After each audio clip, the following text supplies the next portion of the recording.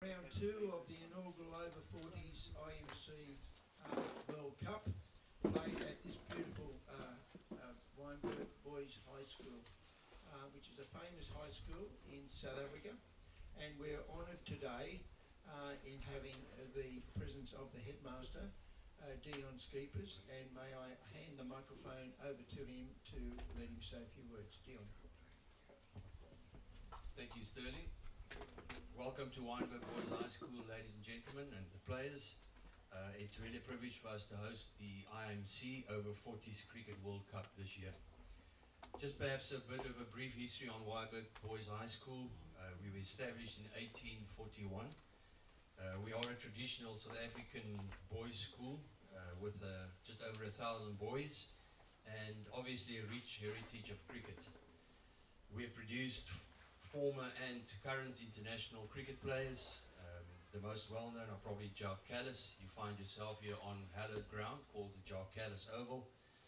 Also Alan Lamb, who played for England and in 3 World Cups, if I'm not mistaken. And you might have heard of a gentleman called Garth Leroux that played in the 80s. He was a quick bowler, also an old boy of Wynberg Boys. Current players, David Bedingham, who scored I think 100 not too long ago against New Zealand. Unfortunately, that wasn't enough. And Kyle Verani, who's now starting to break into the Protea mold. He's also a Wynberg old boy.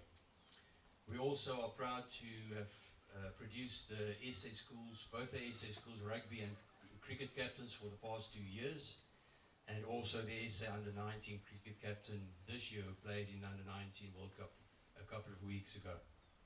So welcome to all the organisers, the sponsors, the families and the supporters, and obviously the players of Wales and New Zealand. I'd like to leave you with a quote from John Arlott, a well-known journalist and cricket commentator, and he had the following to say: "Cricket is a most precarious profession. It is called a team game, but in fact no one is as lonely as a batsman facing a bowler supported by 10 fieldsmen and observed by 2 umpires to ensure that his error does not go unpunished." I'm sure you'll find Wynberg Boys High School a friendly place. I'm hoping that the umpires will be kind to you. So enjoy your time here at Wynberg Boys High. As I said, a real privilege and honour to have you here. Thank you.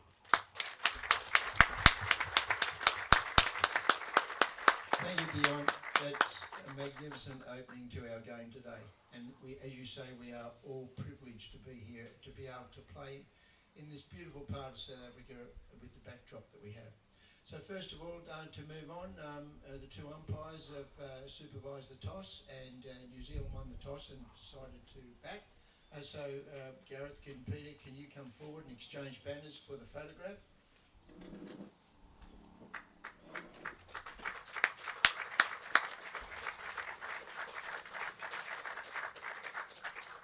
And the home team is New Zealand? Wales? So would you, Peter, lead your team in the national anthem?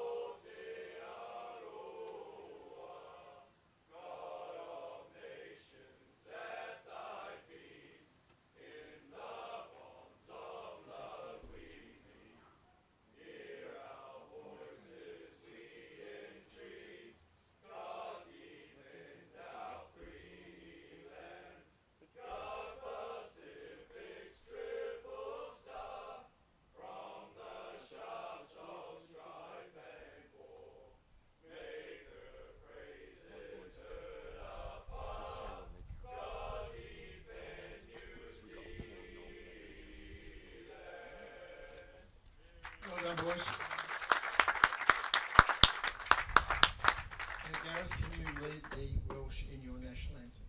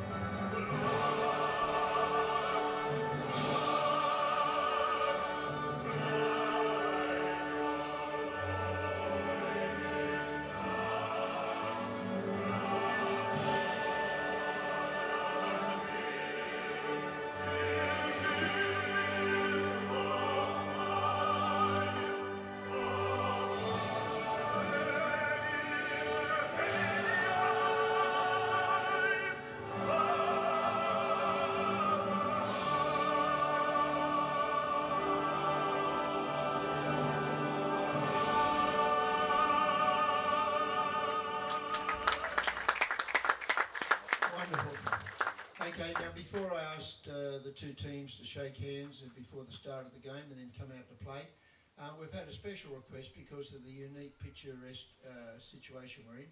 So we're going to have to just stage manage this. I'll walk to there and I want the New Zealand team to line up that way and the Welsh team line up that way. So there's a picture taken back that way by the school photographer. So everybody just bear with me. So gentlemen, come with me. Up close.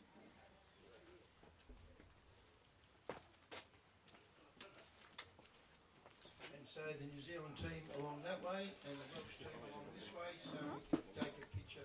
So the school photographer can take a picture. So New Zealand along this way, Wales along this way.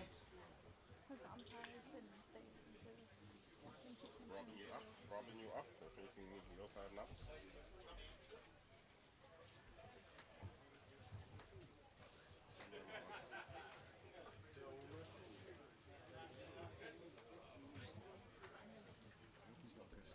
Okay, Wales along there, New Zealand along there. Can you just bring the winger forward?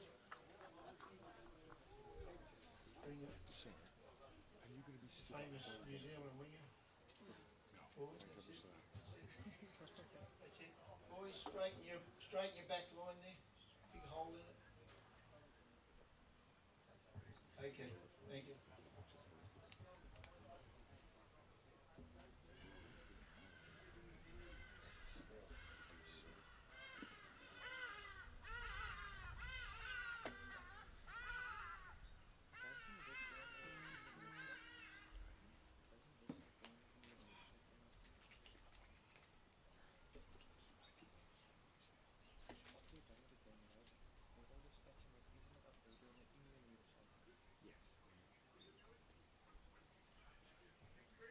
Can the two teams march by, shake hands and come out and play. Thank you very much. Thank you, Headmaster. Thank you, Esmond.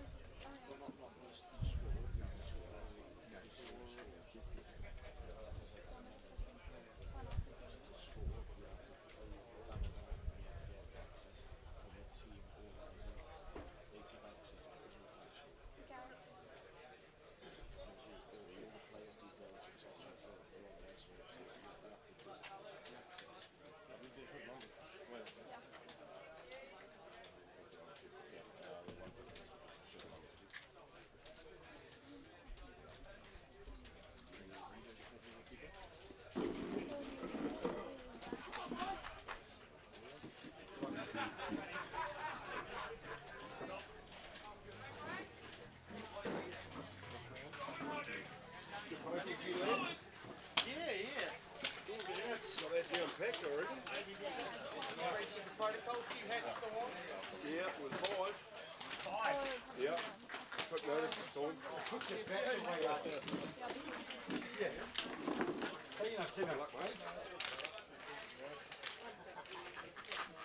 just giving you. You do whatever the fuck you want. I need to use Zoom. Right. No, I don't have as many beds as you. No, if it's Wait till you're offered one. Well, I'm here. I'll put one by here. One to add to my career. Excellent. Yeah, I collect them too. And they're beautiful as well. Well, thank you. That's nice. Oh, that's nice.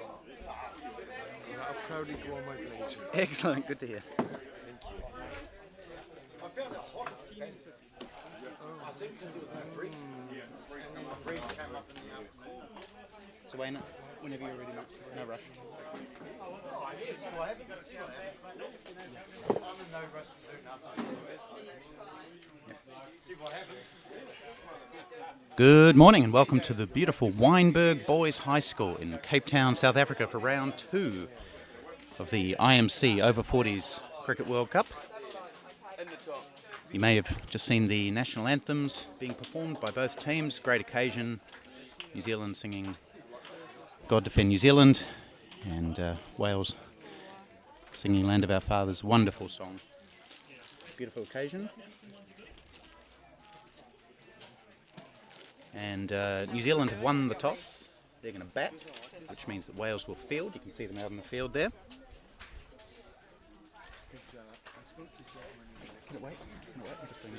My name's Jim Morrison. I'll be with you all day. And the players will be just heading onto the field in just a few moments.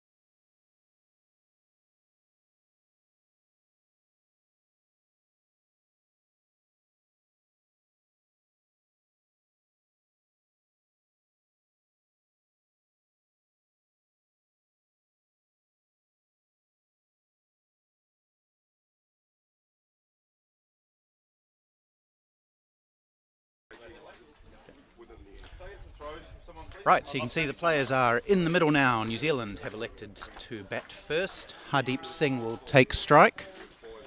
Greg Johnson will be at the non-striker's end. As I mentioned a few minutes ago, we are here at Wynberg Boys High School in Cape Town, South Africa for round 2 of the IMC Over-40s World Cup.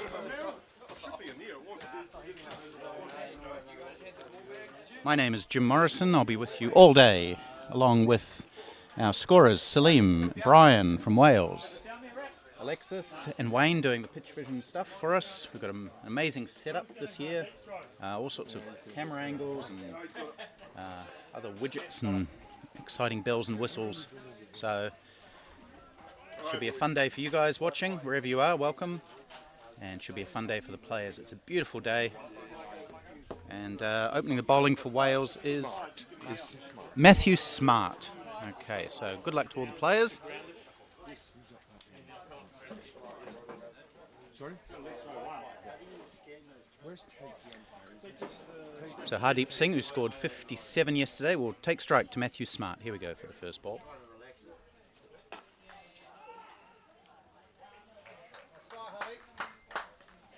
We saw yesterday Hardeep taking a few balls to get his eye in and then unleashing his array of strokes. He's a 360-degree player. If things go well for him, there could be shots all around the wicket, but he will take a little while to get going. It's short outside the off stump again. A couple of back foot punches into the covers. Looks a bit of a slow wicket today. I was here for the Over-40s World Cup last year between New Zealand and Sri Lanka, and it was a slow wicket.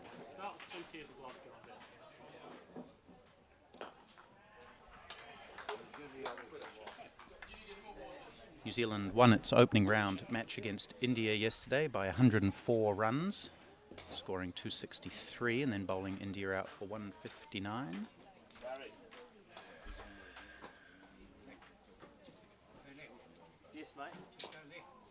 It's a good straight line from Smart. First couple of balls were a bit short and wide, but the last couple he's had right on the money.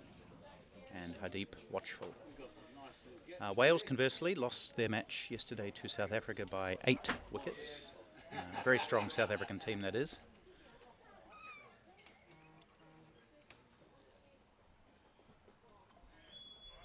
Another good delivery from Smart, and Hardeep just lets it go through to the wicket keeper. Is that Fisher, the wicket keeper? It is. Fisher. What's his first name? Greg. Greg Fisher, the wicket keeper. And there's also a slip. Oh, Smart, you join the dots. Yes. So maiden over to start. Very good beginning by Matthew Smart and Wales. None for none after the first.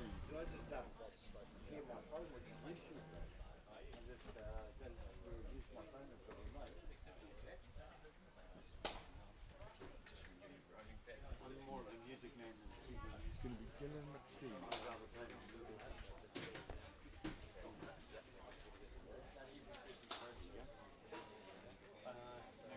Opening the bowling from the commentary end will be Dylan McPhee, number 10.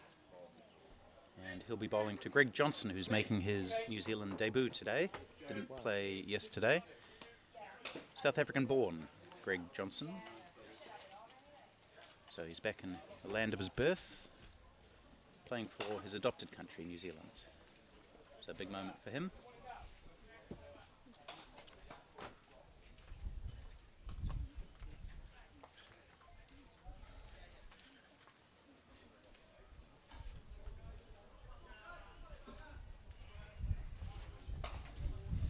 It's a beautiful day here at Wynberg Boys High School. Not quite as hot as it was yesterday. It was sizzling yesterday. Today, lovely day. There's a breeze fluttering the trees that encircle this amazing ground.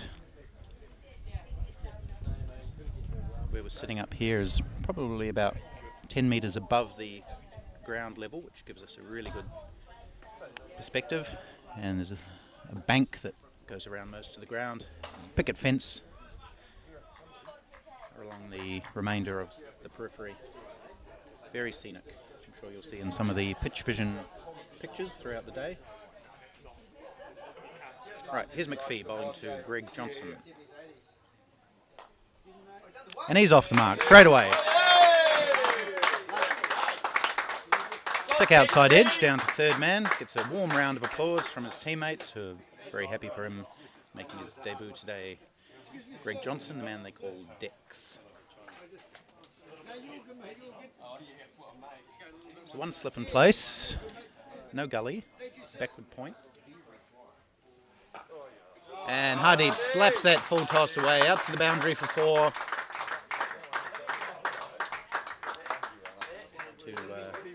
forward of square. Was a full toss. A little bit of risk involved in the shot, but that is how Hardeep plays. He's a very risky batsman, and he doesn't usually let bad deliveries go unpunished. So his first boundary, and he's off the mark as well. 5 without loss.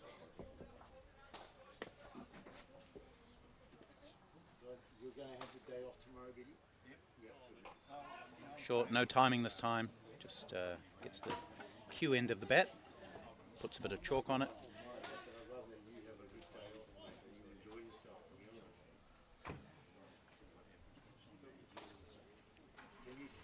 Slight delay here. We've got a helmet being run out, presumably for the keeper, who's going to come up to the stumps. Dylan McPhee doesn't have a lot of pace. What about now? The helmet rule for this tournament is that batsmen do not have to wear helmets, but wicket keepers do if they're standing up to the stumps, as do fielders who are, I think it's within 5 metres of the bat in front of the wicket. Okay, keeper up to the stumps. Here goes McPhee to Singh. Ooh, beats him. Wide outside the off stump, going for a big flourishing drive, and Greg Fisher gets some easy catching practice standing up to the stumps.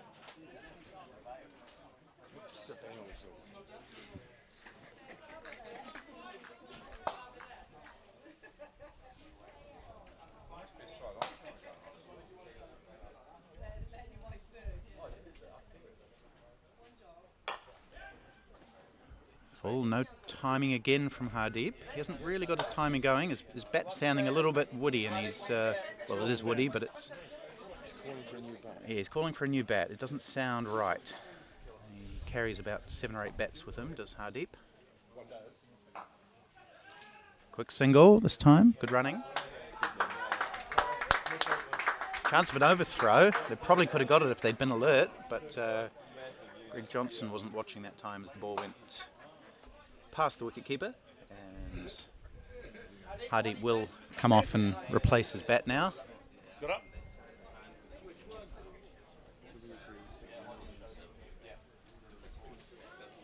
So after 2 overs, New Zealand 5 without loss. 6 without loss, in fact.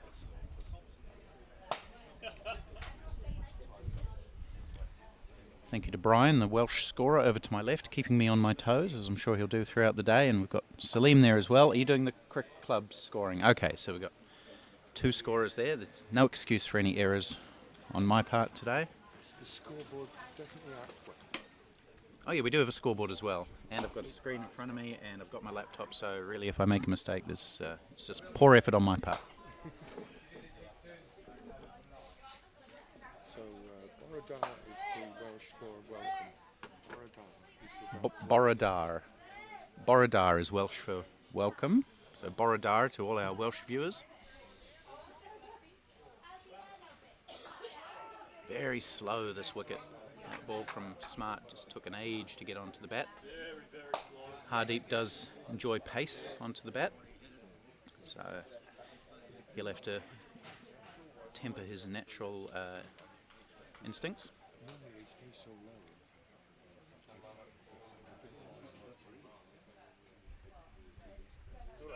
Nice deft touch. That's been guided down to 3rd man for a single.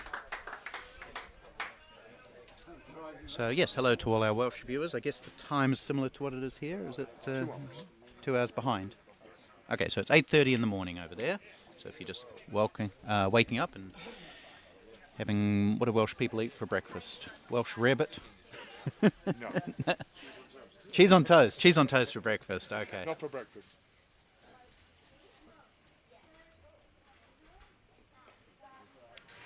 Wide ball. And of course, all our friends back in New Zealand watching. It's, 9:25 in the PM on a Tuesday night. So some good prime time viewing for you. Hope we're coming to you loud and clear.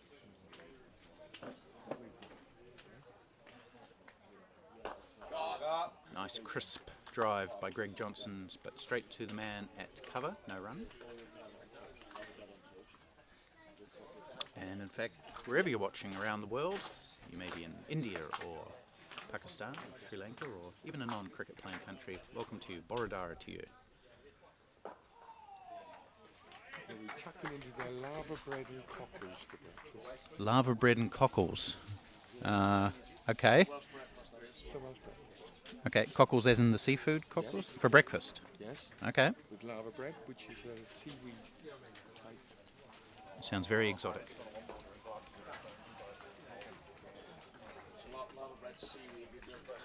The answer was very tasty.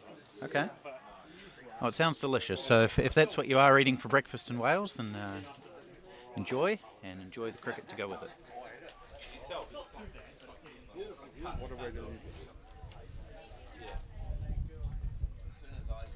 Good delivery from Smart. Nice length. Just maybe a little bit of shape away outside the off stump. Greg Johnson allows it to go through to Fisher in the third over with the score at 8.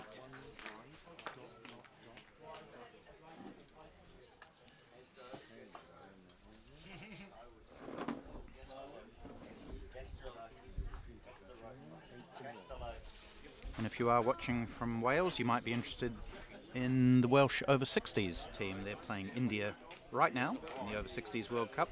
Wales have scored 185 all out against the hosts, India.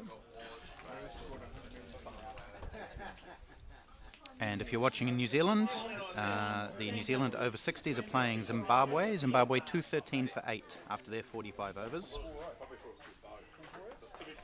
Okay, back here in Cape Town, it's Dylan McPhee, just a 7 or 8 pace run-up, bowling to Hardeep. Lovely hands. And just that little late cut or dab down to third man again. So we'll keep an eye on how the New Zealand batsmen play on this type of wicket. Yesterday's pitch at Claremont wasn't fast by any means, but it was faster than this one.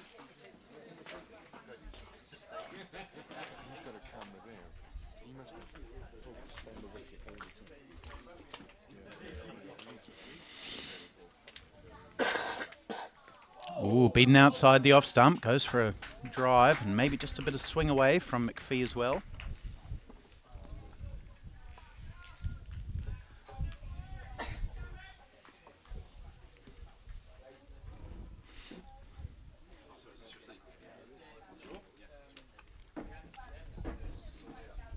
Ooh, beaten again. That was a nice delivery from McPhee, short of a length and dragging Johnson forward and beating the outside edge into the safe hands of Greg Fisher.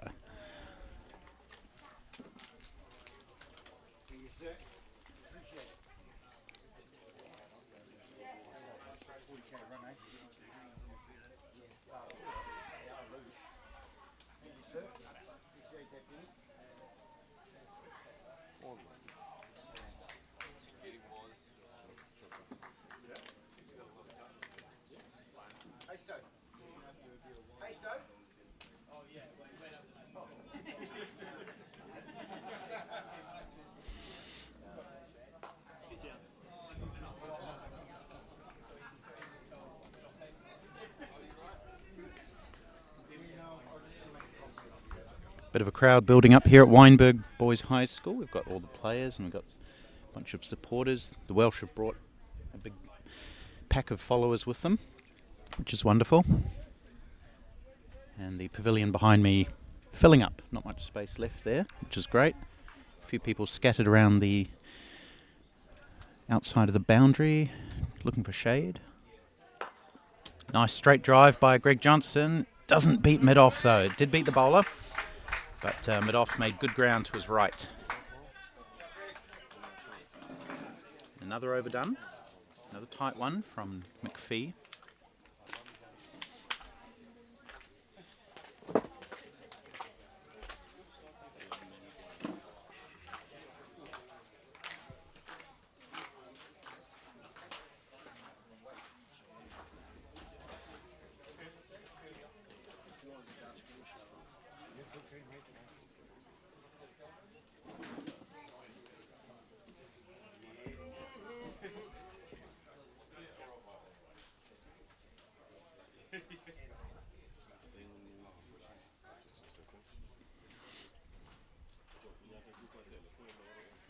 Three players making their debut for New Zealand today. Greg Johnson, who's at the non-striker's end. Juan Lemaitre from Auckland, also an adopted South African, or from South Africa originally. And Simon Murphy. Swung away by Hardeep Singh out to the boundary for 4 runs. It's a shot he plays a lot, usually a little bit later in his innings, but he's straight into it today.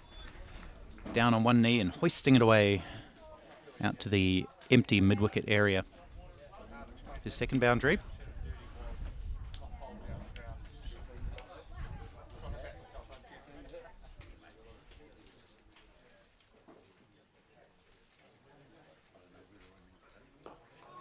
And then follows it up with a classical forward defensive shot just to show that he does have some nice technique, which he does. He's an interesting player, Hardeep. He's a combination of classical shots and very, very unorthodox ones, which we might see later.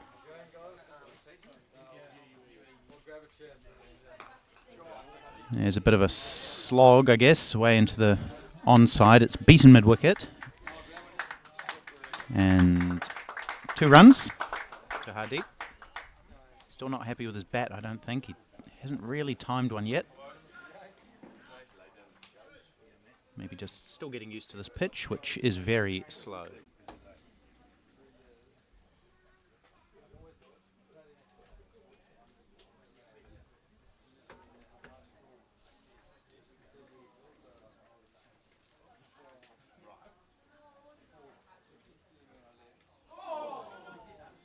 Johnson beaten again. He's been beaten a few times this morning. Going for the drive outside the off stump. But he's still there. And New Zealand yet to lose a wicket. They are 16 after 5.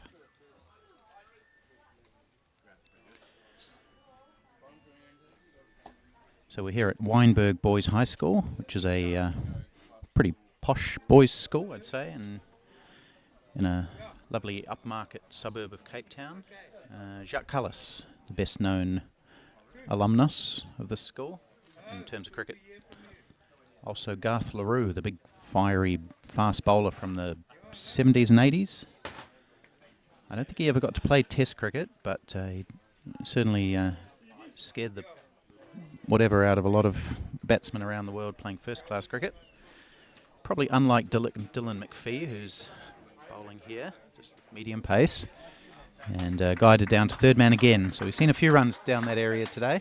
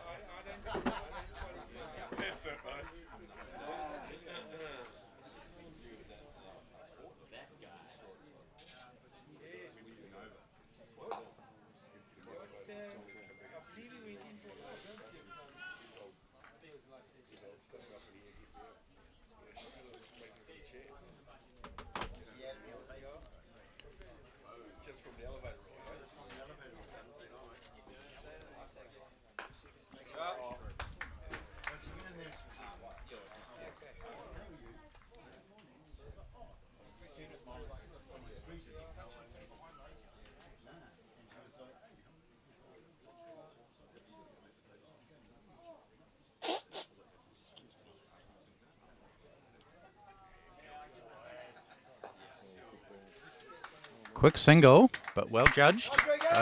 Greg Johnson took off straight away, and Hardeep responded to the call, so that's good running from these two New Zealand batsmen.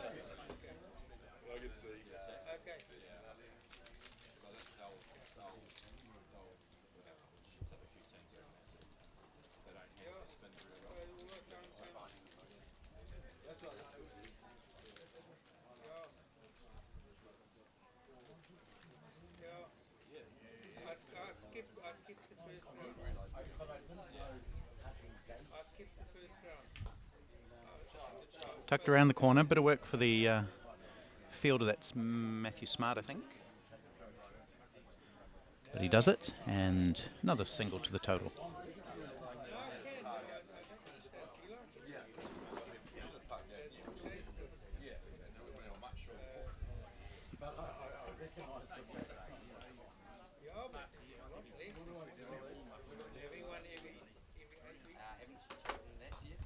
Thick outside edge is Greg Johnson on the drive again, but no slips in place, and the third man tidies up.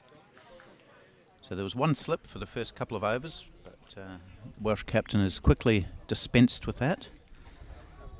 Welsh captain Gareth Edwards, which of course is a very famous name in Welsh sporting law. One of the greatest rugby union players of all time, Gareth Edwards, not the same guy.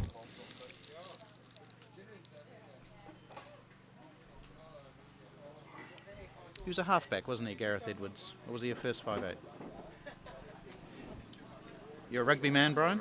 Not a rugby. Oh gosh, I've met a Welshman who's on the rugby. 40 years, English born. Okay. He's partly English. We'll excuse that.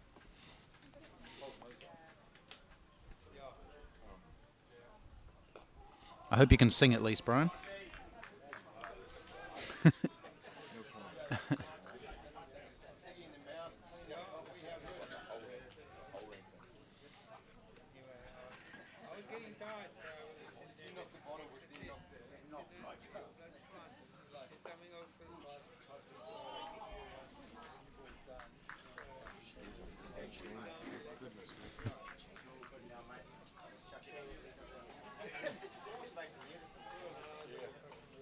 Greg Johnson hasn't got his timing yet today.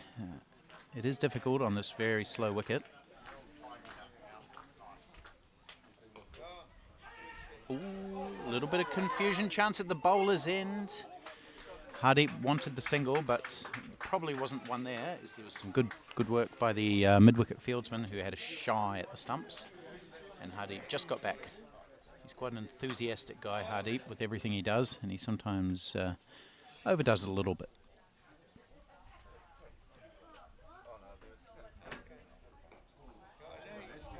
This is good line and length from Matthew Smart. He had a couple of short wide deliveries to start the innings, but since then he's been on the money. New Zealanders don't like dancing, do they?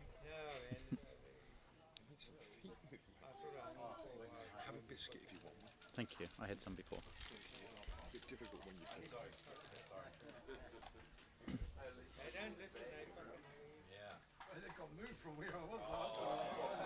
So we do have 5 other matches in progress today. I'll give you some scores once they start to progress a little bit. Yeah, there's a good shot from Greg Johnson, lofting the ball over cover this time, out to the longest boundary on the field, and it runs into the picket fence now. So that's a good shot from Greg Johnson. That'll do a lot for his confidence. He hadn't timed one until now, but he went through with that shot nicely, lofting it over the cover fieldsman and out towards the electronic scoreboard there. It is called the Jacques Cullis Oval, but it's almost rectangular in shape more than ovular, ovalish. Goes again, this time square. There's a man there. Will he cut it off? No, he can't cut it off. Consecutive boundaries for Greg Johnson. Not quite as convincing as the previous shot. A little bit outside edgy, but hit well enough to reach the boundary.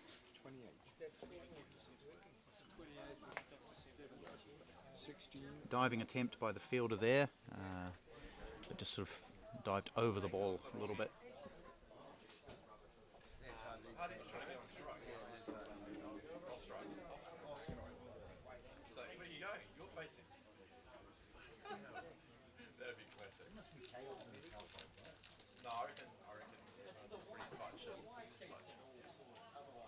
Nice flourish in that shot from Greg Johnson, maybe getting a bit more confident in his stroke play. Here's McPhee, who has none for 11, and it's a low full toss, which Hardy whips up to mid-on, no run.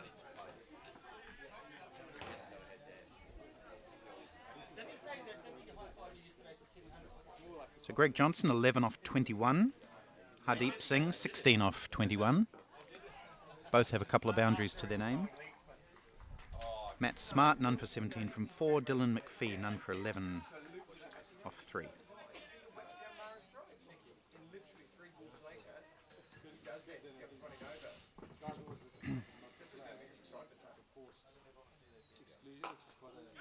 Quick single again as it goes out into the covers. Well judged. Yeah, I see, thank you. Twice. Want me to start again? So you can hear? Thank you.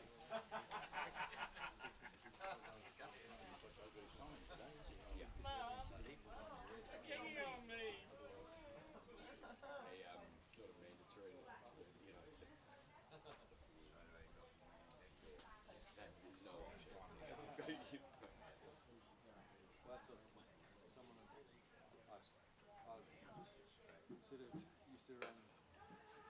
Another quick single. Hardy quick off the mark there. Calling his partner through. Gets a round of applause from the New Zealand team up here on the balcony next to me. I appreciate that well-judged single.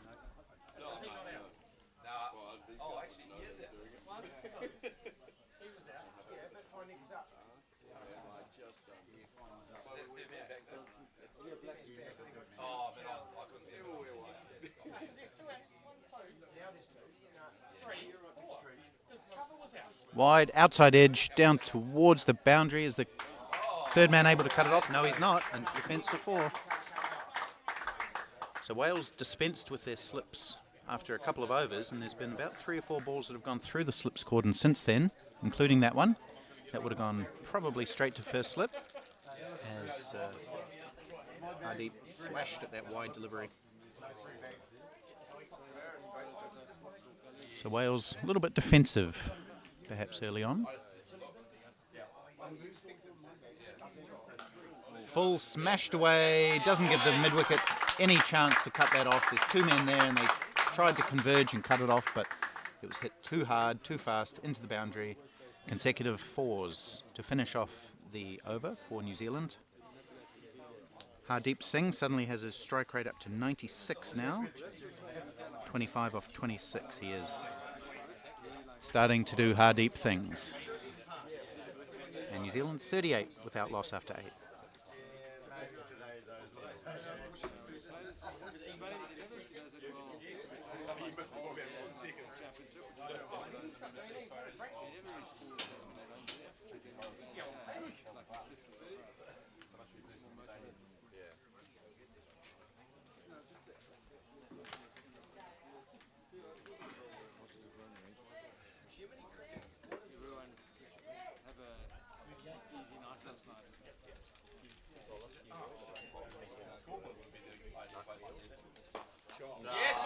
Another lofted drive from Greg Johnson. That's probably the pick of the 3 that he's played. Beautifully hit over the top of mid-off into the boundary for 4. That's 3 consecutive 4s now for New Zealand. 2 to end the over, the previous over by Hardeep. And now 1 to start the 9th over for Greg Johnson. That's his 3rd. Hardeep has 4. That's a total of 7 boundaries. And we're just at the beginning of the 9th over.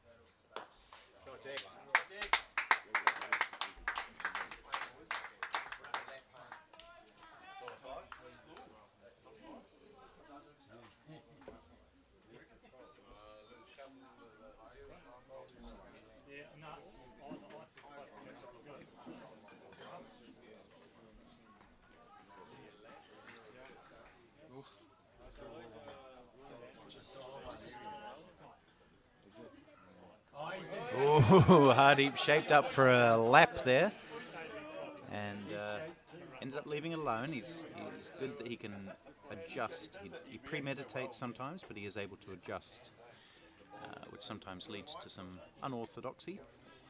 but that was well left and actually called a wide in the end.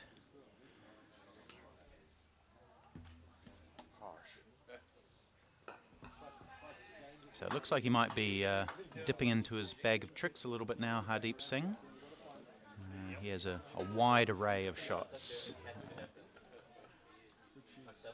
Reverse everythings, including the reverse cut. Laps, paddles. He goes for one of those now. It's beaten everything. I think this is going to be 5 wides, actually. It's coming down towards us. It's hit the boundary. 5 wides. So Matthew Smart maybe getting a little bit off put by Hardeep dancing around the crease. And spraying that one down the leg side. Beat the keeper, beat the batsman into the boundary. 5 wides. So the score zooming up a little bit in the last 3 or 4 overs. It's up to 49 now. I'm not sure what Hardeep was doing there. It might have been the reverse sweep, but he ended up leaving it again. Or a late cut. Yes, he's a real 360-degree player.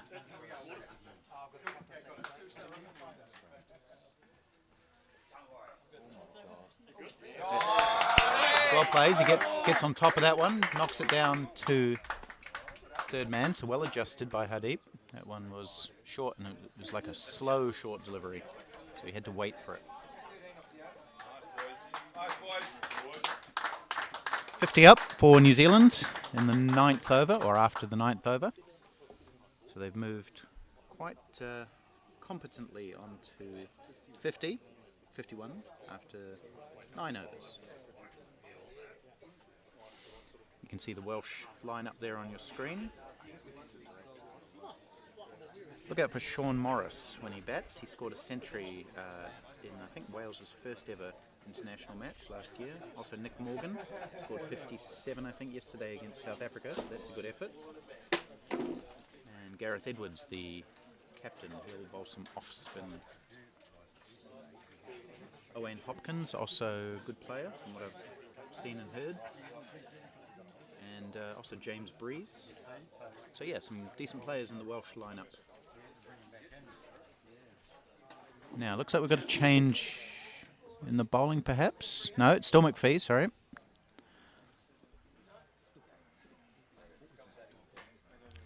Nothing's happened yet.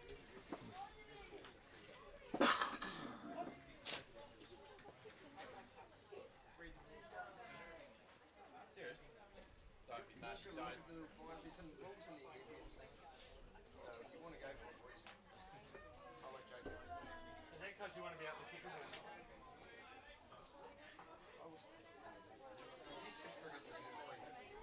Here's McPhee to Johnson. Full shout for LBW. Umpire says no, I thought he hit it. But Greg Fisher, the wicket keeper, clearing the lungs.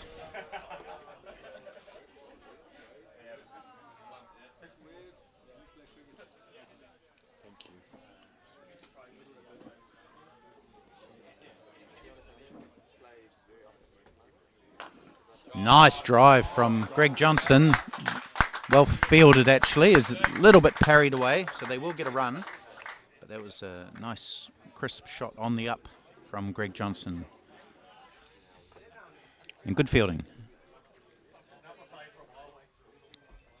Field changes a little bit for Hardeep Singh. The cover sweeper comes in, and they move him another man to the onside boundary. Perhaps picking that Hardeep does like to hit across the line, which he kind of does there, wristily clipping that out to square leg, and he gives the bowler a little fist bump as he goes past, perhaps to just say well bowled. He's a bit of a character, old Hardeep Singh. Loves a chat. Really sweet guy, very modest and humble.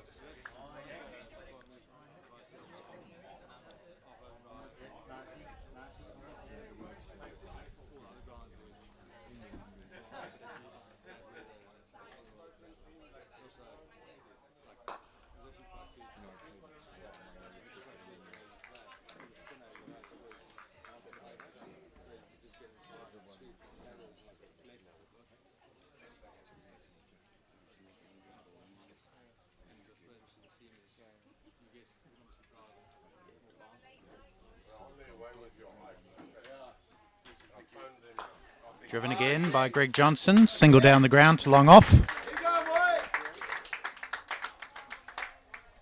So the off drive of Greg Johnson has been on full display this morning. He hasn't really had to play many other shots, to be honest. Hasn't been any short deliveries. Nothing really on his legs either, so he's had plenty of off-driving practice. And he's getting better at it. All three of his boundaries have been off-drives of some description.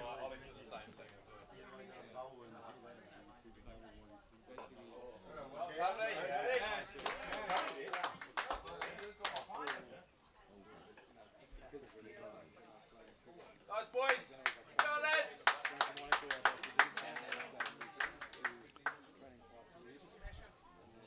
What's that? That come up with your feet? Yeah.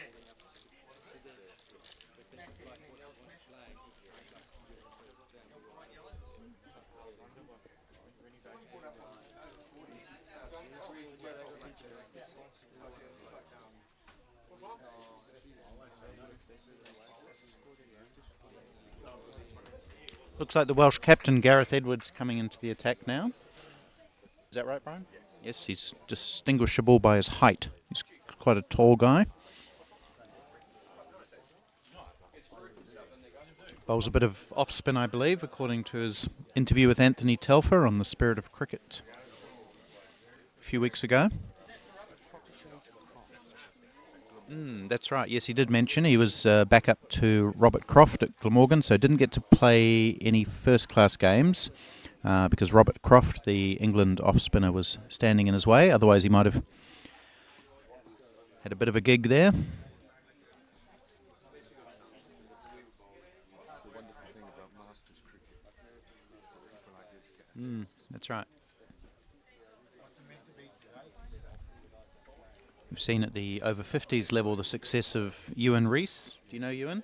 Yes, he's a guy who didn't get to play any first-class cricket, but is the leading run scorer in over-50s internationals. So let's see if Gareth Edwards can follow in those footsteps. Starts well, beats the outside edge of Hardeep. Don't know if he took the edge of the bat. It's come down towards us here, and they'll take two. Wait for it. 2 runs, so it did take the outside edge. Good start from Edwards. He is tall, has a high action.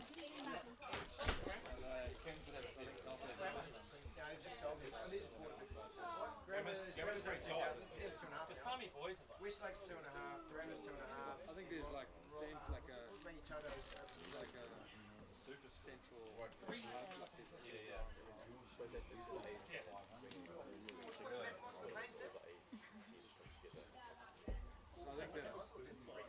So slip is back in. That's good to see from Wales. They haven't had any slips for a while. Reverse. It's a reverse forward defensive from Hardeep Singh. Or a switch block. I don't even know what to call these shots. He went from right-handed to left-handed and then realised the ball wasn't there for the shot he wanted, so he just dabbed it into, I guess, the onside. Who knows? That's short and slammed away out towards the cover boundary where there's no protection, into the boundary for 4 now. So one of the things that Hardeep does is even when he doesn't connect with one of his unorthodox shots, it puts the bowlers off and it forces them to do things that they wouldn't otherwise do. And I don't know if Gareth Edwards would have ordinarily bowled that short delivery. Maybe he would have. But perhaps all the fancy footwork of Hardeep playing with his mind a little bit. Let's see what happens this time. Down the leg side, and it's a wide. So he certainly doesn't let a bowler settle, Hardeep.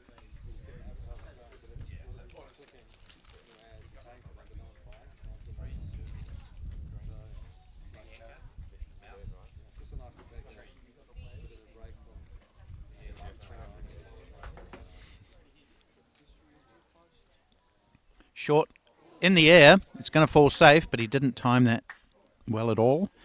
There's a man there, so it's just a single. Hardeep Singh is the leading run scorer in New Zealand over-40s cricket domestically. He's averaged over 90, I think, at both of the tournaments, national tournaments. Scored 174 not out in the final of our first national tournament. That was an extraordinary innings. Sixes everywhere. Probably. Here's Johnson, goes straight down the ground. What a beautiful shot. Into the trees. Lovely shot from Greg Johnson. Just launched it straight as you like into the, or over the sight screen at the far end. That's going to take some finding because there's a big kind of bank and a forest down there. But a lovely clean shot from the New Zealand opening batsman making his debut today.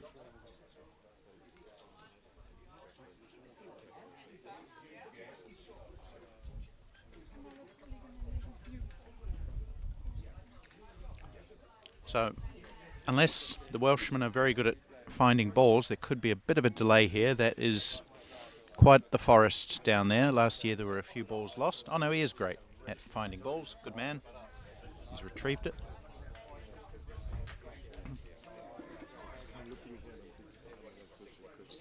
No, wait, what's the score? 69?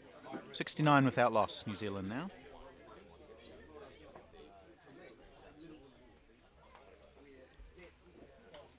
So that's a run rate of 6.4. They've really increased that in the last few overs. Greg Johnson, 25 off 30 with 3 fours and a 6.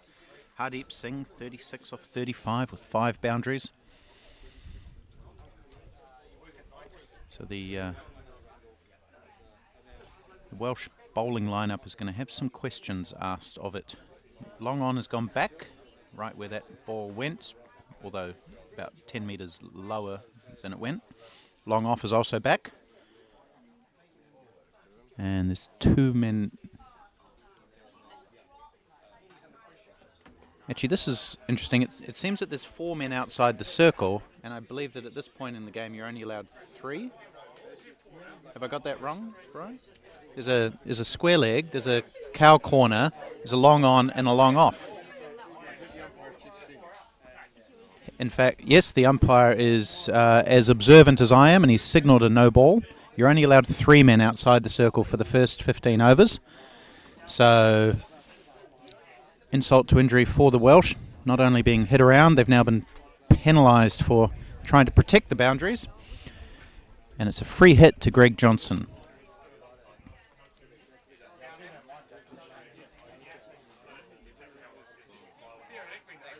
What will Greg Johnson do here? Goes big over exactly where the man who came in from the boundary was, out to the boundary for 4. So good use of the free hit for Greg Johnson. Hits another boundary to end Gareth Edwards' first over, which goes for 14. So we can't really blame anyone other than himself, unfortunately. Gareth Edwards, he's the captain. He put that extra man out there. The umpire spotted it, penalised him, and then Greg Johnson punished him as well.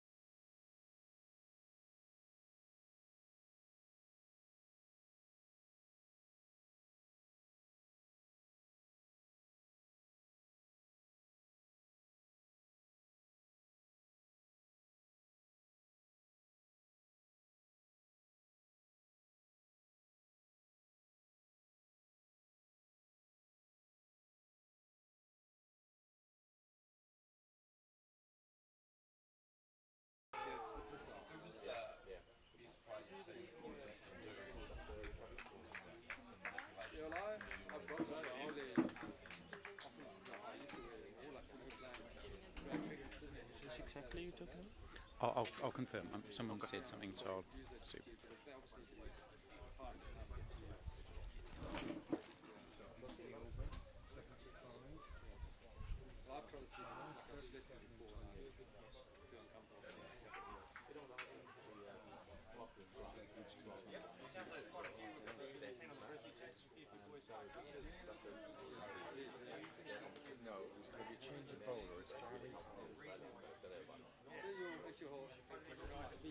Wayne?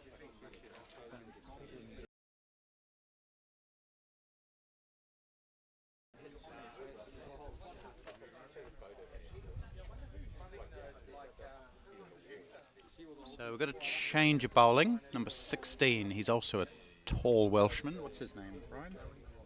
Gary Holly. So Gareth Edwards deciding that his 1 over for 19 is not economical enough.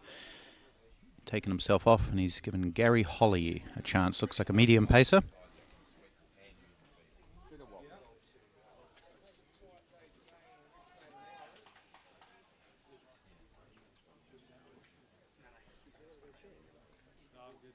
Is it working or not? Oh, okay. Do you want me to join you for a bit? Yeah, mate, come on.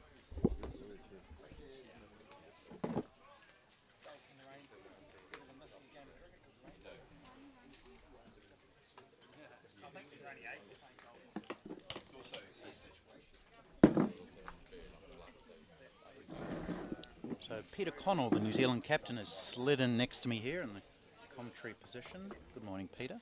Morning, Jim. Lovely day here. I'm glad to be in the Cape. Great start from the boys.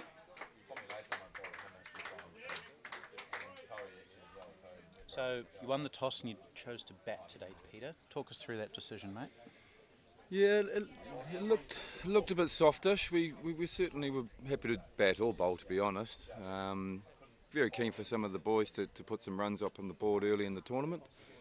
And the intel from the groundskeeper was that it's going to break up and it's a bat first pitch. Well, it certainly was last year when New Zealand played Sri Lanka at the over-50s. Run scoring became extremely difficult in the second innings, so probably a good call from yourself. Yeah, I look happy with that. Obviously, you still have to bat well and bowl well, but it's a good start from the two boys, and very happy for Greek to be up and running.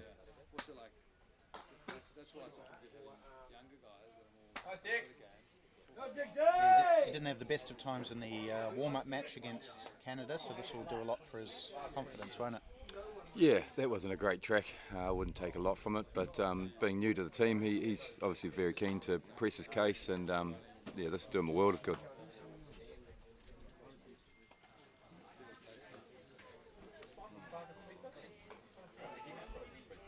Just like to take the chance to say hi to family back home. Kelly, I know, is still watching, and some of the extended family. Hi to you all, and to all the families of the players. I know it's a sacrifice for many of you to let your husbands and partners be away for 3 weeks, so I'm very appreciative of that. And also to the Grizzly whānau, who are probably all up late watching the boys, and the rest of the IPT teams. The support's been wonderful from back home. It was great. Manager Ollie managed to get a couple of famous lads to wish the boys well, and yeah, the team's tight. They're in a good space, but it's a long tournament, so we just have to keep building one game at a time.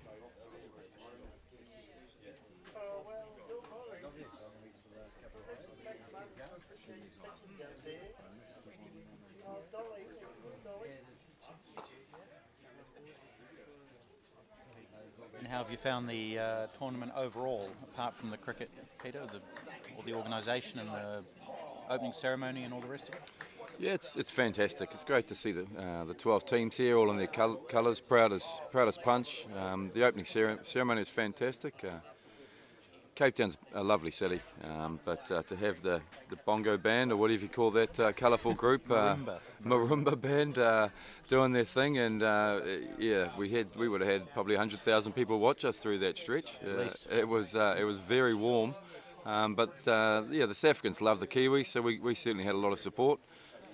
But yeah, that was great. The opening ceremony and what the man had to said, and the guy who had the lead in, he was hilarious, and yeah, it's been very, very good so far, and it's good to get off to a winning start against the Indians. That's important. So yeah, we'll just hopefully keep on that train.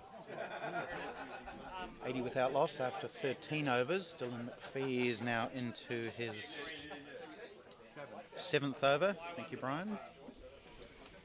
It's great to see the friends and family that have been able to join the players and experience it with them. I think Wales probably got a playing squad of 16 and a travelling squad of close to 40. It's great to see. What is your total contingent, Brian? Do you know? Not sure, to be honest. Okay. Big. It's big, yeah. There's a lot more wives and kids than we've got. Well, the New Zealand team have got with them, but Well, it's we've got to fantastic. bring the sheep along, you see. New Zealand don't seem to have brought many sheep with them. No, we leave that to you. No, we heard the steaks were good. We didn't need the sheep. Another nice off drive from Greg Johnson. He's been good on the drive today. It's hard to know what a good total is on this pitch. A total that's one more than the opposition is all you need. But I think we'd like to be around the 270 range. We'll see how their spinners go on it. But if they don't get a breakthrough, it'll be tough on them.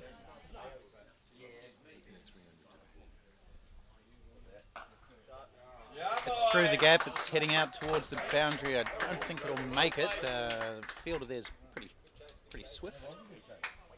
And they take 2. So are you expecting the full range of Hardeep shots today, Peter?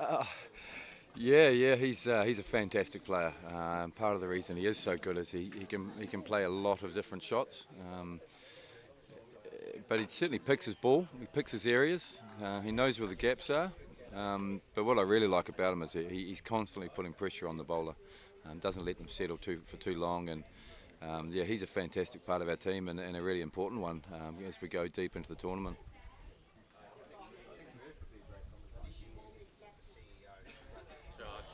There we see just what Peter's talking about as he jiggles around on the crease and then ends up playing a nice little cut down to third man. Now you would have got to know Hardeep fairly well, given that you both missed the flight from New Zealand on last Tuesday. You had to take the flight the next day. Would you like to explain what happened there, Peter?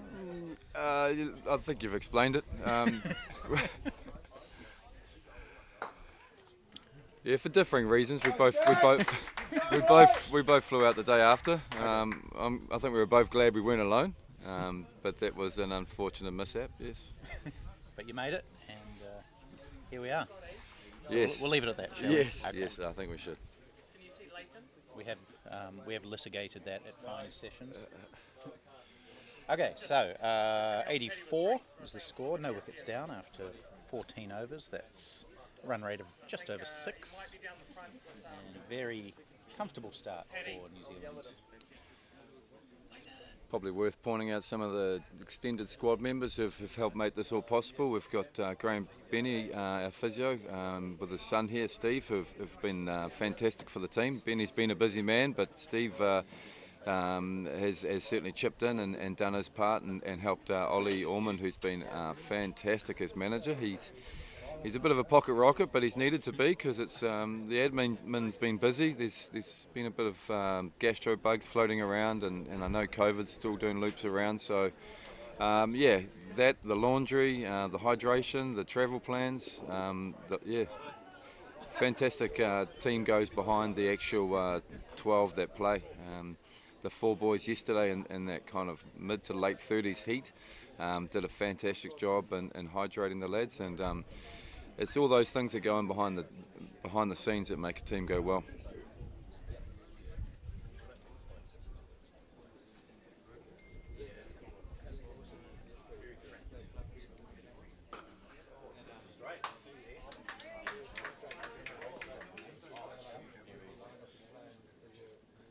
Did you cover everyone on that list there, Peter? Oh, Jim, it's great to have you here with us, Jim. There's no doubt about it. Someone needs to know what's going on and keep the boys in check. Who else have we got? I know Farhan's brought his father and his brother along. and the brothers chipped in and was part of training. I know you helped the batters as well by sending down some left arm. Dishing up some pies. A variety of left arm seam and orthodox. I think, as I said to you, there's a sniff for the 50s if you want it. I'll take some credit for getting Greg Johnson back into form.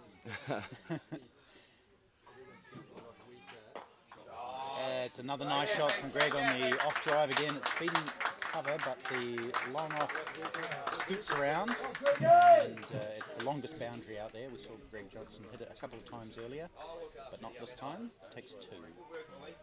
So he's got himself up to 35 now. Hardeep 41. Hardeep scored a half century yesterday.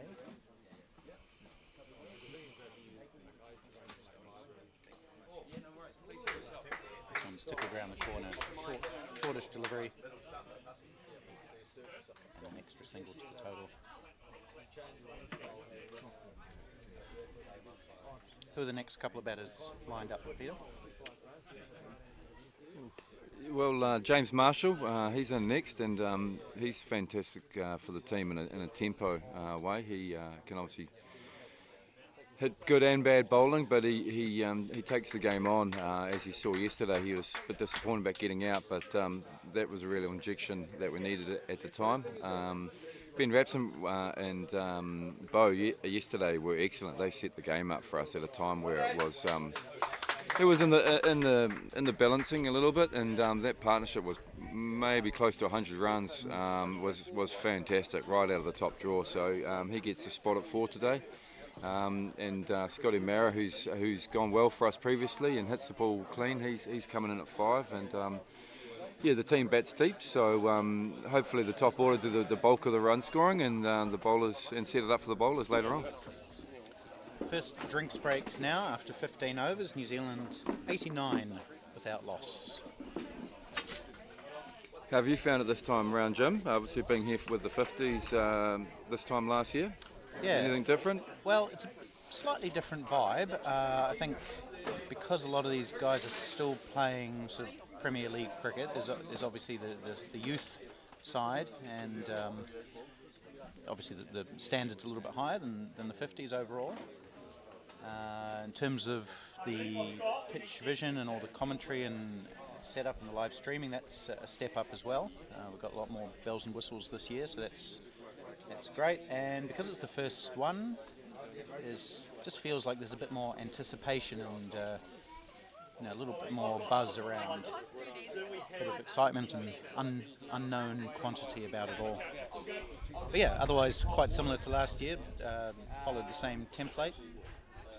The opening ceremony was different, and like you said, it was a fantastic occasion. It was a unique experience. So yeah, it's been great. It's also been nice from a personal point of view not to have to do too much of the admin stuff. As you mentioned, Ollie Orman's been amazing. We had Pierre Flavel last year, who was fantastic as well. Yeah, it's been really good.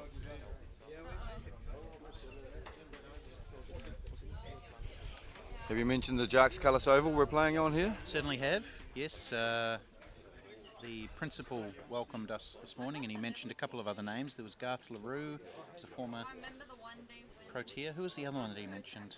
There was another famous ex-player. Jacques Cullis and Garth LaRue. You don't remember? No, I can't remember. Okay. Anyway, so they've had a few notable old boys. I think we might even see Jacques Cullis at some point during this tournament.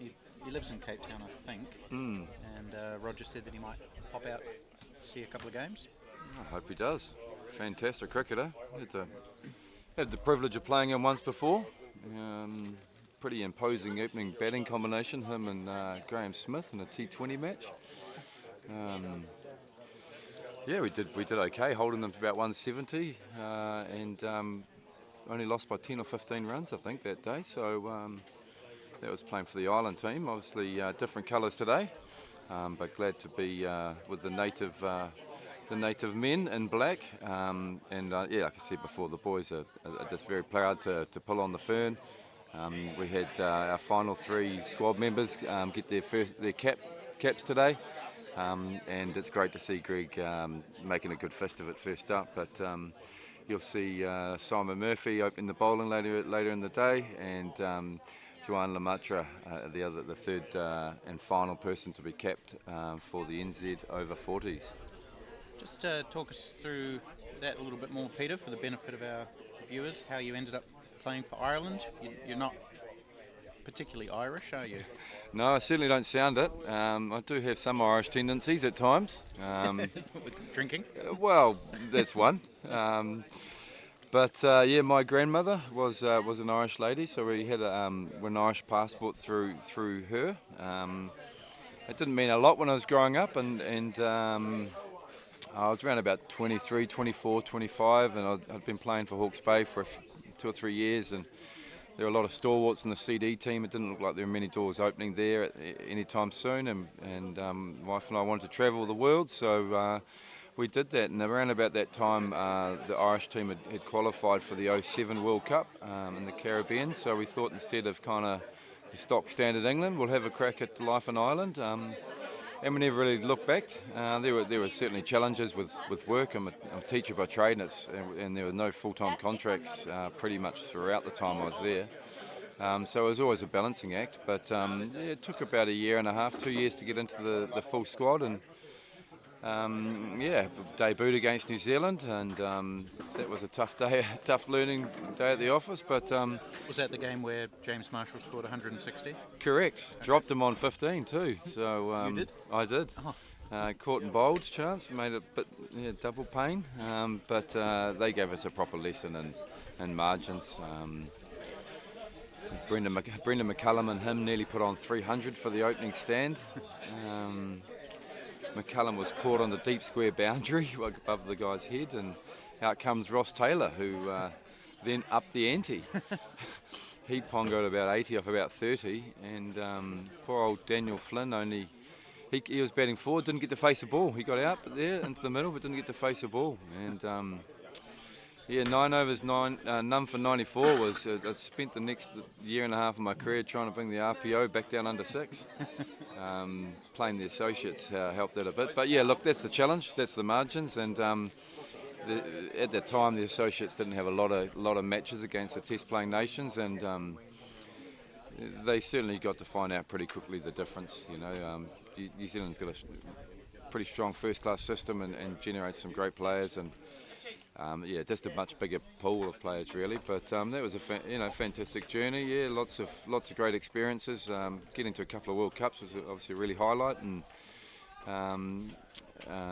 yeah, but in many ways never really played as or had the opportunity to play as well as I'd liked in those events, and that was something that hung over me for a long period of time. It was kind of a bit of a premature end to the career, and in some ways that's what this is a bit of redemption for, because having that opportunity come around again was obviously very grateful for, and pretty keen to right the wrongs on, I guess, that world stage.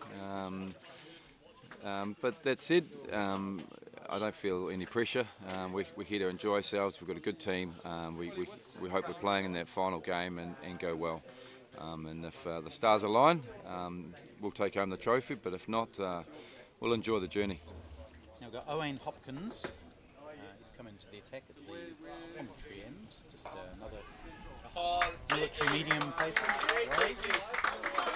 Chance of an overthrow, but Greg Johnson has slipped over, so he's got to run a few extra metres. As he does.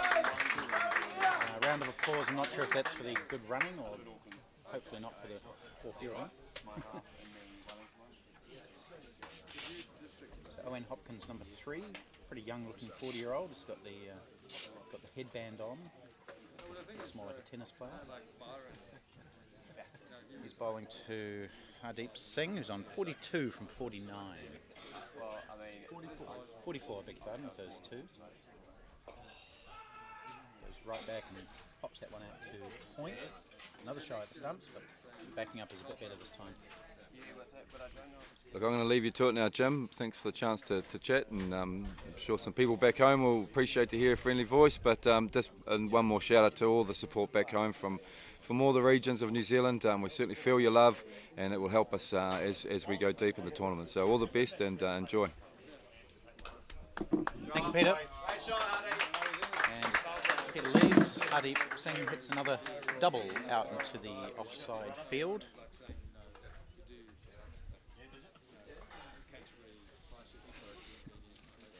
.93 without loss now, New Zealand.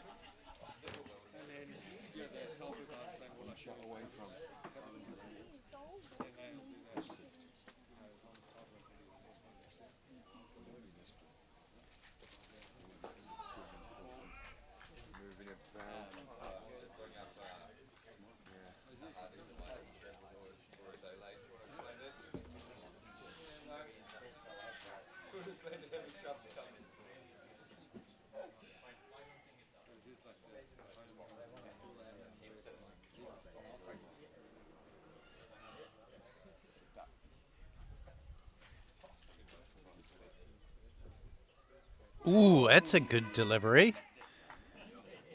Beats Hardeep outside the off stump. I'm not sure if it moved in the air, but it was nicely bowled and well kept by Greg Fisher, who whipped off the bows and appealed for a stumping as well. Looks like it might have come in actually a little bit. Just looking at the replay there. Anyway, good delivery from Owain Hopkins to finish his first over. Is it pronounced Owain or Owen? Owain? Yeah, okay. Never quite sure with these Welsh names.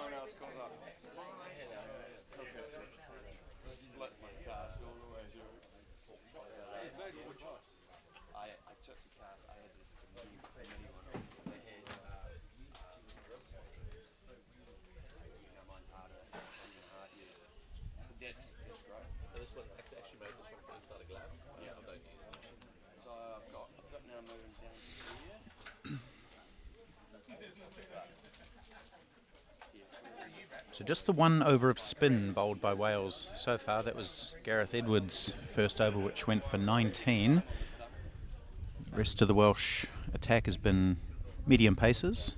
And here's Gary Holly to bowl another over of medium pace. Hit nicely through the onside.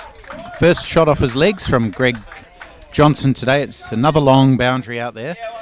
And as the fielder comes round, they come back for 3. A nice confident shot from Dex Johnson. Takes him up to 39. And New Zealand creeping towards 100.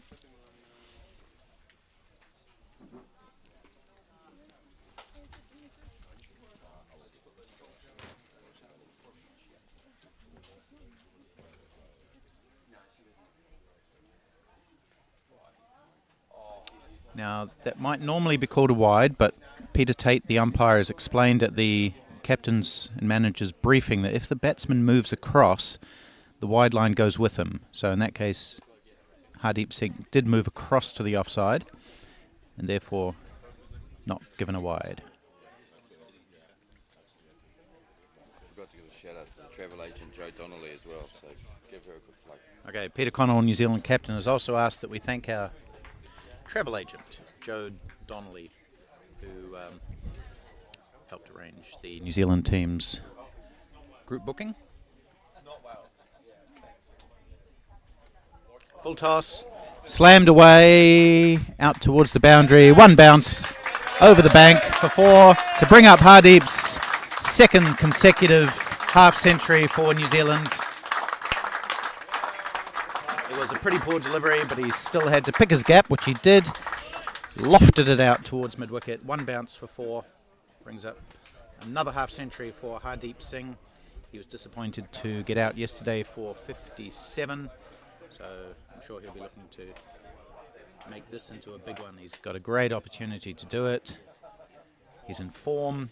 Bowling attack doesn't look too threatening. He's got the measure of the pitch.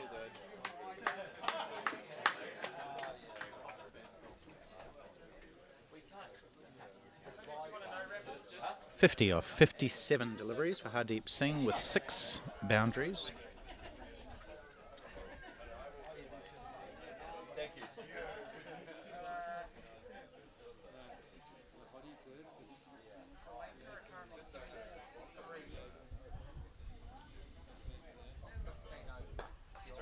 Another nice cover drive from Greg Johnson. He's brought that out a few times this morning. Another single. And the 100 up for New Zealand as well in that previous delivery. So 102 they are now after 17 overs.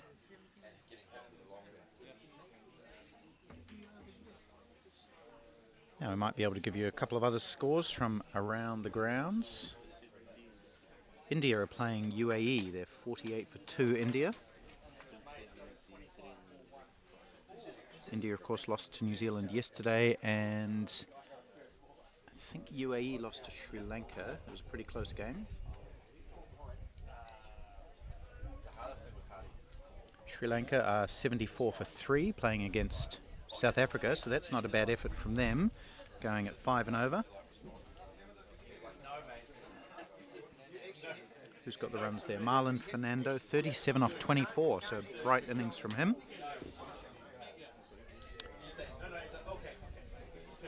I'll go through those other scores in due course. But Hopkins is going to bowl to Johnson. So England are playing USA. England 83 for 1 after 19 overs. Chris Hewison scored 47 and Justin Bishop is 27 not out. So the USA were thumped by Australia yesterday by 9 wickets.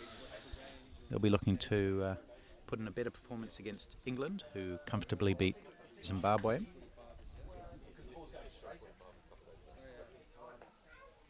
Nice touch from Greg Johnson, stabbing it down to third man for 1. And we seem to be having some trouble getting the score from the Canada-Zimbabwe game. There's no score registering there. Finally, Australia are playing Namibia. They've got off to a rollicking start there, the Aussies. 139 for 2 after 20 overs. They've changed their side up a little bit. Justin Poole, 66. Greg Hunt, 56 not out. So a few runs around the grounds. Always good to see.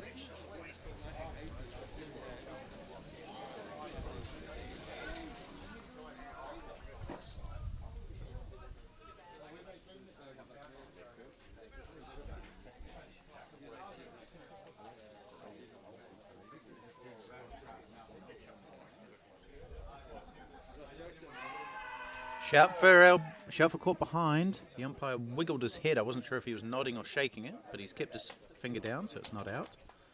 But another good delivery from Hopkins. He's beaten Hardeep twice now. Beaten the defensive push of the New Zealand opener. So he must be doing something good with the ball. I'm just a little bit off centre here, so I can't see if he's swinging it that much. Hold on. Hardeep has stopped the bowler so that he can swat some flies or midges or mosquitoes or whatever you have over here. I remember we played out at Stellenbosch last year and there were midges everywhere. Players were swatting them away constantly throughout the day.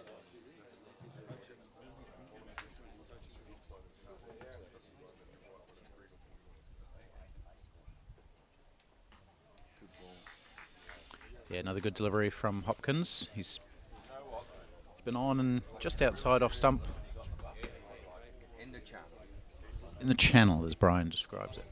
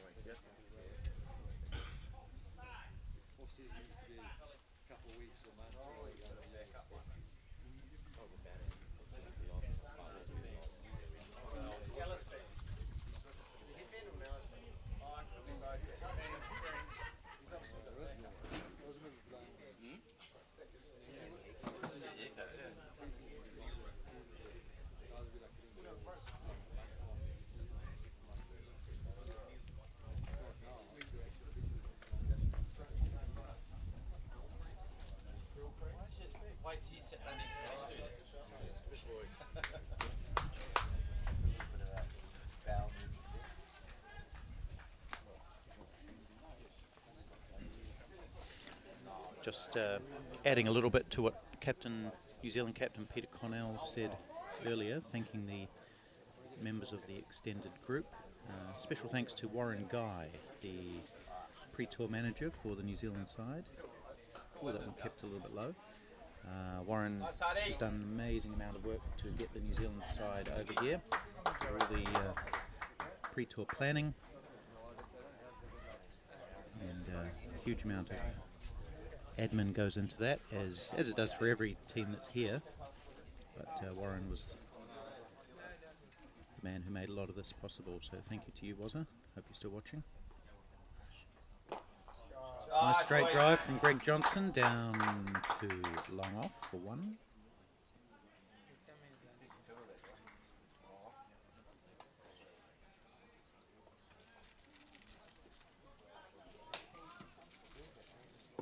All of the players, well, pretty much all of the players from all the countries, all self-funding themselves to get over here. So a lot of sacrifices being made to come and play some cricket for your country. That one's hoofed away by Hardeep out to the mid-wicket boundary, but there is protection there, and it's a good bit of fielding actually by number 2 for Wales. They do get 2, but some nice boundary riding.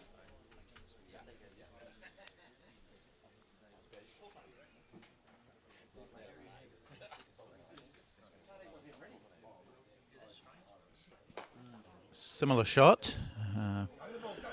This one's gone straighter and it's fielded by mid-on, so it was almost a straight pull from Hardeep. It wasn't that short. Keep going, lad.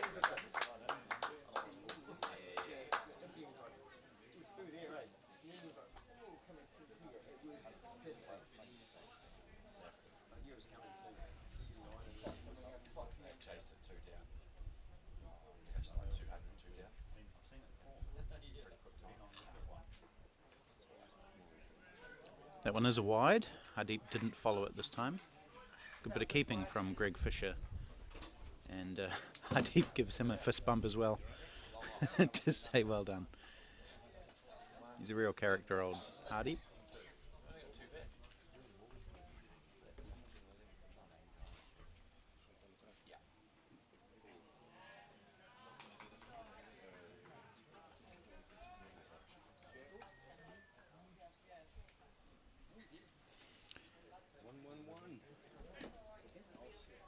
Keep going, boys. Keep going, lads. Score after 19 overs, 111. That's Nelson, so there'll be some feet lifted around the world, maybe perhaps including in my hometown, which is called Nelson. The shepherd is remembered.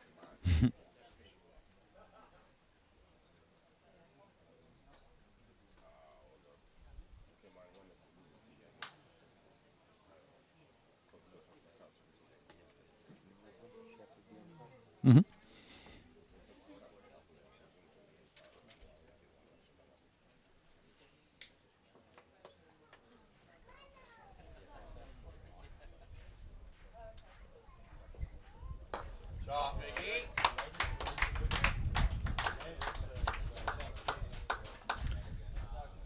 So the curse of Nelson has been avoided by New Zealand. They're up to 112 now.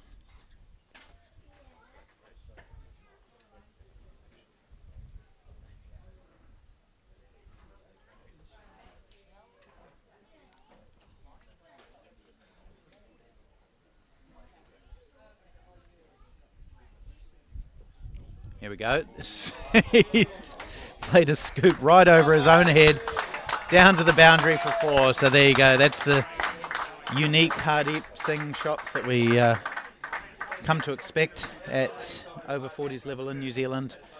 Just he has to be careful with that shot. He doesn't want to scoop it into his own nose, but on this occasion he actually hit it on the offside behind the keeper, down to the boundary for 4.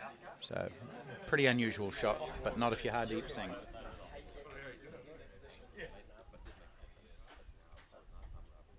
What's he going to do here? cuts it away. Straight to point. Good fielding.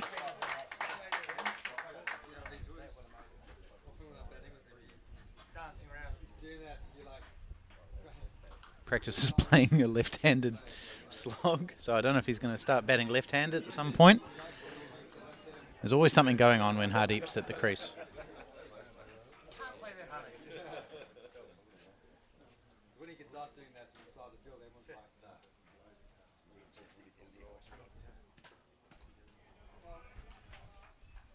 So if you're at home in New Zealand and you're thinking about going to sleep, don't, because Hardeep is still batting. And you're going to regret it if he starts batting the way that we've seen that he can. I think this might be an entertaining passage of play, with New Zealand having established a pretty good platform and Hardeep having got his eye in.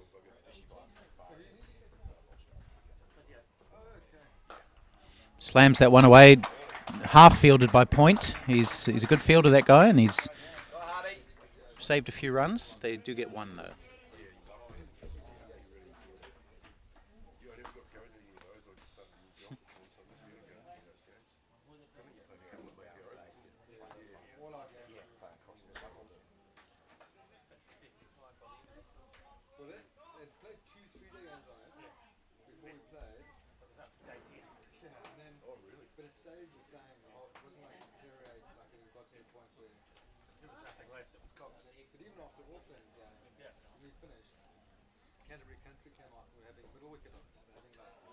Another good delivery from Hopkins. He has managed to get a bit of shape away a few times. He's beaten Hardeep twice and now beats Johnson, but still no success for the Welsh. And we're 20 overs into this match. New Zealand 117 without loss.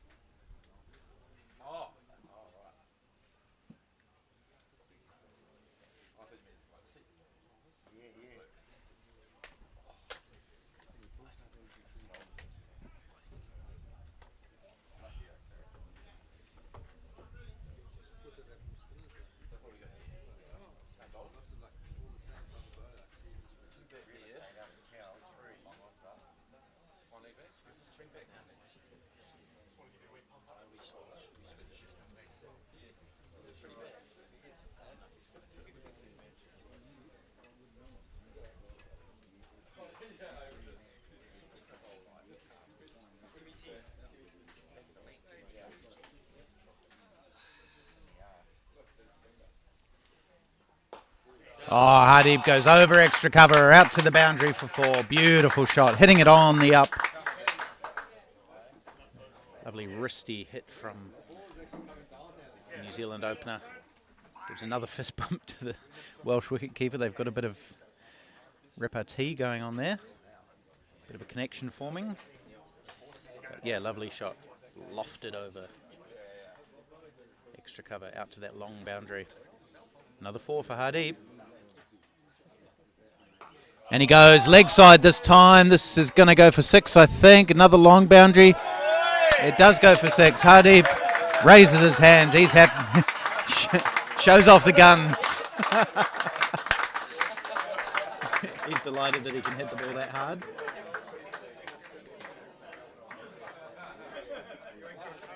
Yeah, it is a long boundary out there, and he's just cleared it.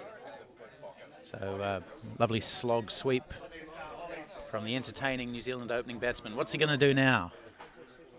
Sweeps it down to fine leg for 4. Beautiful batting from Hardeep Singh. 3 consecutive boundaries in this over. 1 over extra cover, 1 over wide, straight mid wicket, and then lovely little lap shot down to fine leg for 4, showing why he is the 360 man. Hardeep Singh up to 75 now, I think.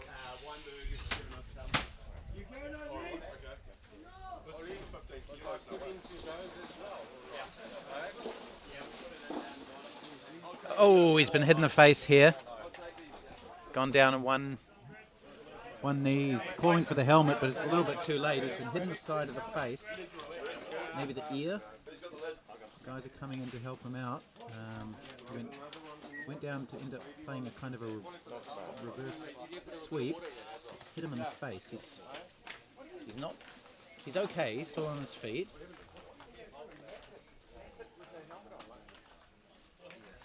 Taking some water. I don't know why he wasn't wearing a helmet. I mean, when you're playing those sort of shots, I think you're a bit silly not to have a helmet. He's putting it on now. It's after the horse is bolted.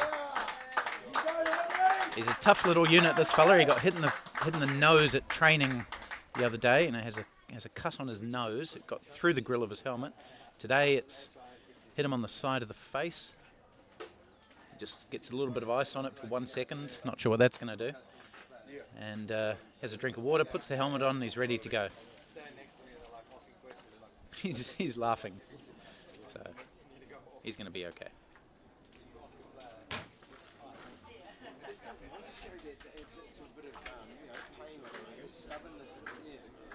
Changed a bit now, but you start playing cricket, you've got hit by it. You don't show pain. No, your kids, you go up in there. Yeah, I could keep it. I want to keep that. But it was it. You used to get abused in the field. You rubbed it out. Now guys get hit in the helmets. Like you go in restaurants, check they're okay. Like before, incidents like bowlers. These days bowlers don't do it. The drills are good, and then we'll back. The rest of the players tend to check. But you know straight away when it's a nasty one. I think that's what the worst one I saw was a bouncer. Two landed and slipped off the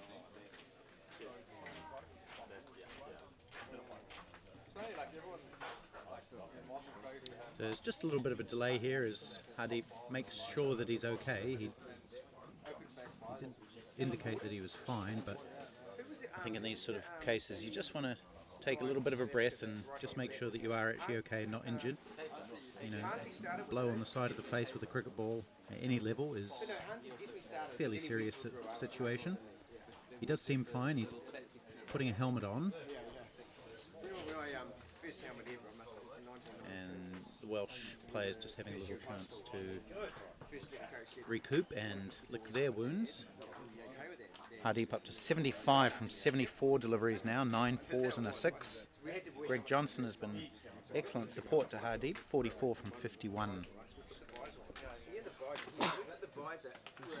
Excuse me.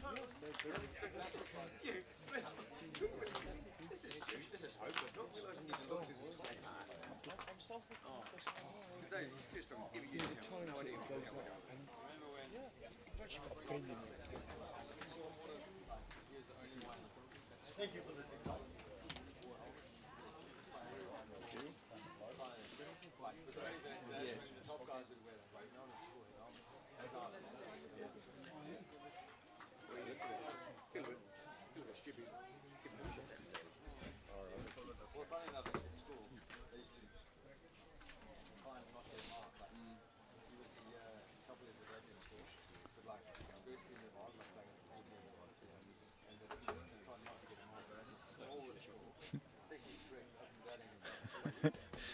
Hardeep just having a laugh with the Welsh keeper.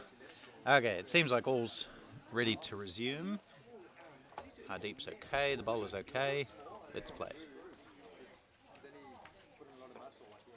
Good, lovely.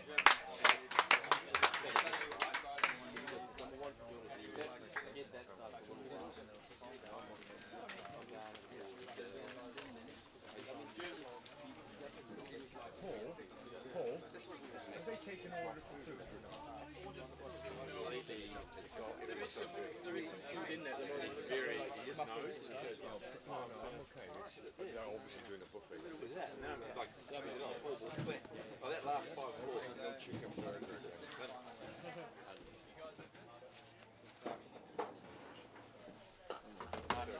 Nice drive by Greg Johnson, misfield in the covers, but there is a second man, second line of defence, who's near defence.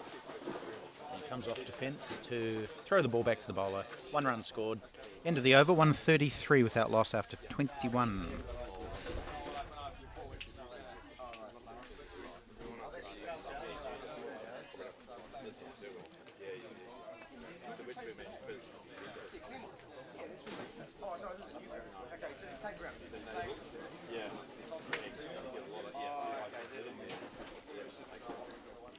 Now, for the benefit of our Welsh viewers, if anyone's interested in the Welsh over-60s, playing in the World Cup over there, Wales scored 185 all out. India 127 for 5 after 31 overs. So they need another 60-odd runs from 14 overs. Could be an interesting finish there. 59 off 84 they need.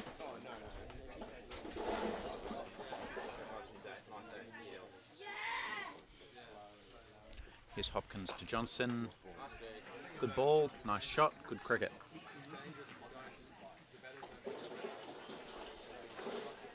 And for our New Zealand over 60s cricket fans, New Zealand need 65 runs and 102 balls to beat Zimbabwe. They're 149 for 1, chasing 214. That's the over 60s World Cup. Here we are at the over 40s one. Quick single down to short fine leg. Makes it comfortably, just Hardeep. Now here's just one final score from the over 60s World Cup. Australia 100 for 6, chasing 162 to beat rest of the world. So they should probably win that one. And England probably going to beat Canada. 319 England scored, that's a big score. Canada doing well, 175 for 2, but they need 145 off 90 balls from here. Oh, shout for LBW. That looked pretty straight, didn't it? But interestingly, the Welsh player's not that convinced. It maybe looked better from here than it did from there. Let's have a look at that one on the replay from front on. That looked like a pretty good shout, even on the replay.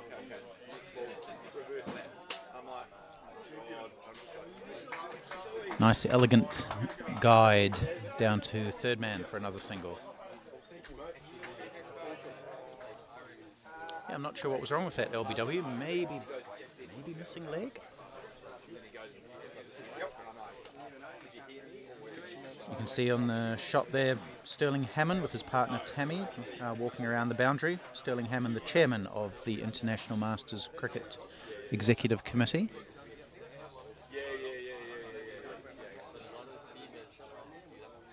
Oh, that's a good delivery as well. Squaring up Greg Johnson, and it squirts down to short third man for one more to the total. And that total is 136.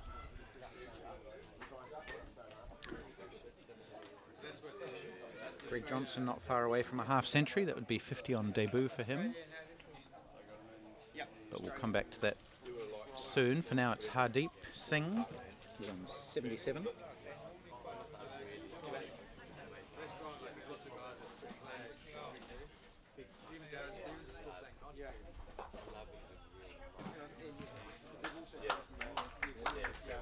Now, from memory, the highest score for New Zealand at this level is 79, and that's by Hamish Marshall, twin brother of James, who's in the side today. Hamish scored, 70 is the highest score, which Hamish Marshall scored against Australia around this time last year, when New Zealand beat Australia 2-0. Other half-century makers for New Zealand. That was James Marshall who scored 70. Hamish Marshall scored 59 not out. So James Marshall has the highest score for New Zealand, but now Hardeep Singh has taken that away from him. So this is the highest score by a New Zealand over 40s player. Change your bowler. Sean Morris. You may have heard that there. Sean Morris is going to come into the attack for Wales. What does he bowl, Brian? Bit of spin. So we saw one over of spin earlier from Gareth Edwards, which didn't quite go to plan. 19 runs coming off that over. Let's see what Sean Morris can do.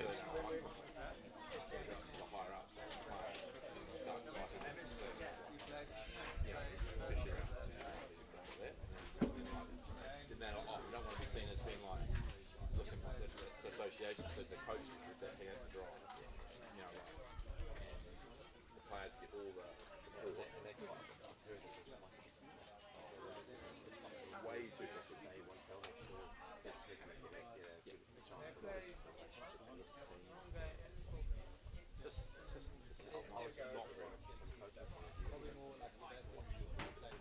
Oh yeah, I was constantly like walking on eggshells. This could be an example. It's really late. Bit of left arm spin.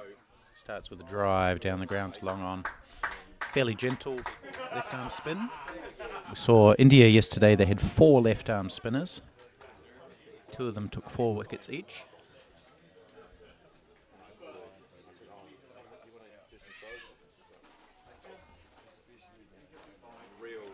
It's slammed away by Hardeep.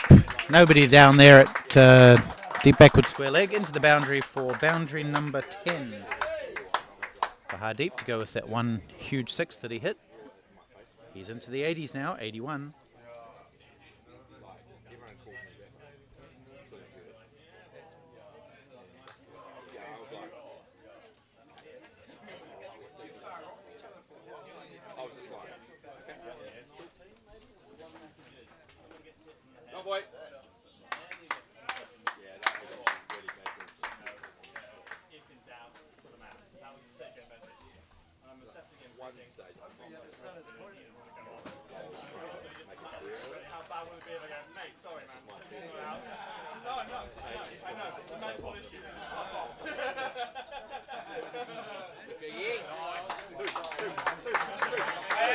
He's going to come back for 2, Greg Johnson, and that will bring up his half century.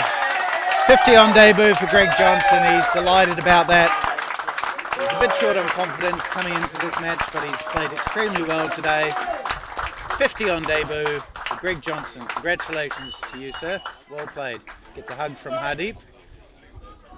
Remarks his guard and settles in for the next 50 maybe. So a really good effort from Greg Dix Johnson.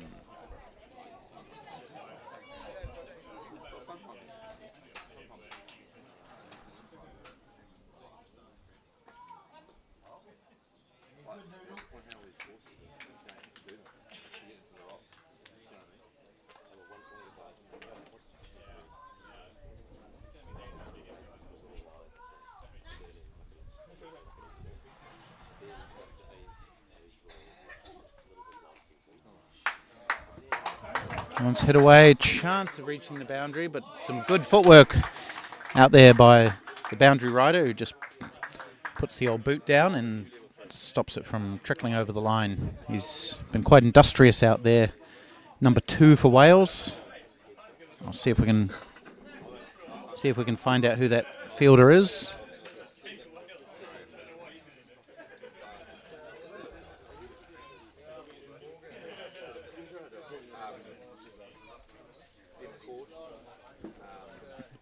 Who's number 2 for Wales? The man out there on the boundary. For a while.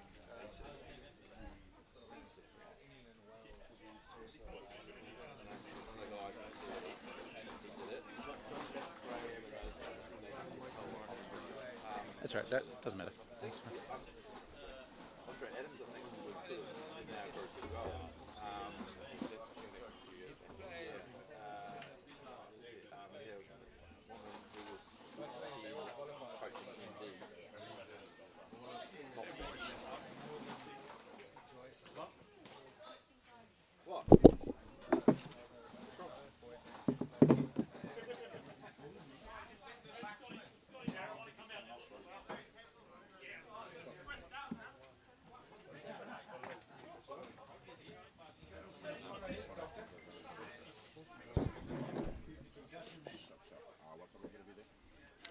Just a bit of a delay here. Might be some delayed concussion or something for Hardeep Singh. He's just having a chat to one of the Welsh players who may have some sort of medical training. Oh, he's a doctor. Well, there you go. He'd know. So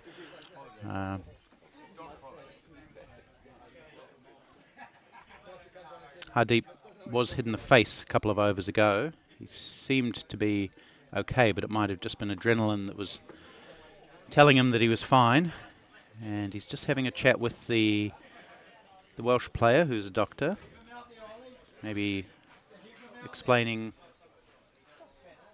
what symptoms he's feeling. I think the Welsh players might be quite happy if he had to retire hurt.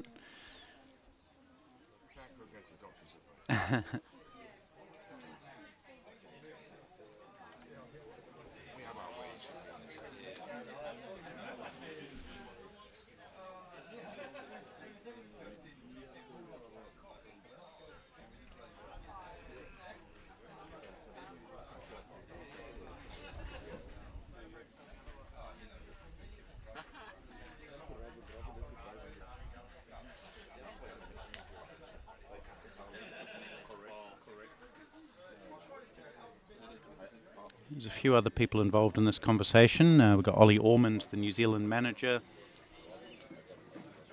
Both of the umpires are there. There's a local gentleman. I'm not sure if he has any medical training, but there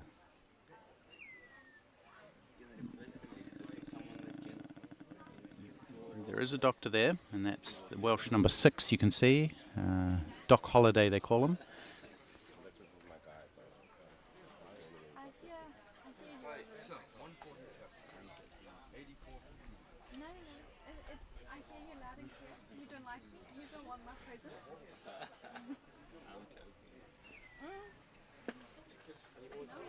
No joking. Well, I've been here for most time now. I did my high school years in Talent.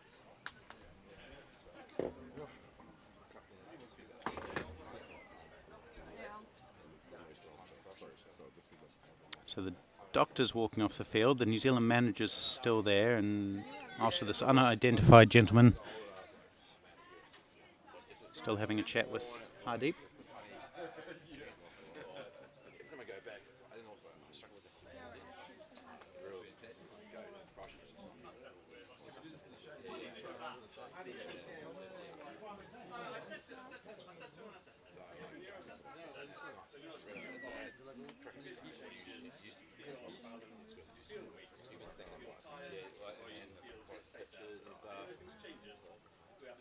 I got real worried.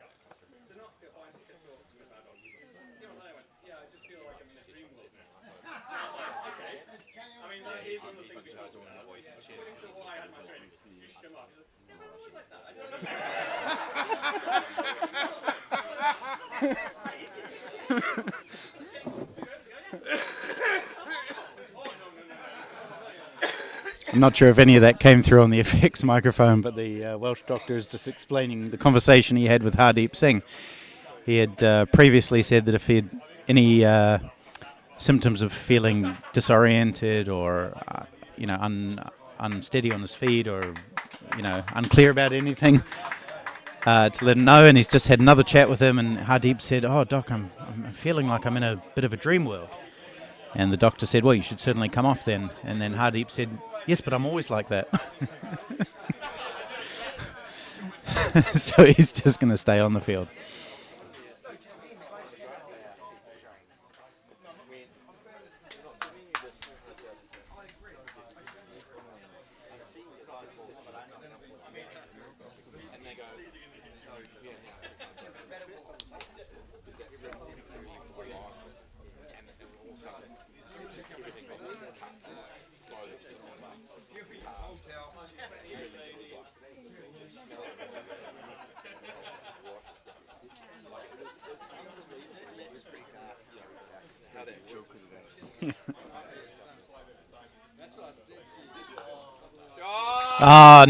No signs of any distress there for Hardeep Singh as he slams that one away through the covers.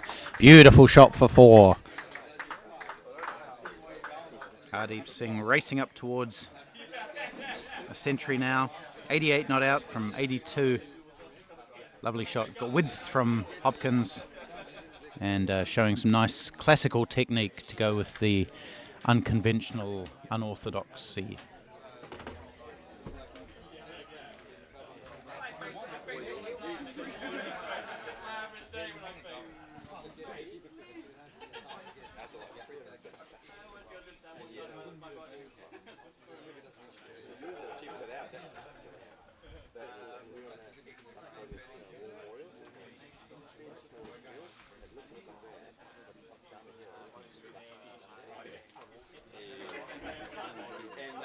11 boundaries and a 6 for Hardeep Singh in his 88. He's already got the highest score ever by a New Zealander at this level. Can he turn it into the first ever century? Gets another single. If he does, it'll be the second century of the tournament. We saw Vinay Divisetti scoring the first one yesterday for Canada. Namibian Nicholas Bass came very close. He got 99 yesterday. So there's been one century and 199. And I think that Hardeep's 89 is the next best score so far.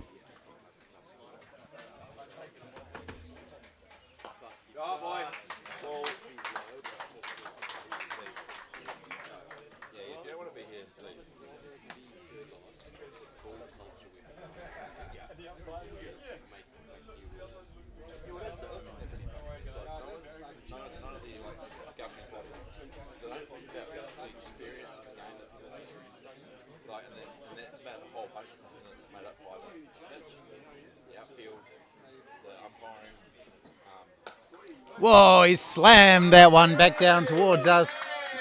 Onto the top of the nets for 6. Great straight drive from Hardeep Singh, showing all his range of shots. That was a lovely, clean, straight shot, which landed on top of the practice nets over here to our right. Boom. Second 6 of the day for Hardeep. Might take some retrieving this one. It's landed on the netting at the top of the nets. So someone's going to have to do something clever with another ball or a bat, perhaps. They've found a long pole, and now they're swatting at it.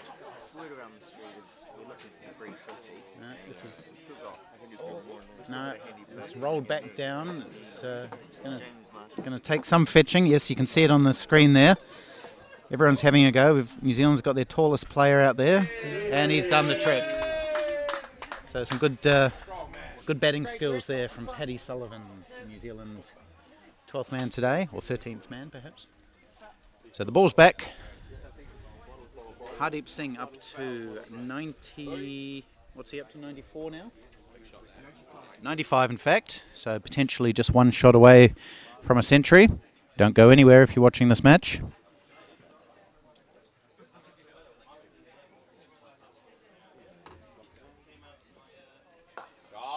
Goes extra cover for 4.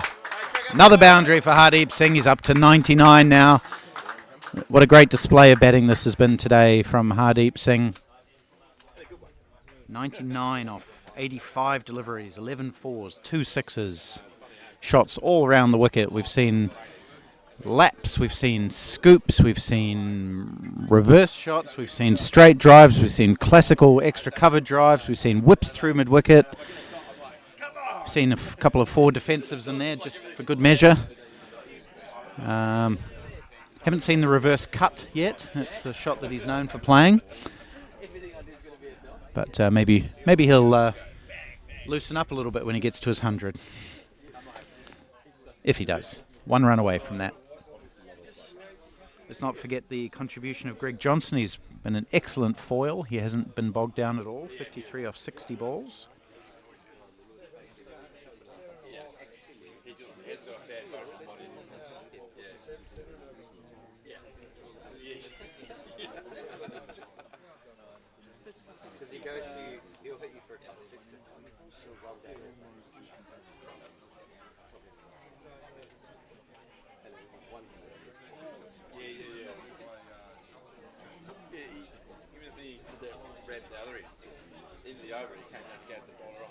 Right, Sean Morris to Greg Johnson.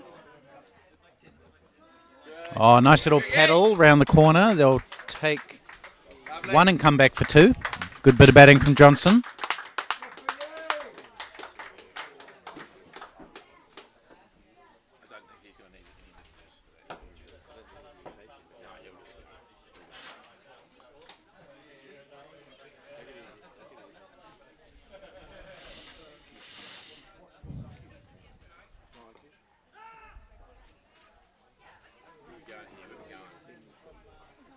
going, Greggy?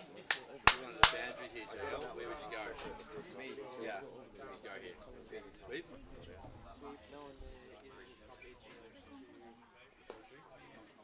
Nice, Nick. Good boy. Single down the ground.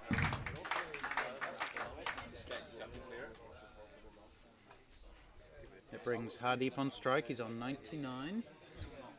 One shot away from the first century by a New Zealander at this level.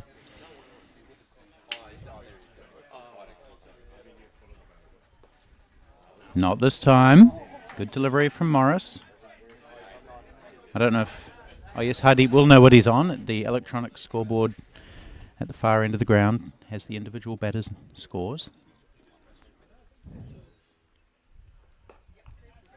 Not this time either. Good tight bowling from Morris. All the Welsh fielders pushing in. They know what he's on to. Keeping it tight. This time he gets it down the ground to long on. Brings up his century. Fantastic innings from the New Zealand opening batsman. He's been hit on the head earlier. He's recovered from that, but he acknowledges the crowd, looks up to the sky, kisses his bat. Fantastic innings from Hardeep Singh. 100 not out. Well played, sir. Keep going, boy.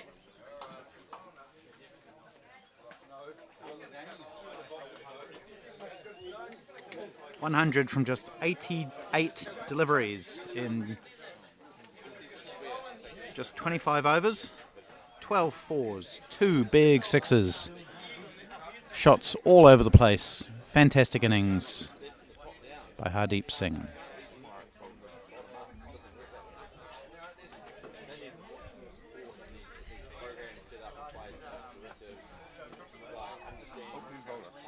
Okay.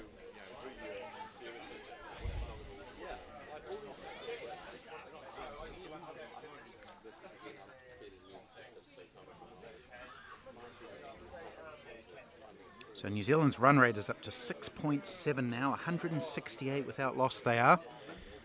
If they continue that, they'll top 300, but with no wickets lost and some big hitters in the shed to come, I think they'll be looking at well over 300 as a target. Matthew Smart, the opening bowler for Wales, is back into the attack, number 12. He'll bowl from the school end, the commentary end, the pavilion end, to Hardeep Singh, who's on 100. More runs out into the offside this time. Fielder gives chase and does well. 2 runs.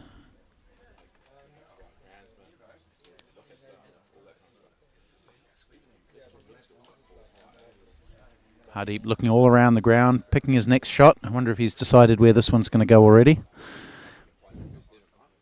Backs out towards the leg stump. Bowler follows him. So he just adjusts and tickles it round the corner to square leg for a single. One of the great things about Hardeep's batting is he is able to adjust. So even though he does premeditate sometimes, he can often reevaluate the shot halfway through and play accordingly.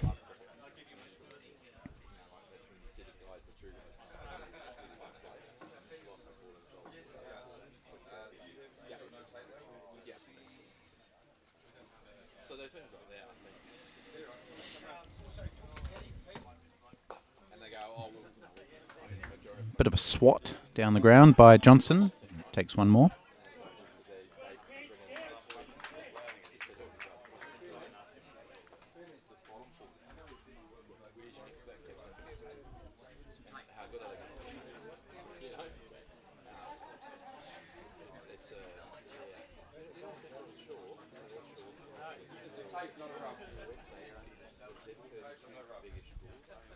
Goes left-handed now, Hardeep, and slams it. Oh, he's been dropped. I don't know who that fielder is, but he's been fantastic today on the boundary. Maybe not quite so good. Roberts is the fielder. So, okay, let's just unpack what happened there. Hardeep decided to bat left-handed, so it was a proper switch hit. Hit it straight to cover when he's a right-hander, but mid-wicket when he's a left-hander, and the catch went down. So that was probably the first opportunity that Wales have had. Perhaps the fielder was a bit put off by the fact that he was suddenly fielding at mid-wicket when he thought he was at cover. But it was a low catch, should have been taken.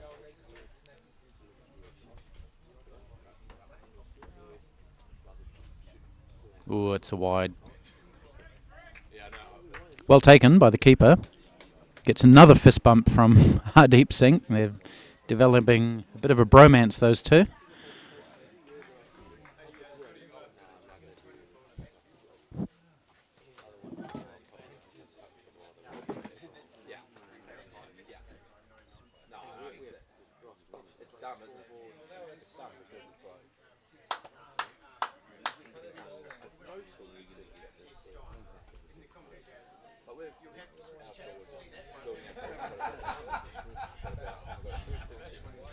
Scores up to 174 now. No wickets down, 26 overs gone.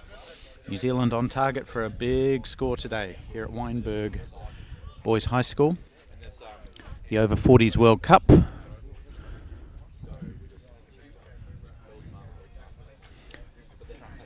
Jim Morrison here with you throughout the day, along with the great pitch vision team. Alexis, Wayne. We've got Salim, Brian doing the scoring. Great setup we've got here. A couple of long tables, all sorts of computer monitors, cameras, wires, everything you'd expect. And looks like it might be... Is this Gareth Edwards back into the attack? Yes, it is. He had 1 over earlier on, the captain. Went for 19. Not sure he's going to find things too much easier here.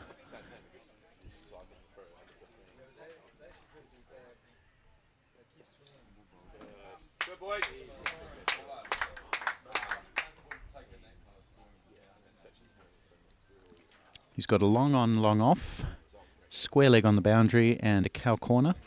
Those are the 4 that he's allowed out. At the end of the 30th over, he'll be allowed 5 fielders outside the 30-yard circle.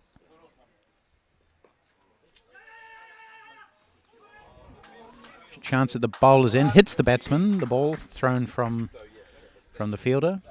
All safe in the end.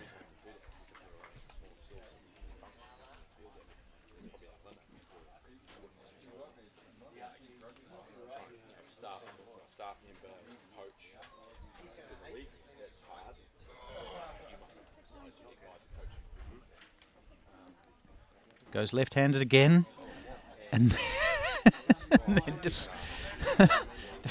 the ball. Oh, this is a bit comical. 1 minute he's right-handed, 1 minute he's left-handed, and like I said, he's able to adjust. So he saw the ball wasn't right where he wanted it, so he just blocked it left-handed. What's he going to do this time? Hits it over. Extra cover. Just 1 as the long off scoots around. But there's just something happening every ball with Hardeep.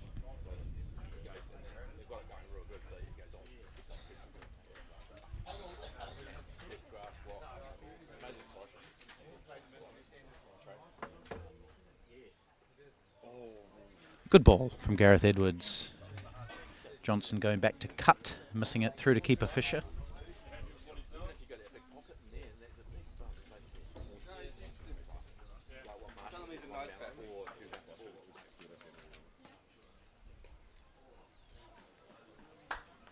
Probably change gear if he wants. Yeah. Good boys.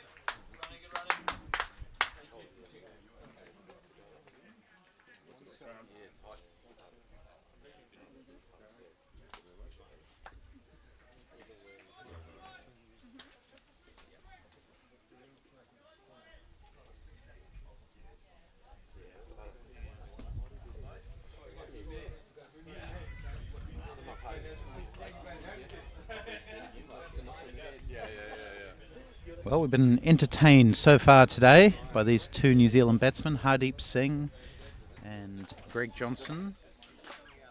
179 they've put on for the first wicket.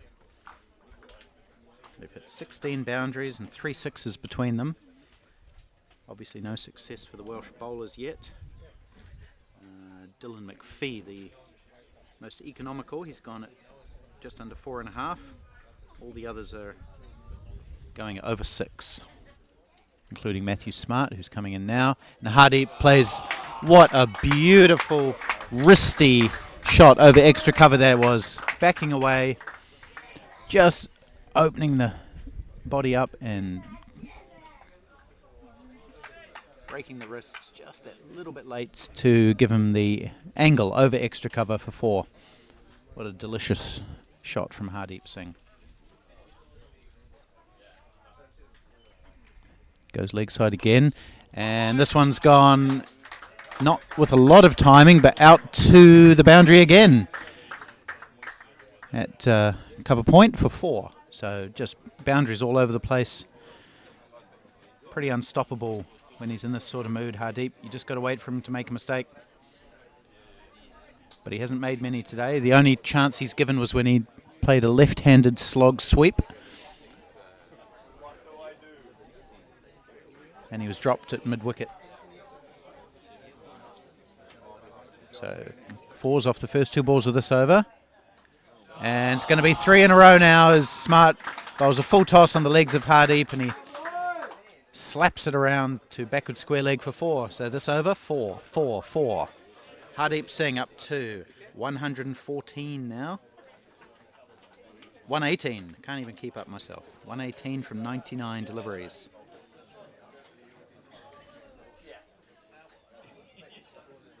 Now, the highest score in all over-40s international cricket was by Abdul Razak, the former Pakistan international all-rounder who scored 195 against Australia at the Global Cup back in September. Is that in danger today? Hardeep certainly got time to do it. There's still 18 overs left in this match. Whether he has the patience, the desire, the will to do that remains to be seen. What's he going to do here? Backing away to leg, comes back to off, goes down on one knee, and he's actually beaten in the end. But you don't see many of these shots in the old MCC coaching manual. Maybe he should write his own manual.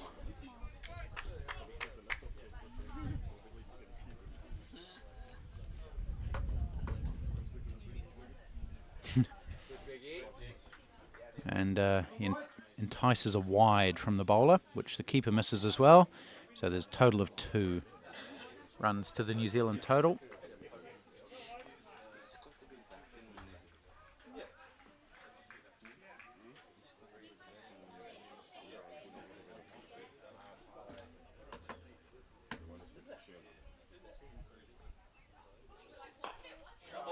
Nice shot from Greg Johnson out to cover sweeper for 2 more. They're going to think about 3 as the return beats the bowler. But they don't. Another bunch of runs off that over. I'm not quite sure. Maybe Brian knows how many came off that over. 16 indeed. Thank you, Brian. And Salim. Doing a good job down the end there, Salim. I'm following your scorecard on Cricket Clubs, so if you're watching and you'd like to also see the scorecard for this game, it's on Cricket Clubs. Best option is to go to go to Facebook and go to International Masters Cricket. That's where all the links, scorecards for every day's games will be will be provided. Oh, I guess we've got to put that down as another chance. It's going to come down beneath us here for 4 byes, and that has to go down as a stumping chance, I'm afraid. Greg Fisher's been pretty good behind the stumps today. He might have been put off by Hardeep Singh's dancing shoes, but Singh went down the wicket, missed the ball, and unfortunately for Wales, so did Greg Fisher. Hardeep was stumped yesterday, so perhaps that's a weakness.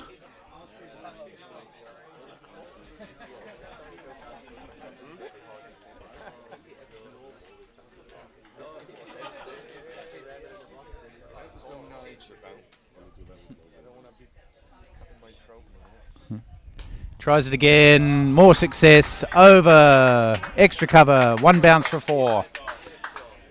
So not put off by his failure to connect on the previous delivery. Hardeep repeats the shot. Connects this time. Out to the boundary for yet another 4. Beautiful wristy shot. Most batsmen would have hit that down to long off. But Hardeep somehow gets it out to cover. Yep, it could well be the highest partnership in all over 40s cricket. I don't have those records. Down the wicket again. This one won't go for 4 as long off moves around to his left swiftly. But that is 200 up for New Zealand, I believe. 204. Sorry, I'm struggling to keep up with the score here. It's all happening so quickly. Anyway, they have brought up the double 100, New Zealand.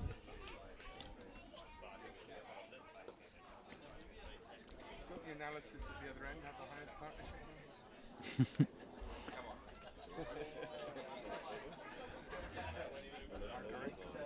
Actually, when Abdur Razak scored his 195, I believe there was a huge opening partnership in that match. Might have been around 300 or so. Chance of a run out. Not out.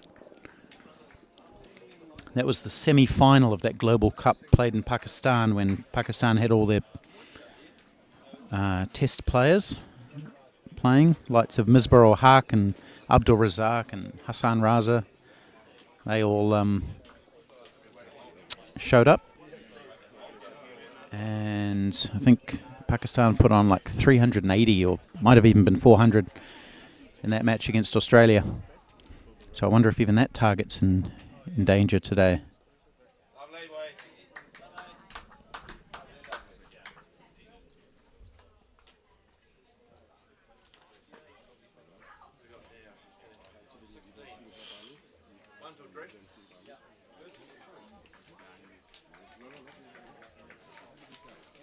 Yeah, 195 was the score that Abdur Razak made on that occasion.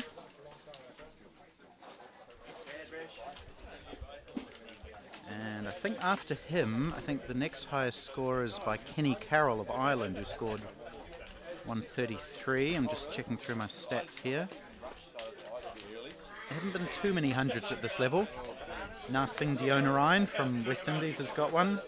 Ali Bukhari from Wales scored one, and so did Sean Morris. Ali Bukhari's not on this tour, I don't believe. No, he scored 115, not out, for Wales against England, I think, last year. Or I might have, yep. 115 off 98 balls, so that would have been an entertaining innings.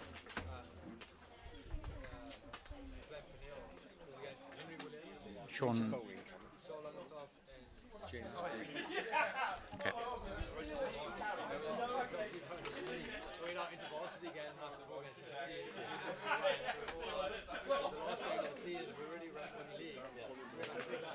When we played 50 overs, And then I went off, I was 35, went off to go to the toilet, and like, in the first game, Just quickly, the England match against USA.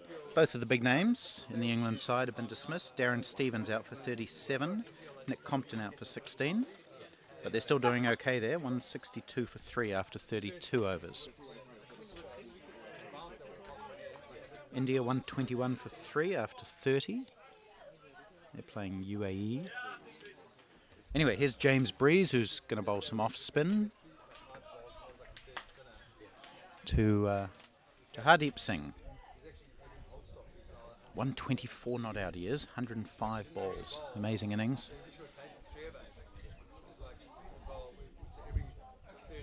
Oh, leg spin in fact, which does turn a little bit, and Hardeep sweeps it from way outside off stump out to the deep mid-wicket fieldsman. So if you're wondering, Hardeep Singh did play first-class cricket. He played for Jammu and Kashmir, which is in India. Played for them for a few seasons. Doesn't have an incredible first-class record, but pretty good. Average sort of high 20s or low 30s, I think, with the bat. moved to New Zealand a few years ago.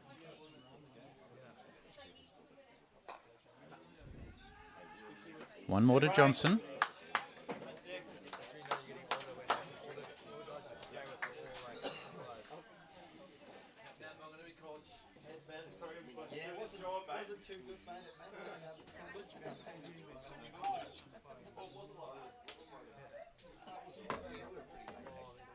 Just a very slow run up to the crease. In fact, a walk up probably. Hardeep swings it away into the boundary for 4. The fielder lost sight of it. I did too. But it went swiftly out to the boundary for 4. Square of the wicket on the onside. Boundary number 17 for Hardeep Singh. Just hitting boundaries pretty much at will today. And these gaps looking pretty big for the Welsh. No wickets taken. 2-12 is the score. What can New Zealand end up with here? Hardeep waving his bat around like a wizard. Down the track, over extra cover. 4 more. Taking the piss a little bit now, Hardeep Singh. Just probably deciding before the ball's bowled where he's going to hit his boundaries. And the Welsh really have no answer to this onslaught.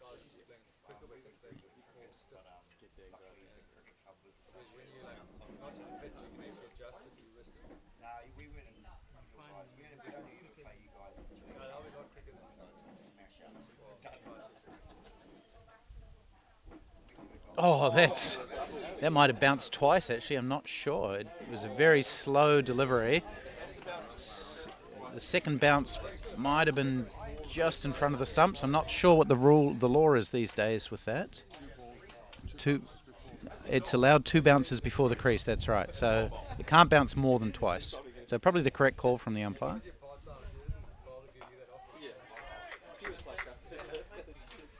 That's a better delivery. Tossed up and respected by Hardeep Singh into the offside. And that will be drinks.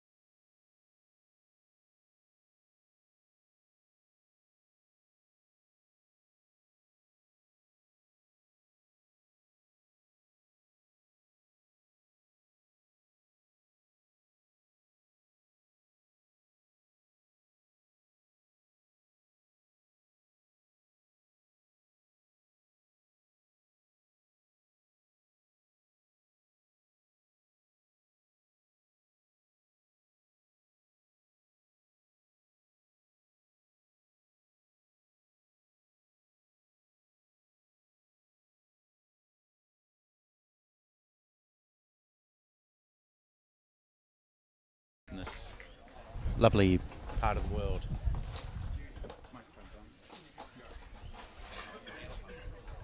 And I think we're in for some entertainment in these last 15 overs. New Zealand have not lost a wicket yet. They're going at 7.2 an over. They've got 10 wickets in hand. Plenty of batting in the shed. I'm sure the word would have gone out to both of these batsmen that they have a fairly free license to power up as many runs as they can. Greg Johnson on 64. Hardeep Singh 133. 90 balls left, already on 216, so they could be looking at somewhere around 350.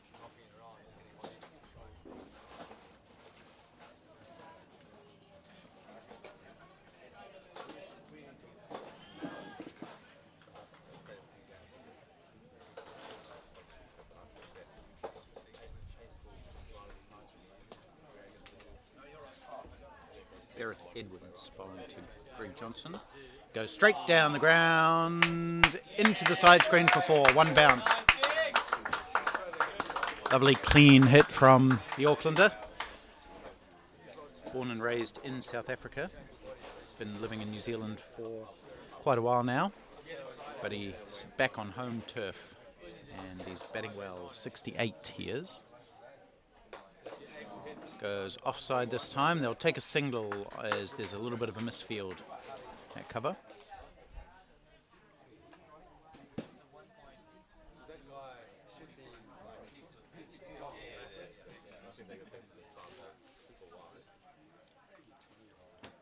Hardeep Singh goes left-handed and swings it away to the boundary for 4. What an amazing shot that is. 1 minute he's right-handed, 1 minute he's left-handed. I'm a left-hander, I don't think I can play that shot as well as he did.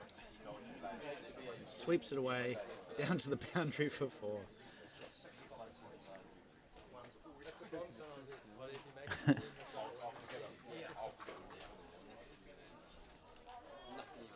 Don't go anywhere if you're watching this game.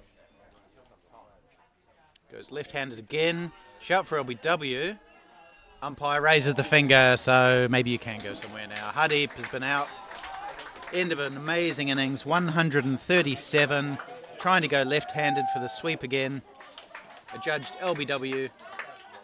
But what an incredible innings from the right-handed opening batter from New Zealand. 137 from 111 balls. You can hear the applause. He acknowledges as he walked off the field.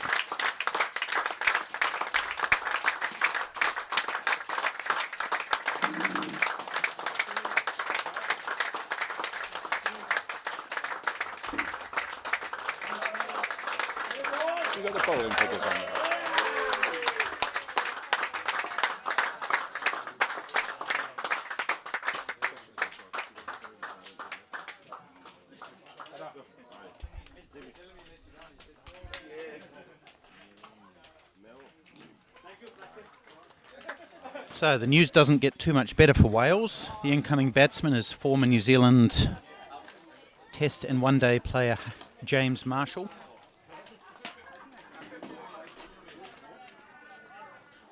But good to take a moment and savour that wonderful innings from Hardeep Singh. 137, 112 deliveries, 19 fours, 2 sixes, shots all over the wicket. Shots that you do not see normal people play. And we've been treated to a real exhibition of Hardeep doing Hardeep things.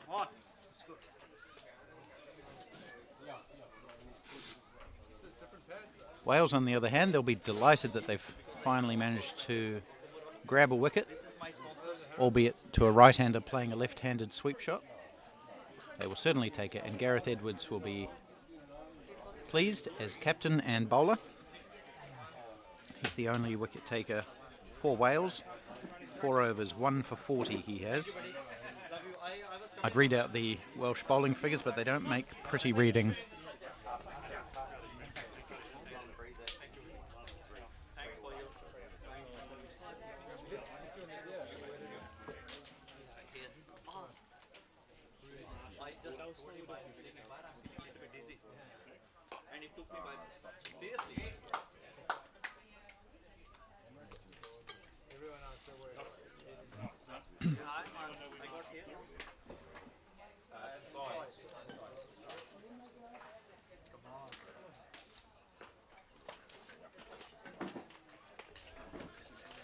So here's James Marshall getting his chance. He scored 34 off 21 deliveries yesterday. Looked really good before he kind of threw his wicket away. But he's just the right man to come in. He'll be able to keep up the tempo for New Zealand. And he might start with the boundary actually, as Breeze tosses up a pretty slow full toss on leg stump. Whoa, which the fielder chases and then realises he won't stop it, but he has to hurdle the picket fence, which he does, and fortunately doesn't damage himself. So 4 runs off the first ball for James Marshall. He's underway.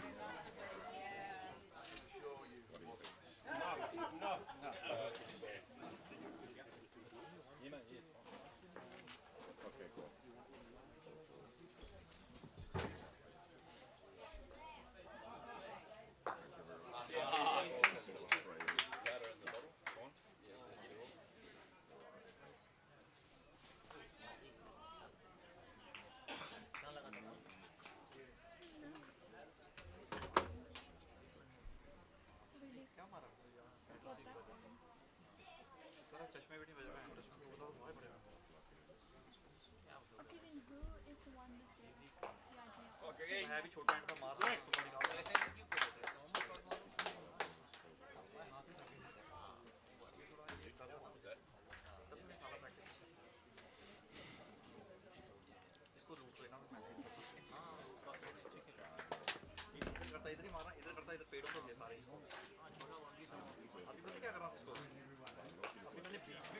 Good job.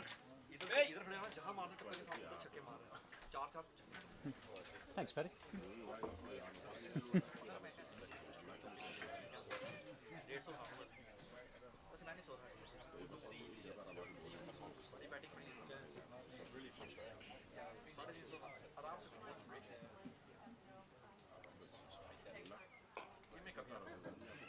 Nice, boys.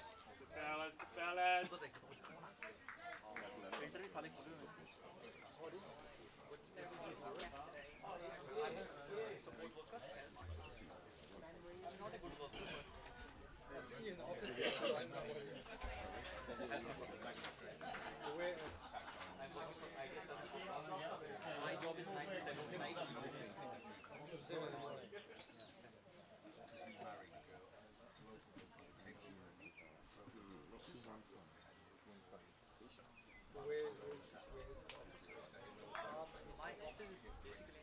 .234 for 1 after 32 overs. New Zealand rollicking along at 7.3 and over. Greg Johnson 72 from 78. James Marshall 6 off just the 3 balls that he's faced.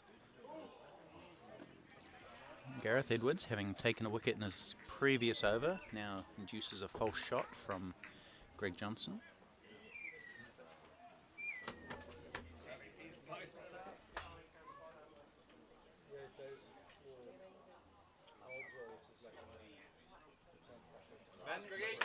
Whoops. Fieldsman makes a little bobble with the attempted field and then slips over as well. So not the most elegant piece of fielding you'll ever see. Who was the bright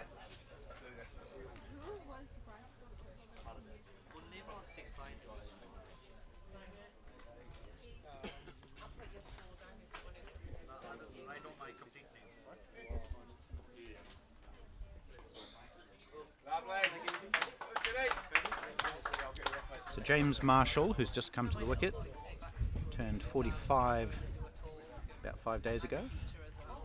Played 7 test matches and 11 one-day internationals for New Zealand, plus 3 T20 internationals. Plus another, well, not plus, but altogether played about 350 matches at first class list A and T20 level. Good shot by Greg Johnson out to cover sweeper for 1. And had a highest first class score of 235, James Marshall. Highest one-day score of 161. That was for New Zealand against Ireland. We heard Peter Connell talking about that match earlier. He was on the Irish attack that day.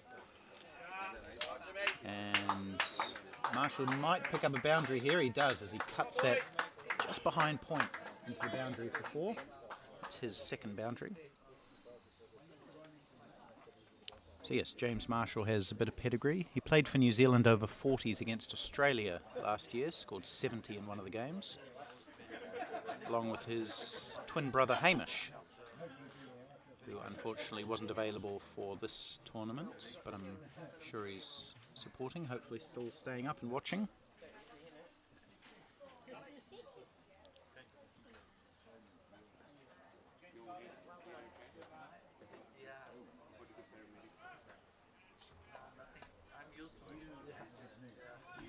I think it's said if they ask you questions, they can think it's on cuts. Yeah, exactly. All right. Breeze to continue. Yeah, good.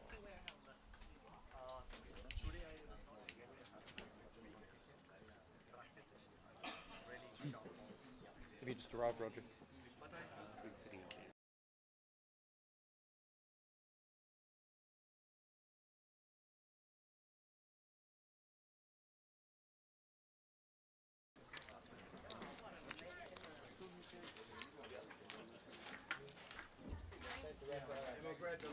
Okay, Breeze is going to continue with his gentle leg spin, the gentle breeze.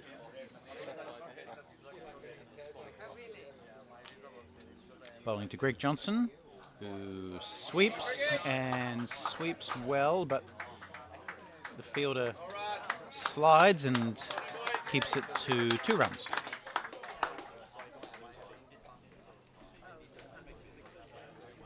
It's been a really good innings from Greg Johnson. He started off slowly, then started to play a few nice drives, and then once he saw that Hardeep was in full flow, he played foil to him.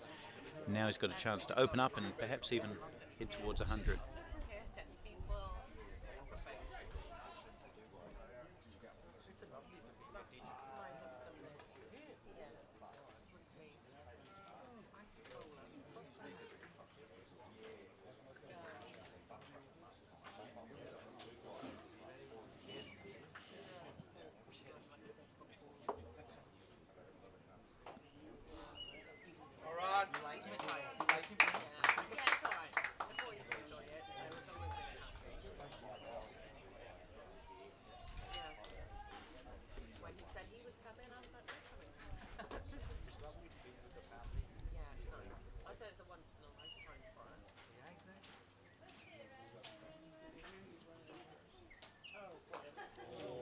No timing in that shot from James Marshall. I think he fancies his chances against James Breeze. He does like to use his feet against the spinners.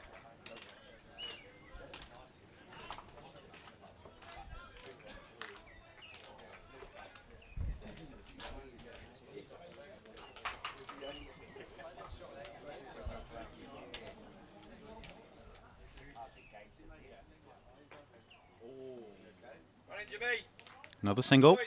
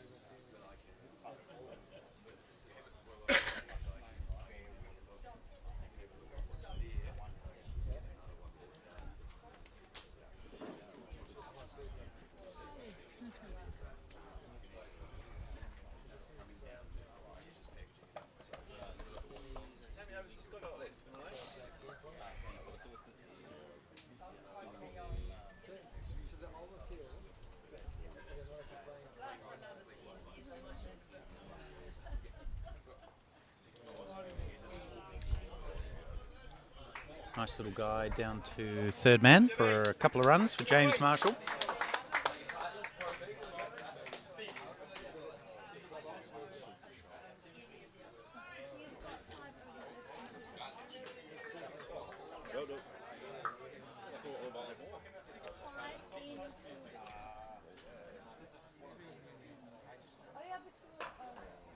Marshall not timing it again. Hasn't quite got his timing right yet. But he has managed to get himself up to 16 off 10. And that's the 250 up for New Zealand. 250 for 1 into the 35th over.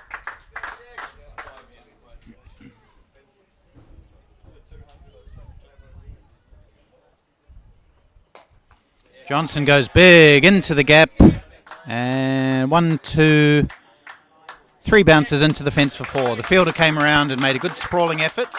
They couldn't keep it in, and that's another boundary for Greg Johnson. His 6th to go with a big 6, and he's up to 82 now from 86. He's in reach of a century as well.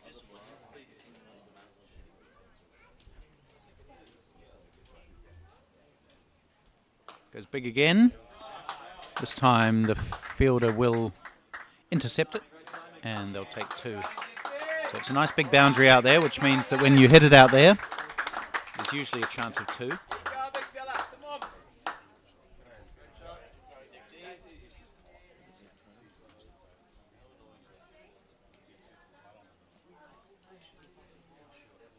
Gareth Edwards has been a little bit expensive today, as have most of the Welsh bowlers, going at just under 10 and over. But he has taken the 1 wicket to fall, that of Hardeep Singh for 137.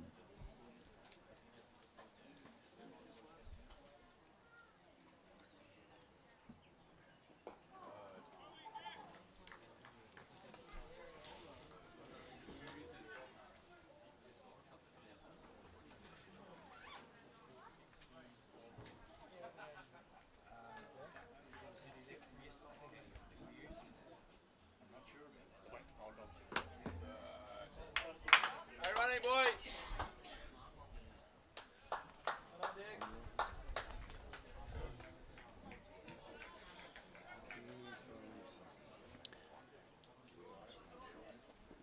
10 overs remaining in this round 2 match. New Zealand already have a pretty decent score, 257 for 1, but they have 10 more overs to try and add to that.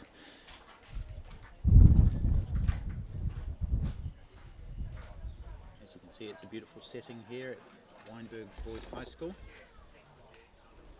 Trees lining the boundary.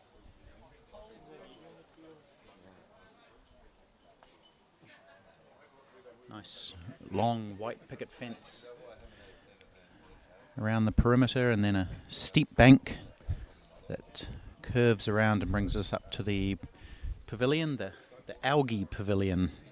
Algae? I'm sure it's not named after the little creatures that you see in the bottom of ponds, but maybe it is, who knows.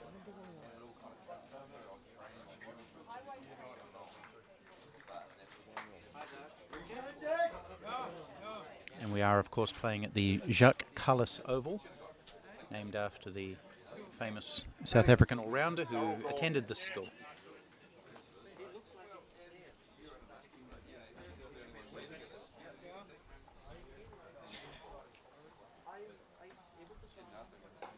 Marshall goes big over wide long on for 6.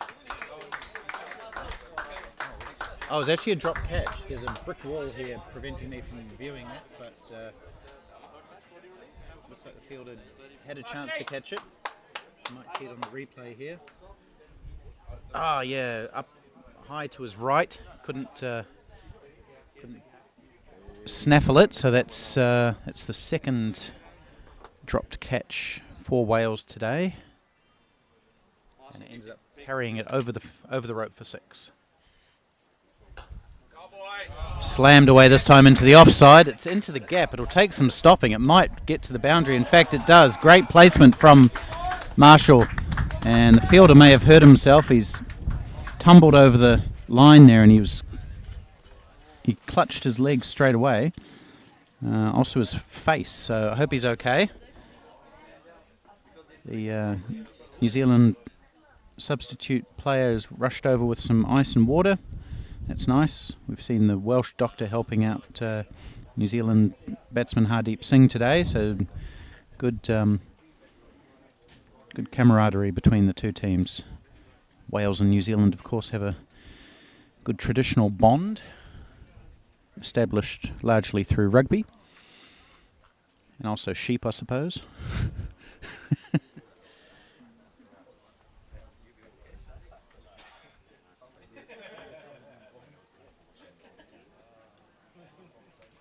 Right, here's Breeze to Marshall.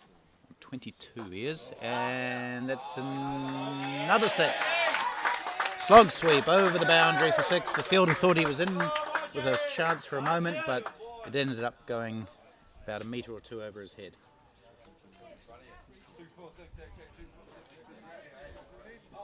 So, as I thought, James Marshall quite liking the bowling of his namesake, James Breeze, and hitting into the breeze over the fence for 6. 28 of 12 he is now, Marshall. Plays a similar shot, sweep along the ground though this time, straight to the fielder. And, oh, there's a chance of a run out here. Oh, he's run himself out, James Marshall. Why did he do that? He thought he'd come back for the second, but it wasn't a good call at all. And for the second time in 2 days, James Marshall's thrown his wicket away after looking effortless in getting to about 30 odd. So that was not a good call from James Marshall, I'm afraid. He played a nice shot straight to the fielder. It was an easy one, but for some reason he thought he could get back for 2. Greg Johnson correctly sent him back, and Marshall was 2 or 3 metres short of his ground.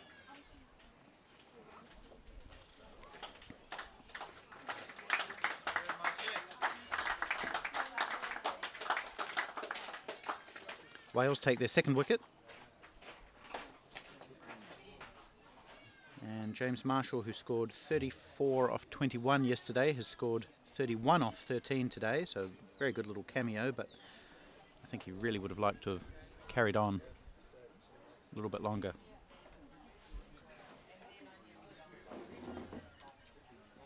Anyway, he's out, and the solid figure of Ben Rapson strides to the crease. Rapson scored a 50 yesterday against India, so he's in good nick. He came in slightly different circumstances to what he's coming in today. The team was not teetering, but on the verge of teetering yesterday. They were 140 for 5, having lost 4 wickets for about 40. And Rapson had to steady the ship.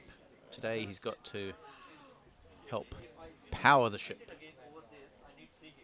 towards a very large target. Joe.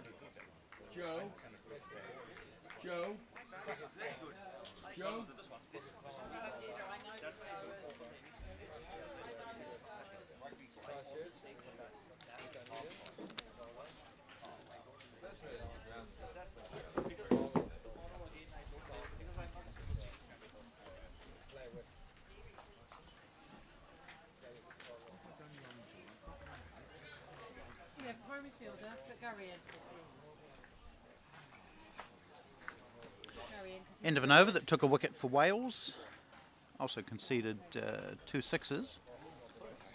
And James Breeze has none for 39 now from 4 overs.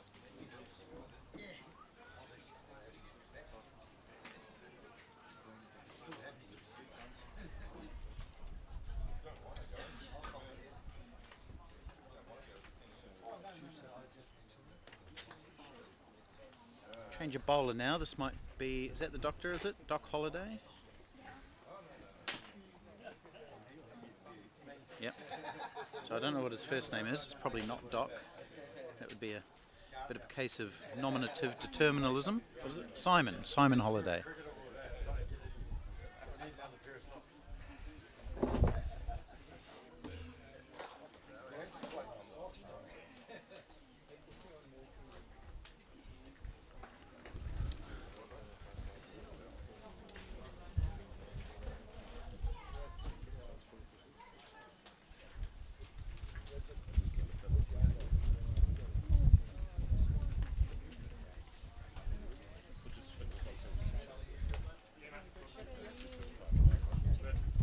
So he's going to bowl some left arm spin as Simon Holliday.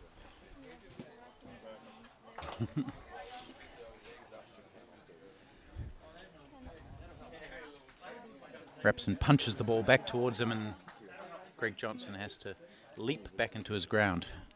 So we've got a few solidly built gentlemen doing most of the cricketing here at the moment.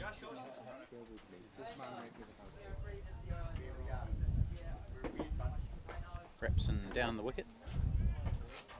No run.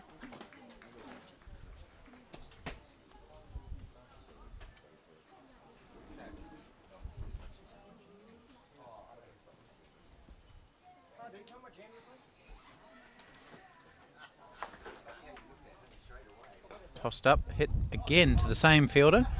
So Repson picking out that man at extra cover twice in a row.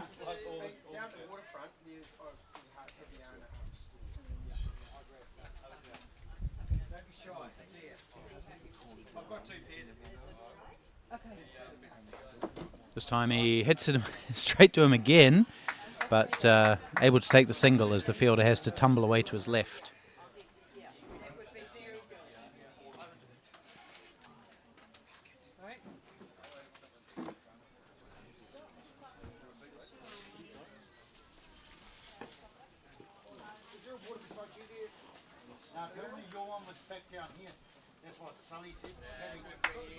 Yeah, good from Johnson, hitting it in the same direction but with a lot less power and able to take a gentle single.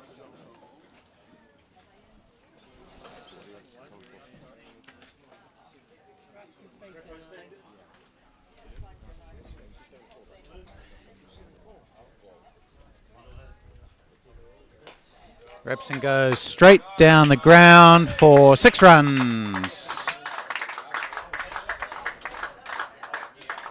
Just to the right of centre, between the long off and the sight screen.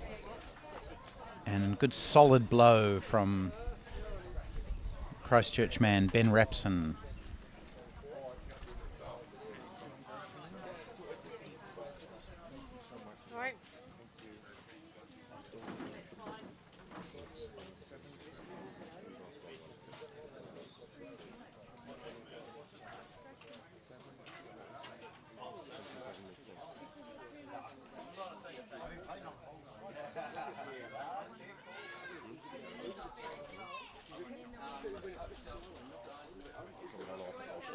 Sorry, can I answer your question now, if I can? Could I possibly see the last 2 overs? The last 2 overs. The last 2 overs?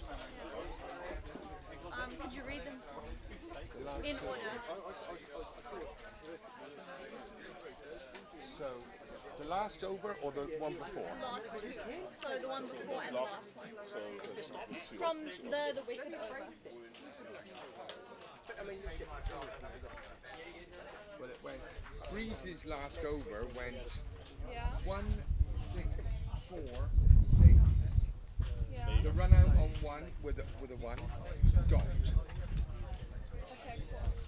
Then the last over went dot dot dot 1 1 6. Cool. Okay. Okay, Wayne Hopkins is back into the attack now, number 3. Medium pacer, bowled pretty well early on. He beat Hardeep Singh a few times with his little medium paces.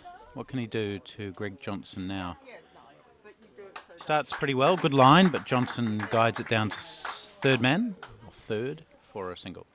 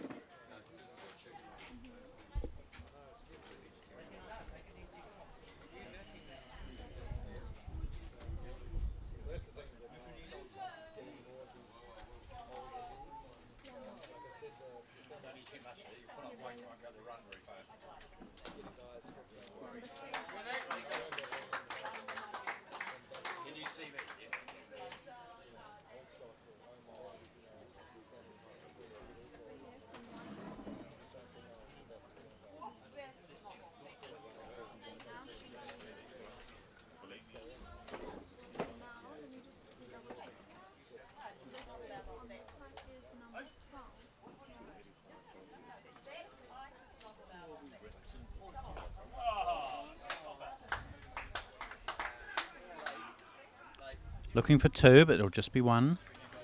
Quick update from Australia versus Namibia. Australia 319 for 4. After their 45 overs, Luke Jackson 108 not out. So another century in this tournament.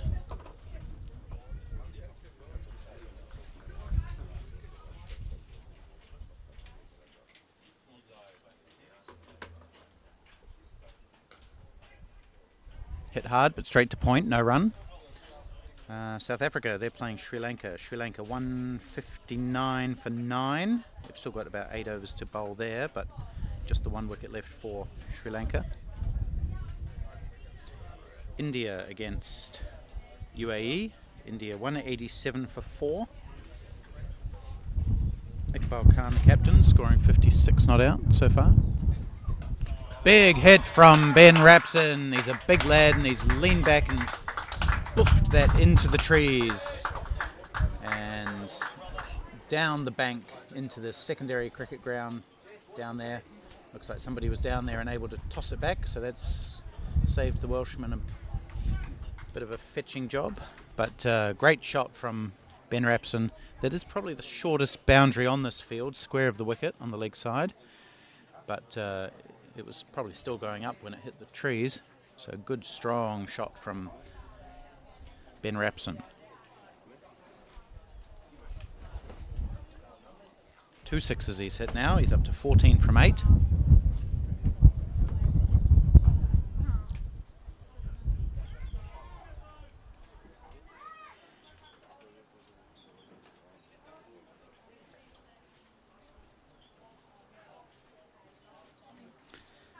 End of the Bree Hopkins over.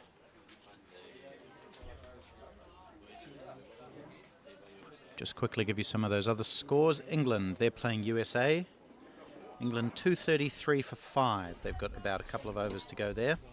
Top score, Justin Bishop, 82.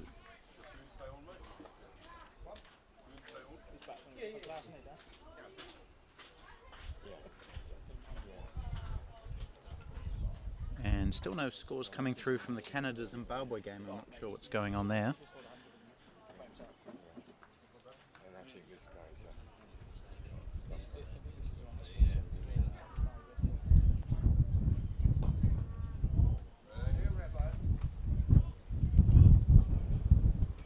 In fact, I can tell you Canada 230 for 8 after 45 overs. Harmandeep Dosanjh 69.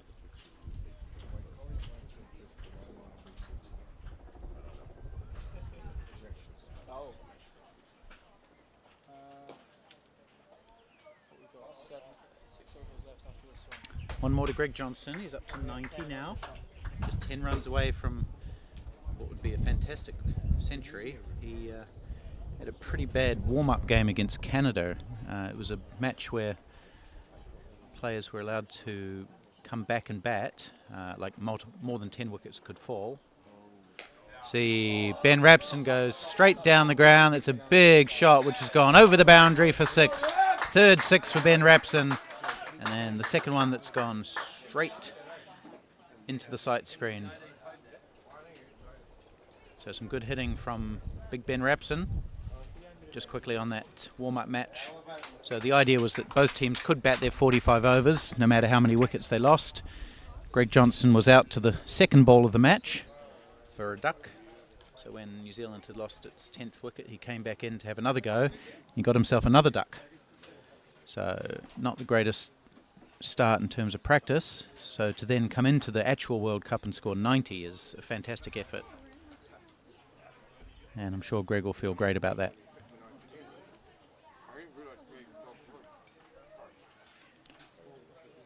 Okay, Ben Rapson, 22 off 11.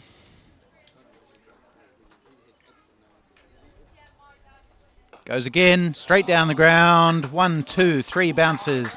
Only got about a couple of metres off the ground at most. And it was hit hard. So this over has gone 1-1-6-4. Rapson's up to 26 off 12. New Zealand, they scooted past 300 with that 6. 305 they are now, still 6.5 overs to go. What sort of score will they be looking at? Definitely over 350, I'd say.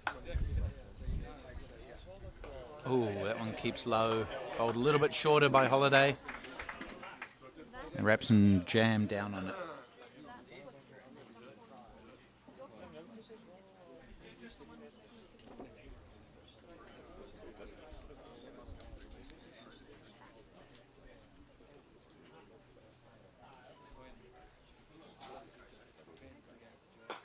Oh, again, tossed up, again 6, again into the trees. 6 runs. And it's a no ball as well. I'm not sure what the no ball was for. Overstepping. The umpire shows the bowler what he's done wrong. So this is going to be a pretty high scoring over, I think. We've seen 2 6s and a 4 already. And now Rapson has a chance to swing freely without fear of being dismissed. That's the second free hit we've seen from the Welsh bowlers today. One was more the captain's fault because he had 4 fielders out when he was only allowed 3. This one, a traditional no ball for overstepping.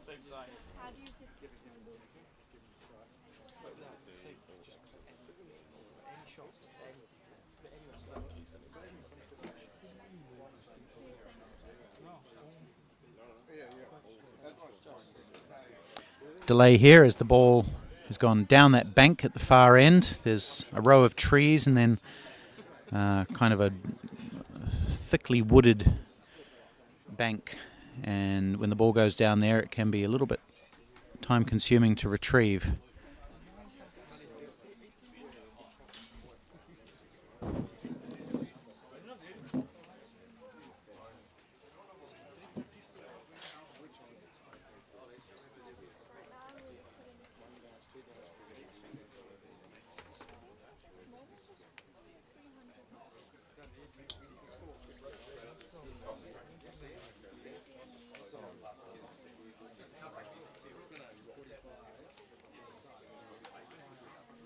Somebody said yesterday that the UV gets through these.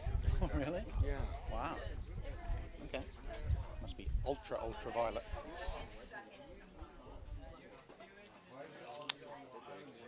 So we are still waiting for the ball to be retrieved. So if you want to run to the fridge and grab a glass of milk or whatever you champagne. Depending on what time of day it is where you are.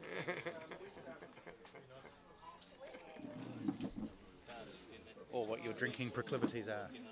So we'll just take a short break here.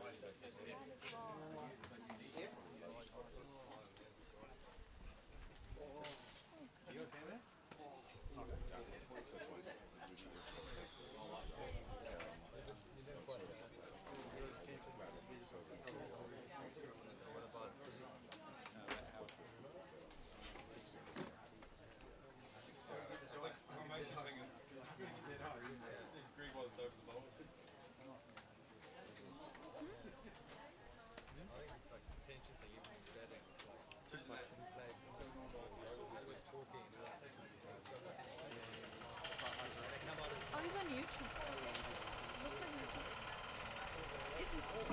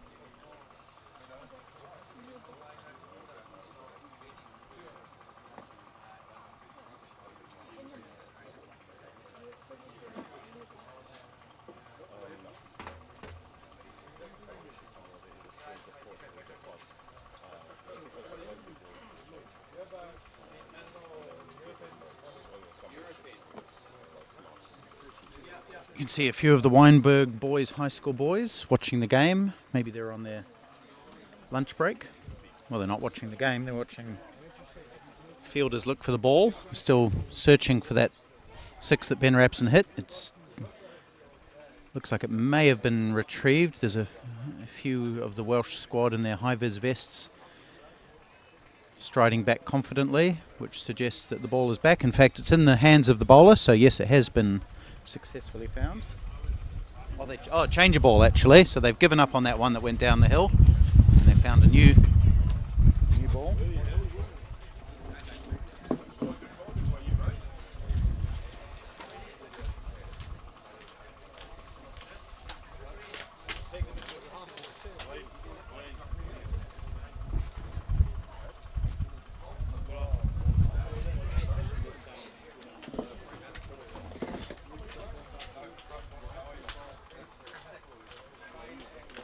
So that was the free hit that Ben Rapson had. He missed it, he got bowled, but it doesn't matter because it was a free hit.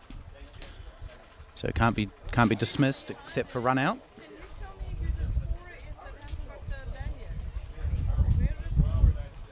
Will you write your name down for me? I'm trying to get it to you. 312 for 2 is the score. So I hope you've stayed with us despite that little break for ball hunting. 312 for 2, 6 overs to go. That over went for, 7, 11, 17, about 19 or so. And Gareth Edwards has the unflattering figures of 1 for 84 from 8 overs.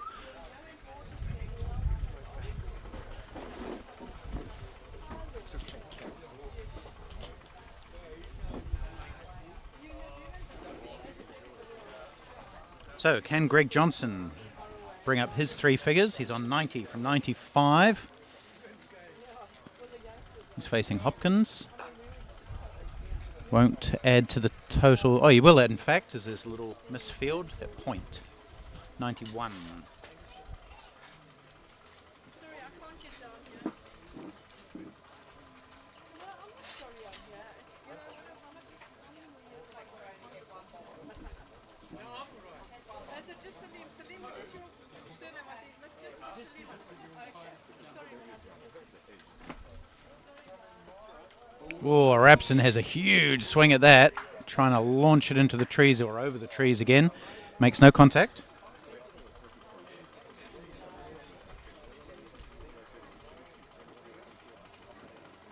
This chap scored 70 56. No, not too quickly actually. No, it was a different style of innings that Ben Rapson played yesterday. He came in with New Zealand at 140 for 5, and he had to resurrect the innings, which he did with Bo Dench. But today, different sort of batting required, and he's doing it well. Call is 2. They won't get it though. It's some good fielding by the long-on fieldsman. I think that's James Breeze.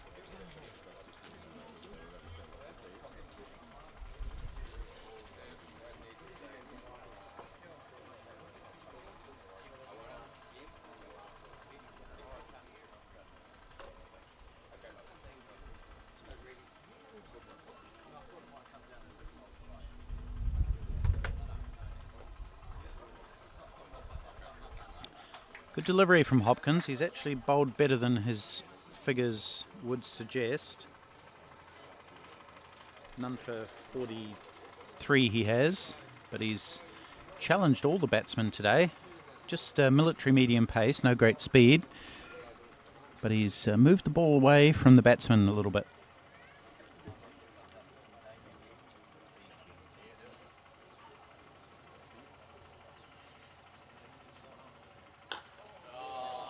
It's buffed away beautifully by Ben Rapson, out to extra cover to one of those long boundaries for 4.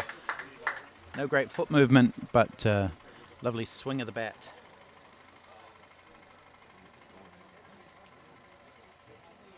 It was wide, and he leaned into it beautifully, smashing it through. Extra cover for his... It's his first 4, actually, to go with the 4 sixes that he's hit. 28 of his 33 coming in boundaries.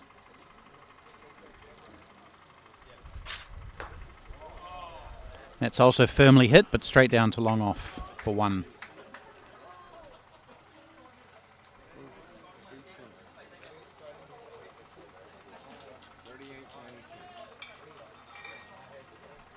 320 up for New Zealand.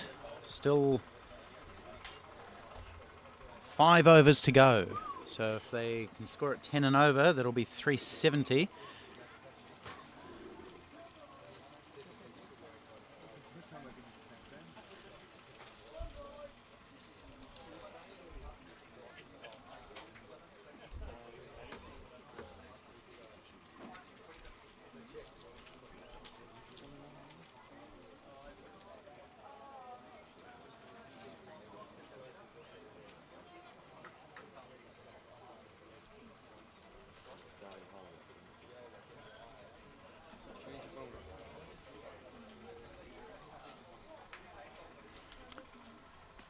Gary Holly is going to have another go, replacing Holly Day.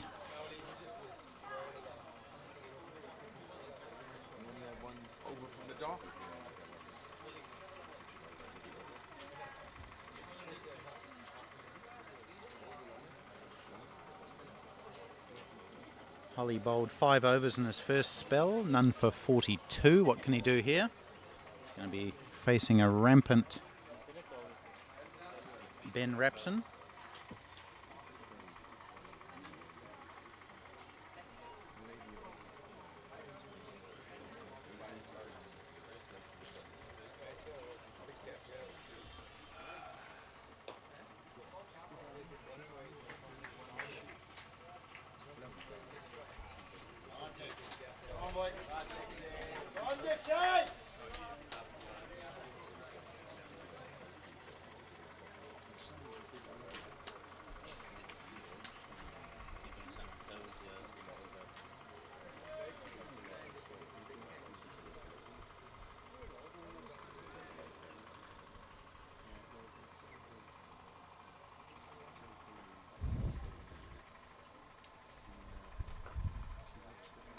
Another single for Greg Johnson, inching closer to that well-deserved century. Really hope for his sake that he can get it.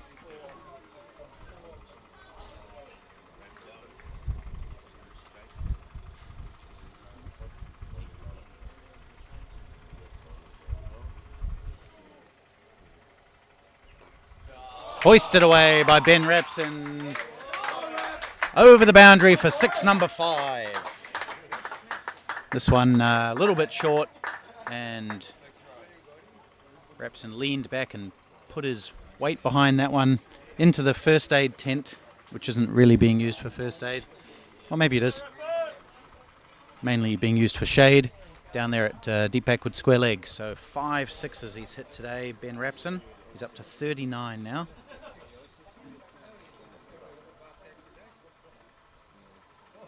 And that'll be a wide. Sorry, 45 he is, in fact. Struggling to keep up there. 45 from 21. He's raced to that score.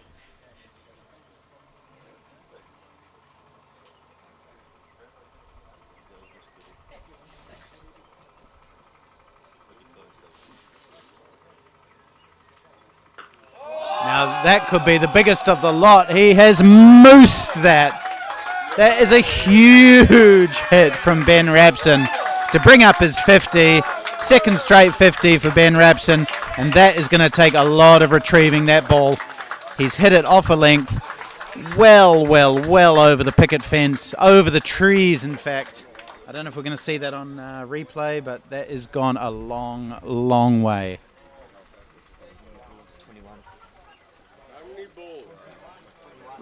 That has cleared those trees, which are not small trees, and they're not close to the ground either. That's, I don't know, that must be an 80 or 90 meter hit. That is massive.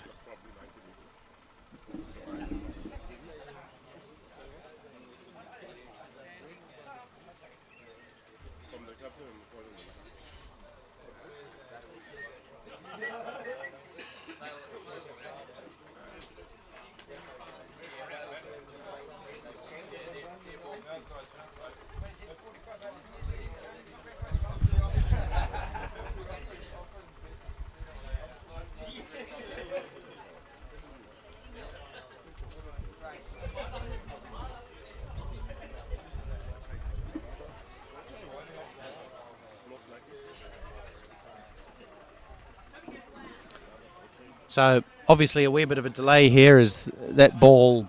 I'm not confident that they're going to retrieve that one. We're going to have to dig another one out of the practice bag, I think. I don't think the Welsh boys will be too upset at having to use a different ball. Brian, the Welsh scorer, has said we might need that helicopter that was flying overhead before to try and locate it. So, yeah, Ben Rapson, 51 off 22 deliveries, 2 fours, 6 sixes. That's a strike rate of 231 for you mathematicians. And he's done exactly what his team would have wanted. Come in and smash the ball. This partnership now, what's the partnership worth, Brian? Can you tell me there?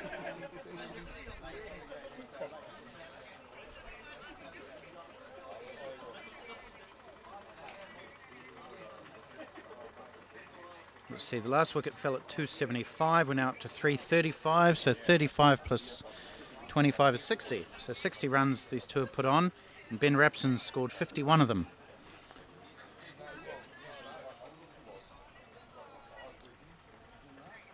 So hopefully from Greg Johnson's point of view, he won't be left short of the 100. Just needs another 7. It's been a pretty dominant performance by New Zealand. Remember earlier, Hardeep Singh scored 137 from 112 balls, with 19 fours and 2 sixes. James Marshall came out and scored 32 off 14, 3 fours and 2 sixes. Now Ben Rapson, 51 off 22 with 6 sixes. Meanwhile, Greg Johnson has seen it all, 93 from 98. 11 sixes so far today. Still more to come, I reckon.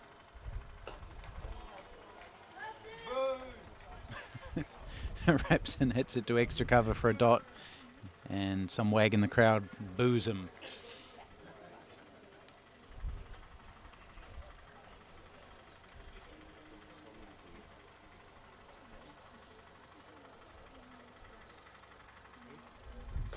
Another biggie. The chance of a catch, though, should be taken. No, catch goes down.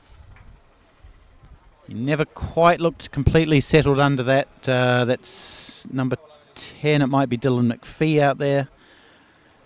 It was straight to him, but he didn't quite settle under it properly, and he didn't get close enough to it, and it just dropped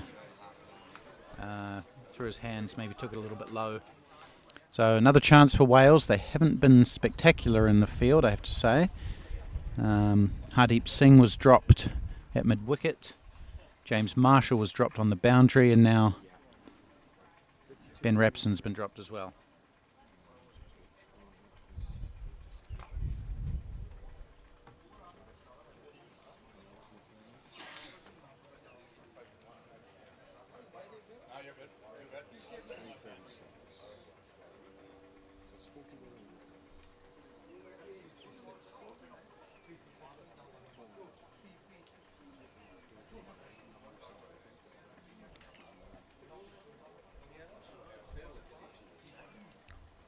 All of the New Zealand batsmen reaching 30 so far.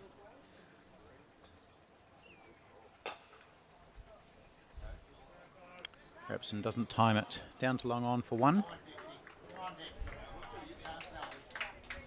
So 4 overs remaining. Greg Johnson on 93. New Zealand scoring at 8.2 and over.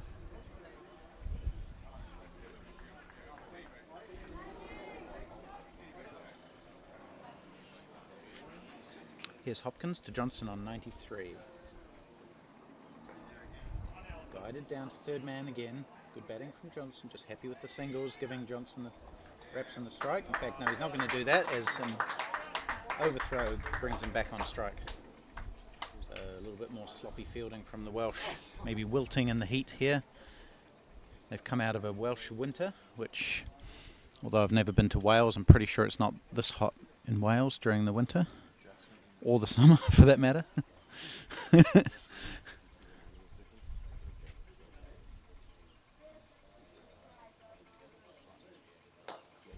Nice looking shot, but again out to extra cover, who's been in play a lot today.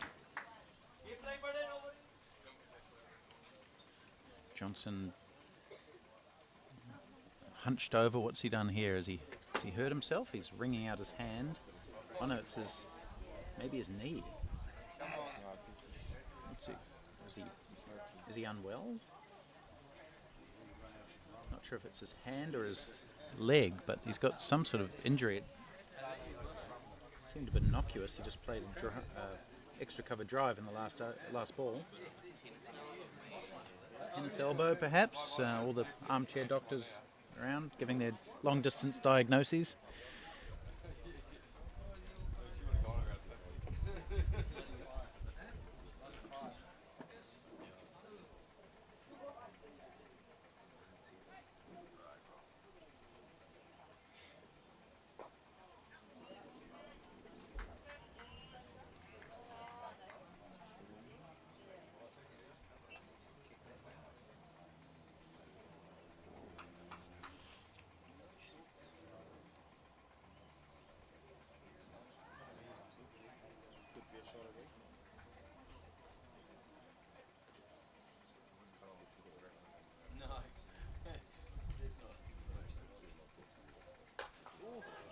Not timed, clothed out to mid-wicket.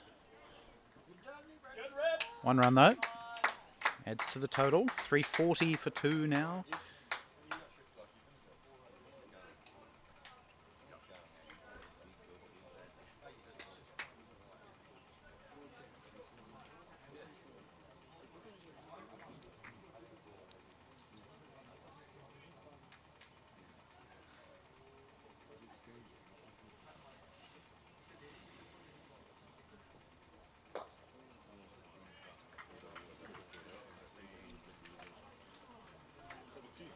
End of a pretty good over from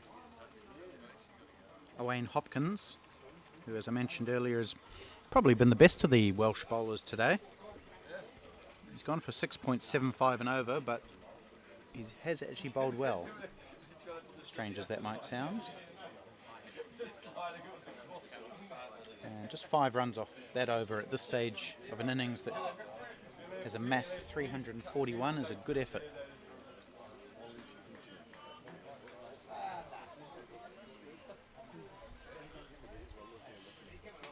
3 overs left in the New Zealand innings. What can they amass? It's certainly going to be more than 350.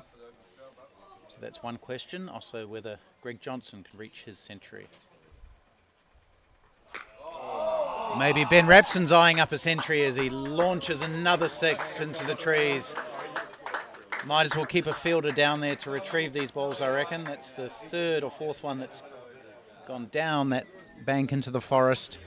Another great, clean, straight hit from Ben Rapson. 6 number 7 for the big fella. Oh, easily retrieved this time. Or maybe it was one of the ones that they lost previously, I'm not sure, but they've got a ball back.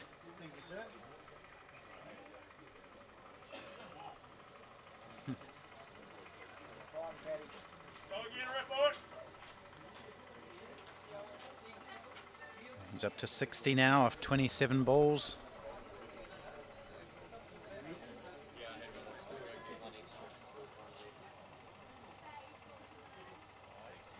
Leaves that one wide, called by umpire Peter Tate, who is the head of the International Masters Cricket Umpires Panel. Pretty experienced umpire, does a lot of grade cricket in Sydney.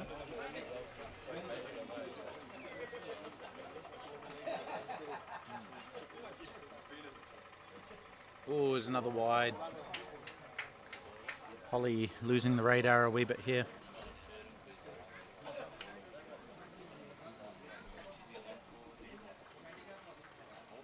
He looks tired.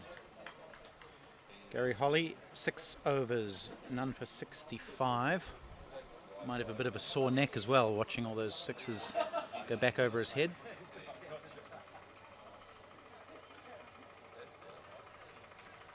It's a better delivery, nice and full, but it beats batsman and keeper and goes through for a bye. A bye. 350 up for New Zealand. You don't see that happen too often at this level. 350 for 2.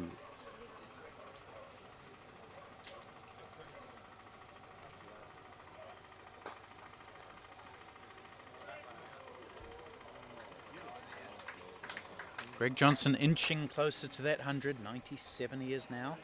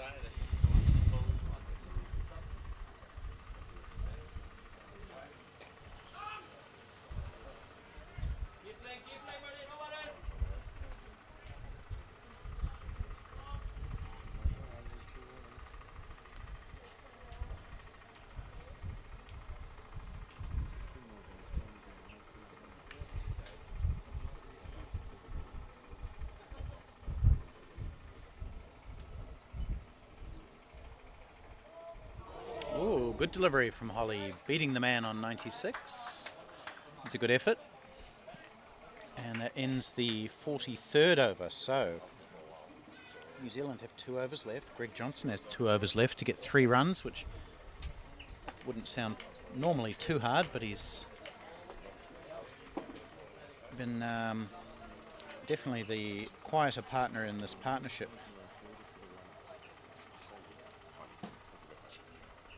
Which has been a partnership of 77, of which Ben Rapson has scored 61.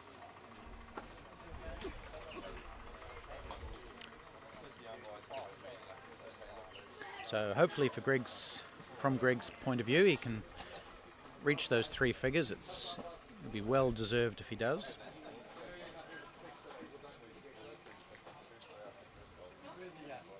What can New Zealand get? Maybe 370? Let's see. Rapson goes big. It's coming down towards us. Chance of a catch over the fielder's head for 6. Yet another straight 6 for Ben Rapson.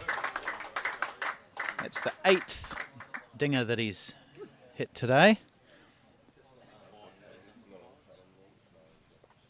I'll have to check what the most in an innings is. I'm pretty sure it was Abdul Razak's 193 that had about 10 sixes in it. Maybe that's under threat today. Rapson goes offside. They'll take 1 and come back for 2.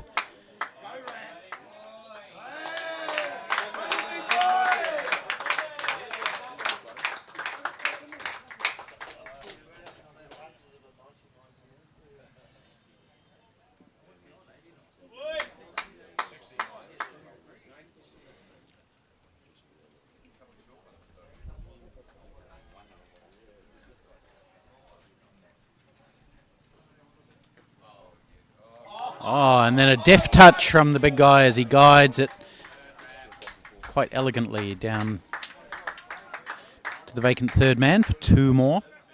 So again, Greg Johnson being starved of the strike.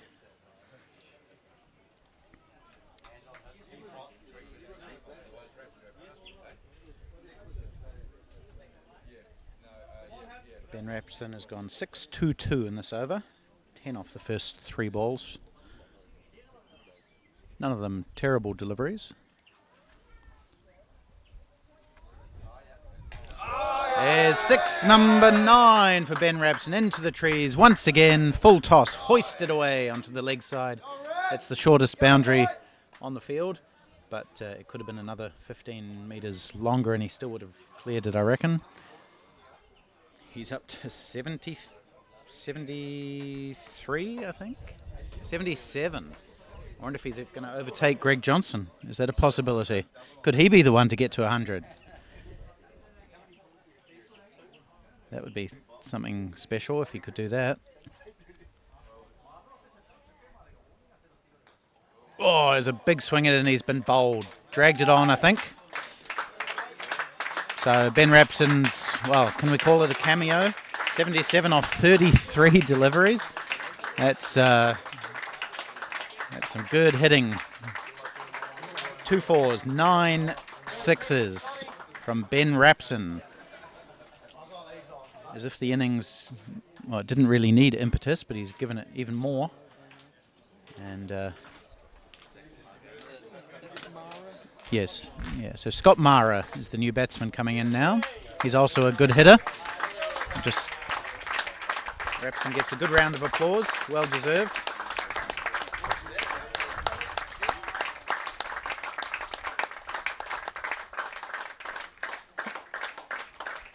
On the balls, Joe. 33.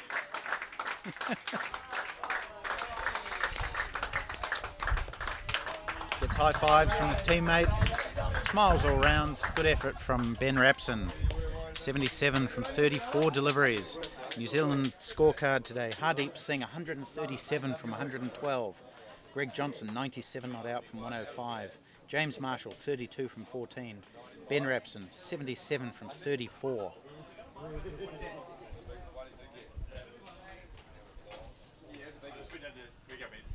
Quite extraordinary scoring. 368 for 3 with 7 balls left.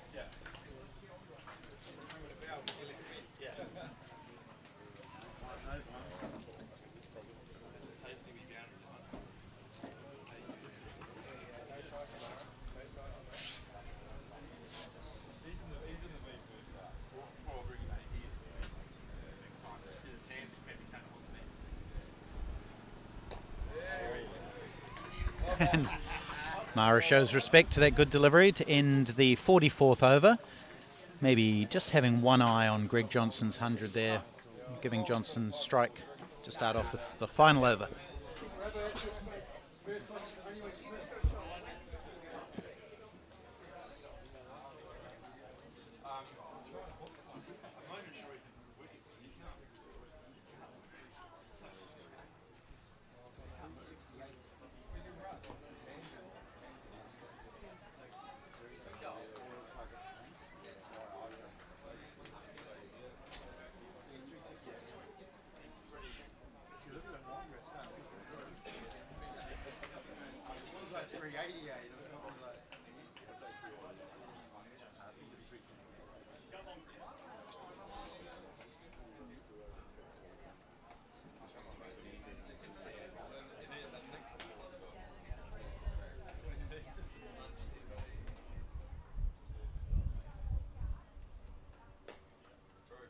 One to Johnson. He's going to try and push for 2. I think he should here. This is good batting from him, because that gives him the chance to get that 100 off this ball. He's up to 99 now.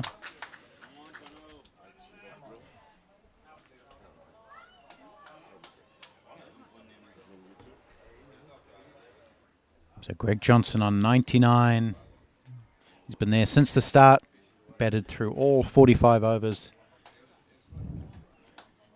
Played second fiddle to most of the other batsmen. There's a bit of a hush around the field now. Everyone anxiously awaiting to see if he can bring up those 3 figures. Not this time. Just tapped back to the bowler.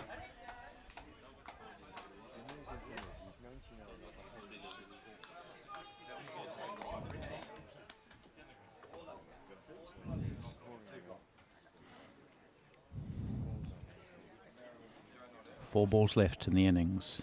4 balls for Greg Johnson to bring up 100.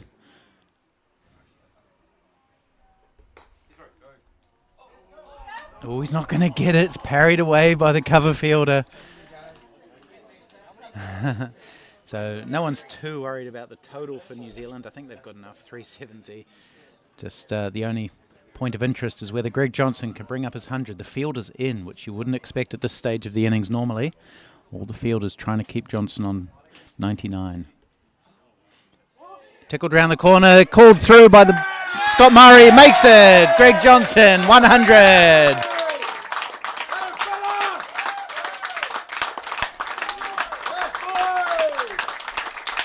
To the delight of the New Zealand teammates and all the other spectators, you can hear the applause behind me. Greg Johnson tickled the ball round the corner. Scott Mara said, mate, we're running this run.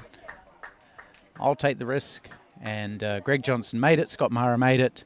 Greg Johnson, 100 not out from 109 deliveries, 6 4s and 1 6. What a wonderful effort from the Auckland man, transplanted South African. 100 on debut at this level. Congratulations, Greg Johnson. And Scott Mara celebrates by hitting the ball for 4. Down to wide long on. So the boundaries continuing to flow for New Zealand. There was a little bit of a lull as we went through that tension of Johnson's 100. But now Mara has pretty much free license to have a go in these last couple of balls. Is this the last ball coming up? Last ball coming up. So 375 New Zealand. What can they end up on? A bit of a tame finish. It'll just be a leg by to end the innings. But New Zealand end on 376 for 3 from 45 overs. That's 8.4 and over. I'll just run through the scorecard for you. Hardeep Singh scored a magnificent century with all sorts of crazy shots in it. 137 from 112, 19 fours and 2 sixes. Greg Johnson also scored 100, bringing it up in the last over. 100 not out from 109, 6 fours and a 6. James Marshall came and went, managed to get 32 off 14 with 3 fours and 2 sixes. And then Ben Rapson came in and played a scintillating innings. 77 from 34 with 2 fours and 9 sixes. Yep, 9 sixes. And Scott Mara at the end, 4 off 3. Here's the applause for Greg Johnson.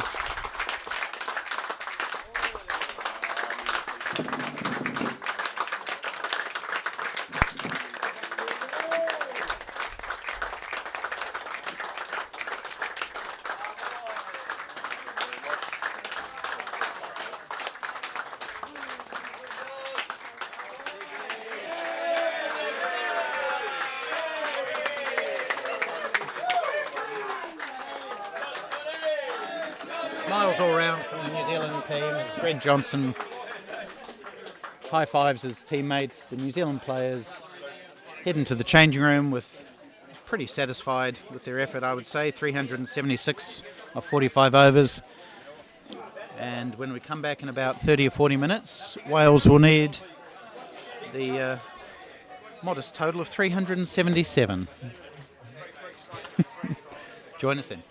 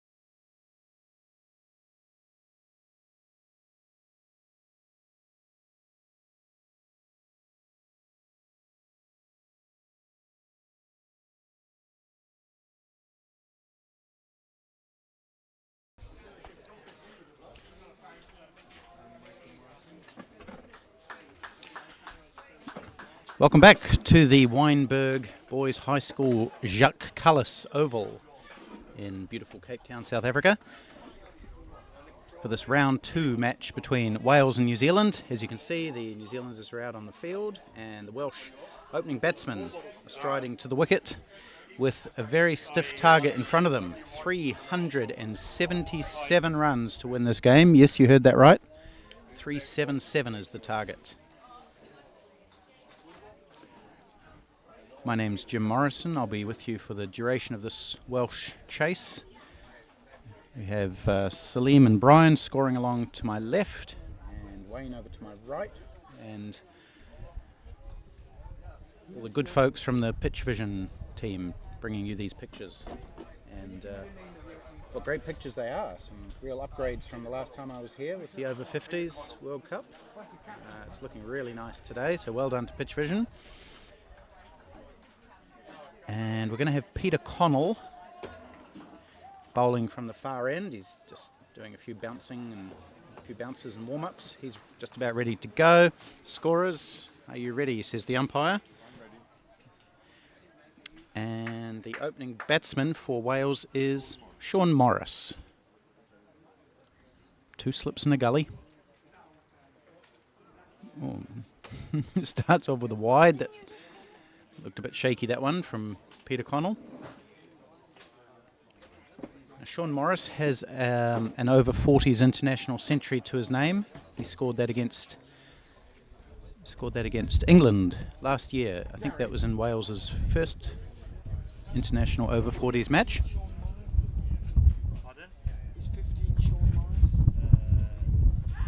Shout for LBW. Umpire's not interested at all. Doesn't even stand his ground to deny the appeal. Sorry, do you know who the second batsman is? Michael Martin. Thank you. Mickey Martin's facing. Mickey Martin's facing. I'm awfully sorry. Okay, so correction there. It's Michael Martin facing, and Sean Morris is at the non-striker's end. Sorry, my last name's Morrison, so I got confused there. It must have clipped something down the leg side, because anything down the leg side is a wide. In fact, Peter Tate, the umpire, just indicating subtly there that it clipped the batsman's trousers on its way through to the keeper.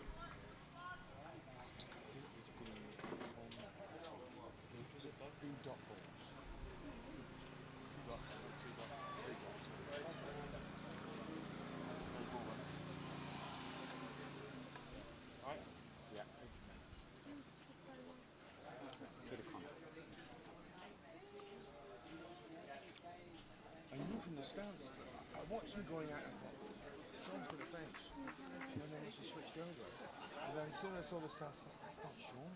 That's a good delivery from Connell, and Martin lets it through to the keeper, who is Bo Dench. There's a few members of this Kiwi side that we haven't mentioned today because they didn't get a bat. As New Zealand racked up 376 for 3, so only 5 of the New Zealand team have done anything yet, plus Peter Connell.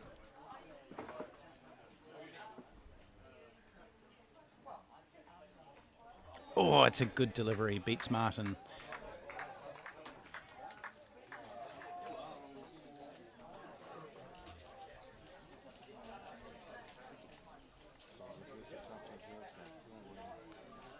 So already we're seeing more pace on the ball than we did from any of the Welsh bowlers.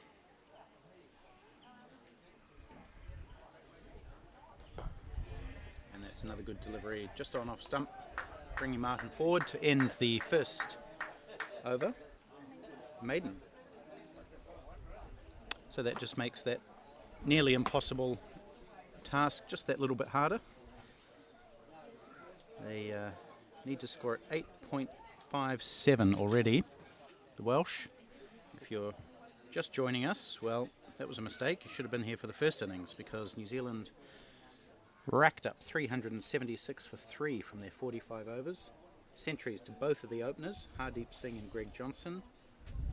And then Ben Rapson coming in at number 4, hitting 77 from 34 deliveries with no fewer than 9 sixes. Right, opening the bowling for New Zealand from the commentary end will be Simon Murphy. A couple of good Irish names to open things for New Zealand. Connell and Murphy.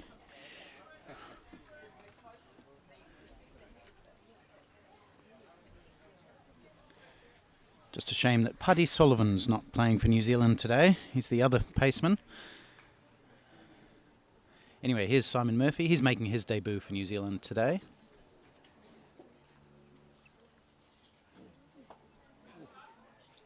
He starts his international career with a wide.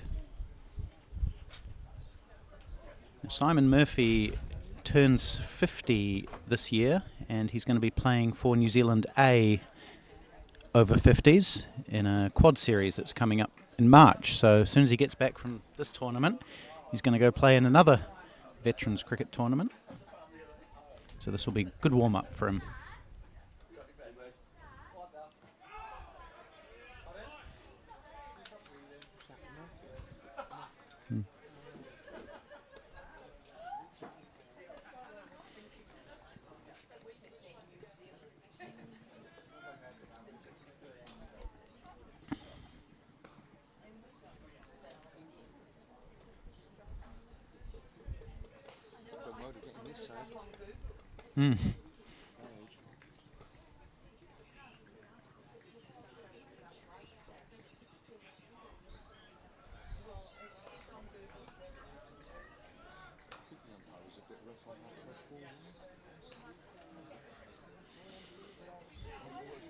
It's true, I'm not going to complain. Especially first ball.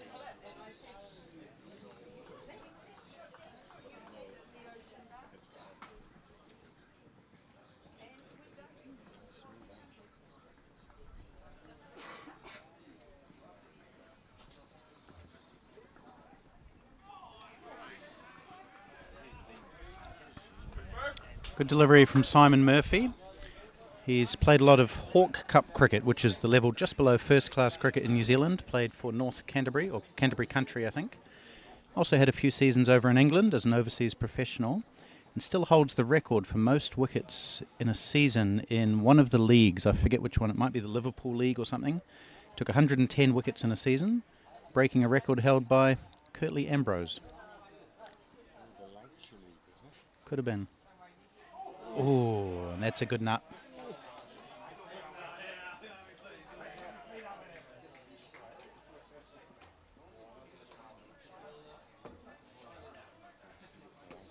Well, he was from Liverpool's not in Lancashire, is it? No, so I think he was somewhere near Liverpool. Yeah, one of the. I don't think it'll be the Lancashire League because that's one of the top leagues over there, isn't it? That's where a lot of the top professionals play. So it wasn't one of them, but it was still a good league.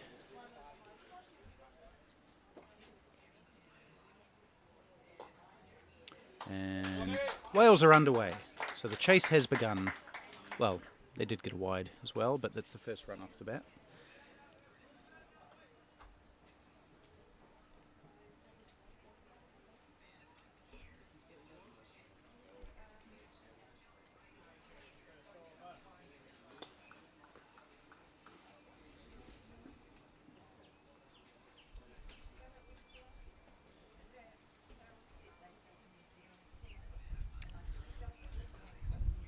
Aborted run up for some reason, not sure what happened there.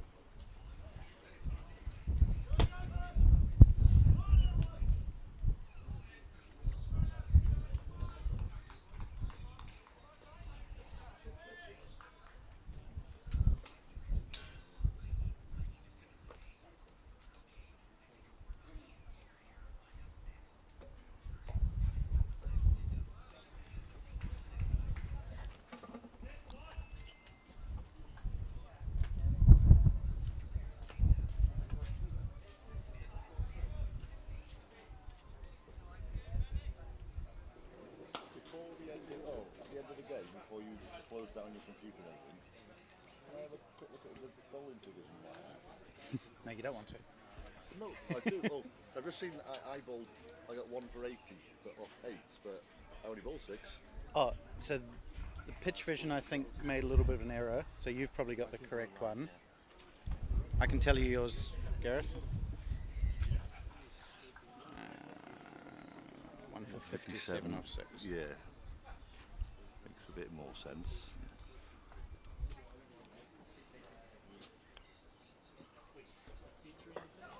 But you're right, I didn't want, they're not the best reading I've ever had.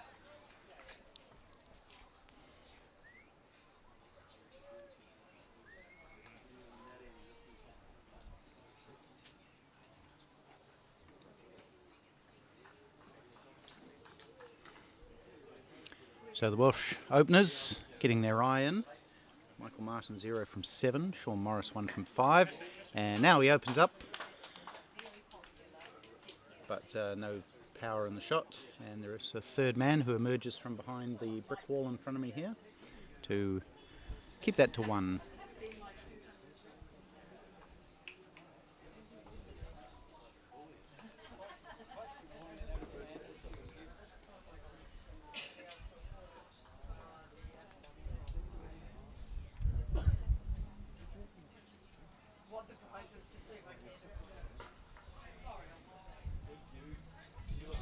Good bowling from Peter Connell. He's been pretty accurate so far.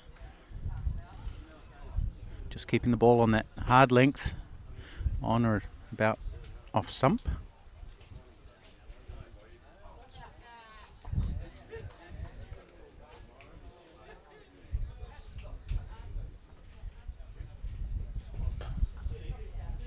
Nicely timed that time, and it's going out towards the longest boundary on the field. It'll be hauled in by Scott Mara, and the batsmen settle for 2.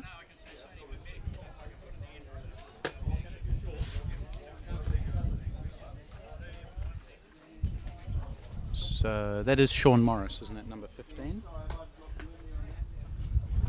Oh, no, Michael Martin, sorry. So he's off the mark now too with that 2.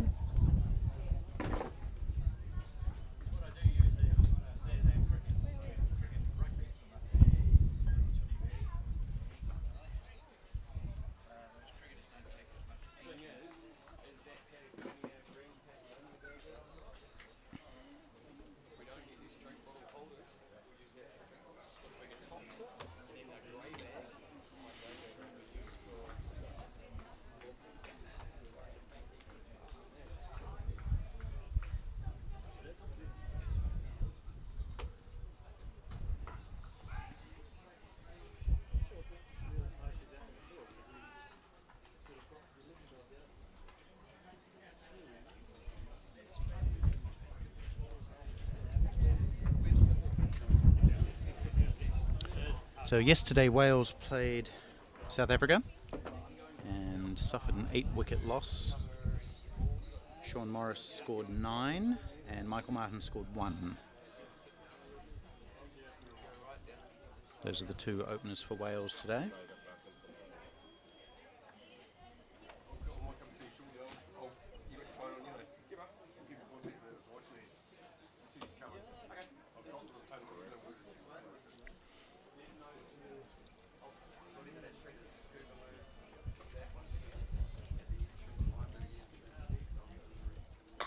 Big shot that time, over point, up the bank, 4 runs, first boundary for Wales. Width from Simon Murphy, and Sean Morris throwing the arms at it, hitting it over point for 4 runs.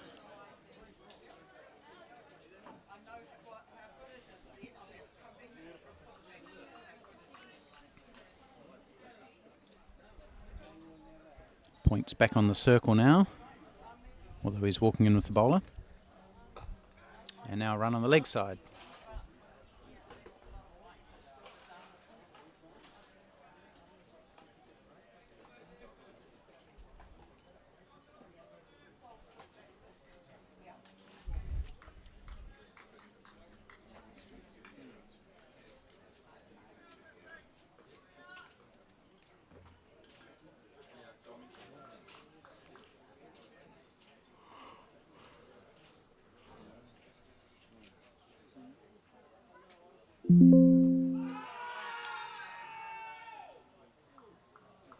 Bowler and the men behind the stumps keen on that LBW, but the umpire less so. And they do take a leg by. I think it might have been a little bit high.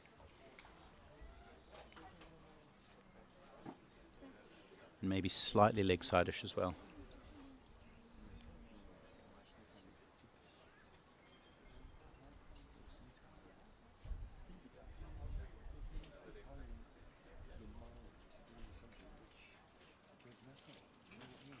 Oh, he's nearly dragged that back onto his stumps, but instead it's going to go down to the boundary at fine leg for 4. So a little bit of luck for Morris as he went to drive it on the offside. Ends up, yep, harrow cut, that's one word for it. There's some other, probably less PC terms for it as well.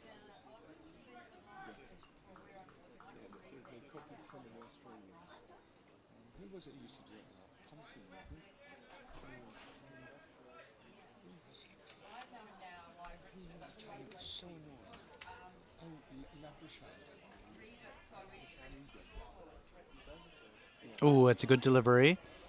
Morris just pulling the bat inside the line.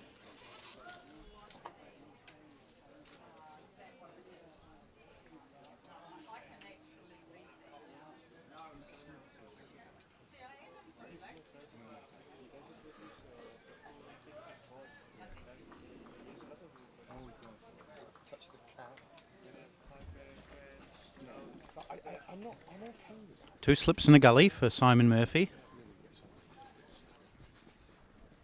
Oh, that's short, and it's over point again, and it's going to head out towards the boundary for the second 4 in the over. So too much width from the New Zealand opening bowler, and basically a freebie for Sean Morris. So it's actually the 3rd boundary in the over because there was that French cut as well. So let's see, are Wales up with the run rate yet? 19 after 4, not quite. They need 8.73. So that over going for about 13, that's what they need to do a lot more of.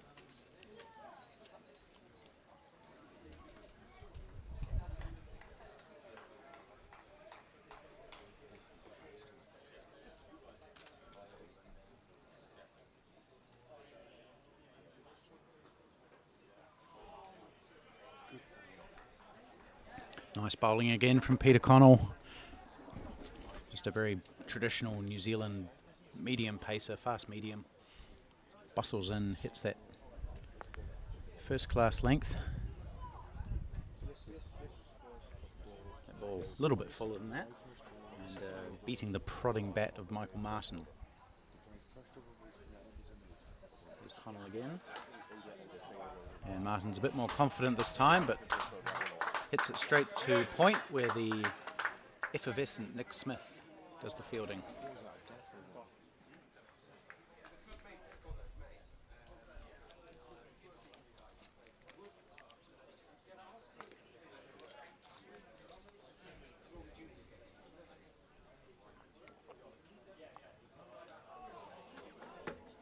It's another good delivery, catches the edge, down to 3rd man for 1.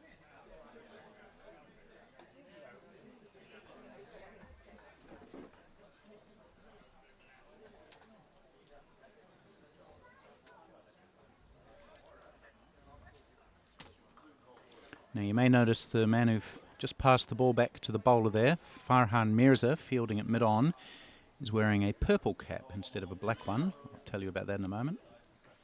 Oh, he's beaten again, Morris. Good delivery. So Farhan Mirza is wearing a purple cap because he is the leading wicket taker in the tournament so far. After taking 5 for 37 yesterday against India.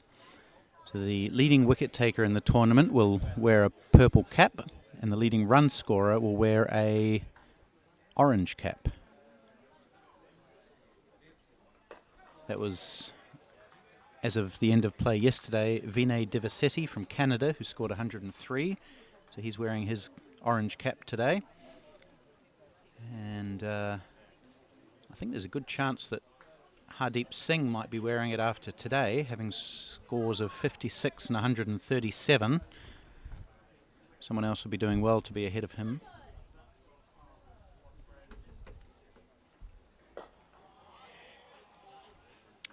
And I'm sure Farhan Mirza will be looking forward to bowling on this wicket and maybe extending his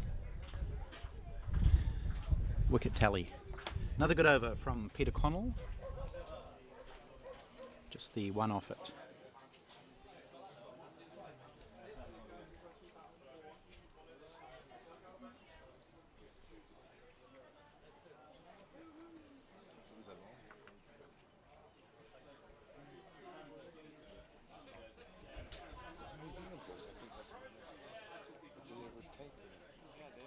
Did they do that here at the club for you? I'm not sure what happened there. No, I think they did it here.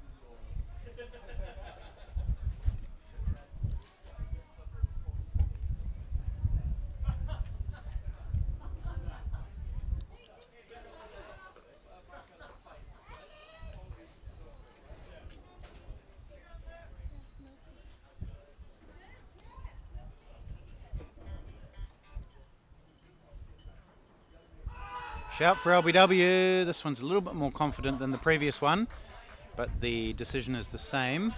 Not out and a leg by. Again, that one might just have been going down the leg. It looked very similar to the previous shout.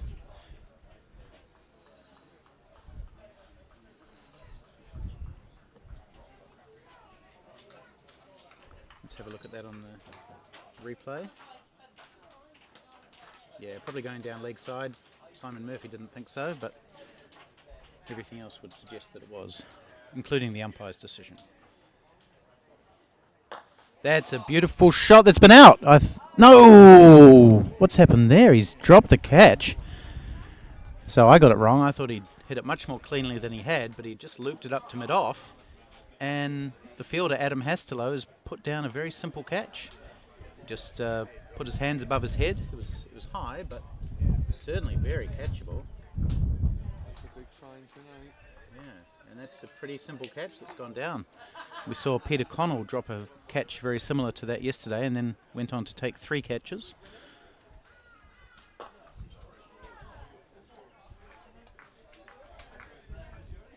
So Wales dropped a few catches today and now New Zealand have dropped one early on. Let's see how much that costs them.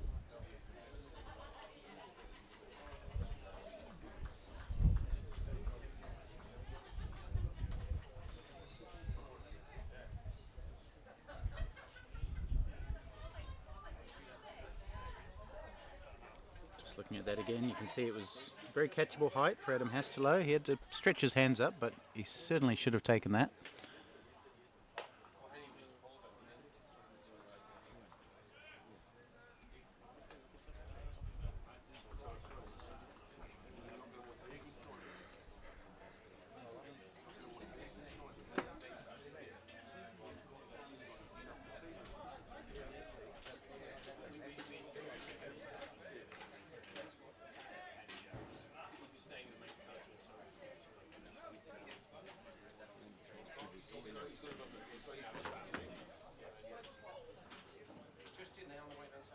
Ooh, it's a poor delivery. Short. And on the legs, or outside the leg stump. Just swatted down to long leg, so no great damage done. Now let's have a look at Australia and Namibia. Australia scored 319 for 4 in their 45 overs, and they have Namibia reeling at 53 for 5. It's a fantastic bowling attack that Australia have. But still, 53 for 5 is not going to threaten the Aussies.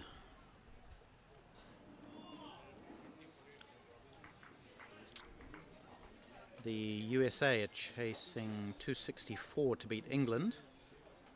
And they've made a positive start. They're 72 for 2, or 76 for 2 now, into the 12th over. So let's keep an eye on that one, see how they do. India scored 256 against UAE, and UAE just 7 overs into their chase, 27 for 1.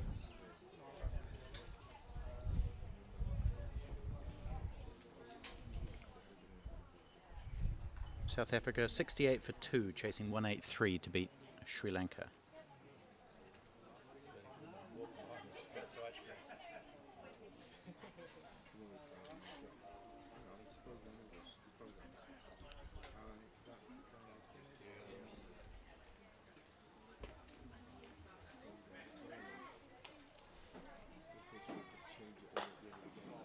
Good shot down the ground. Oh, look out. There's a couple of spectators who had to take evasive action as that ball has gone for 6. Great shot from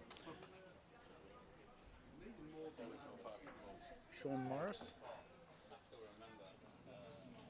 Put the pie thrower away.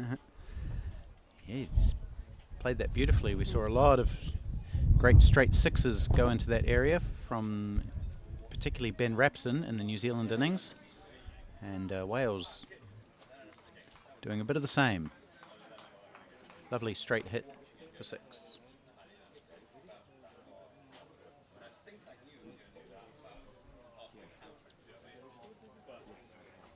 Oh, and that one's through the slip cordon down to the boundary for 4. So good comeback from Peter Connell, finding the edge, and it went between first and second slip. So 10 off, 2 balls to start this over. That's what Wales need, that sort of rate.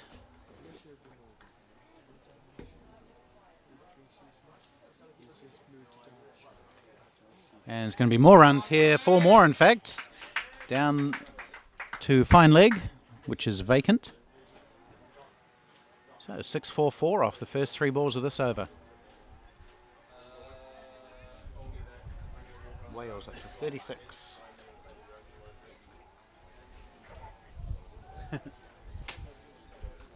Long way to go.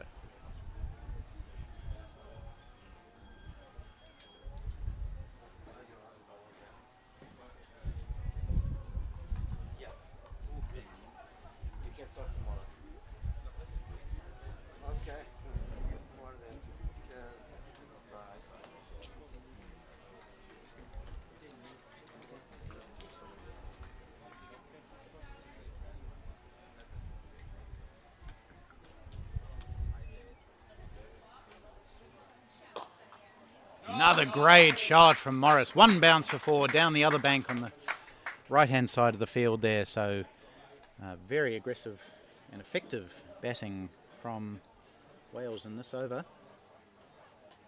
What's it gone? 6-4-4.4. 18 runs so far.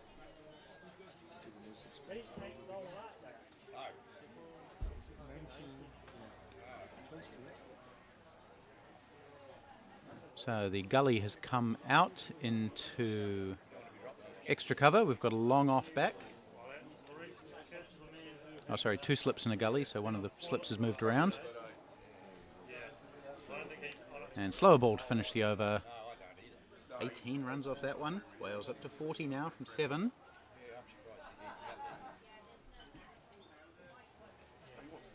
Looks like the one of the Weinberg boys cricket teams. Do you reckon it might be the first 11, Wayne?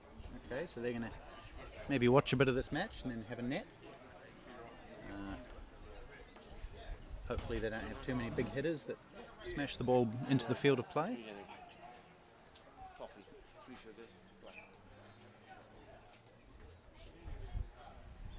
If it is the first 11, there's probably some good players in there. This is a strong cricketing school. The likes of Jacques Cullis and Garth LaRue have attended.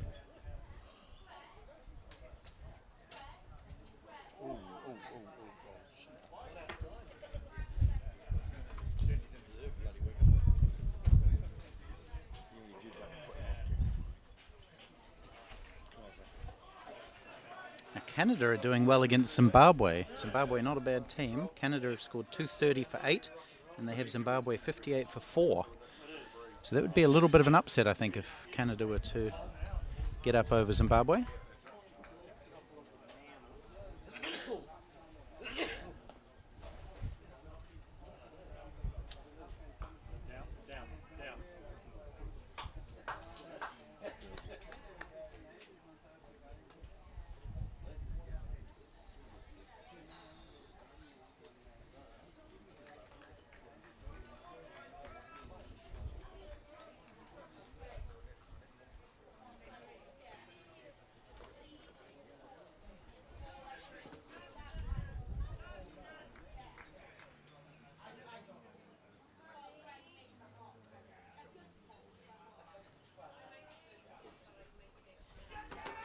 Shout for a catch.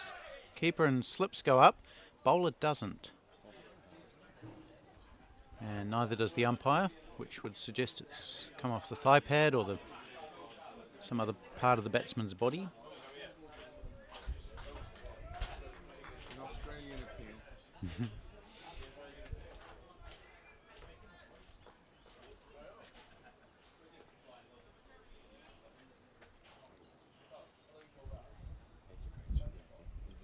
It's very, very hot.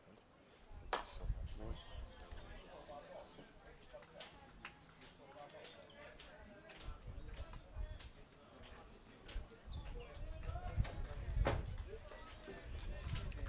So some good news for Wales. They're ahead of what New Zealand were at the same stage. New Zealand were 38 without loss after 8. Wales 40 without loss.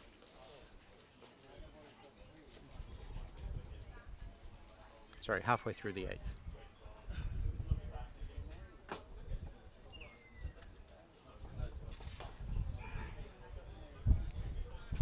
So good steady start from the Welsh, mainly from Sean Morris.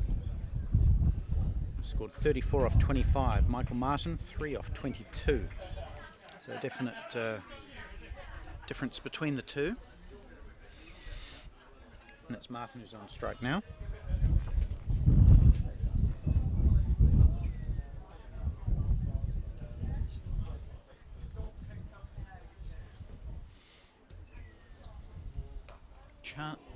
Edged again, up past the diving Ben Rapson at slip.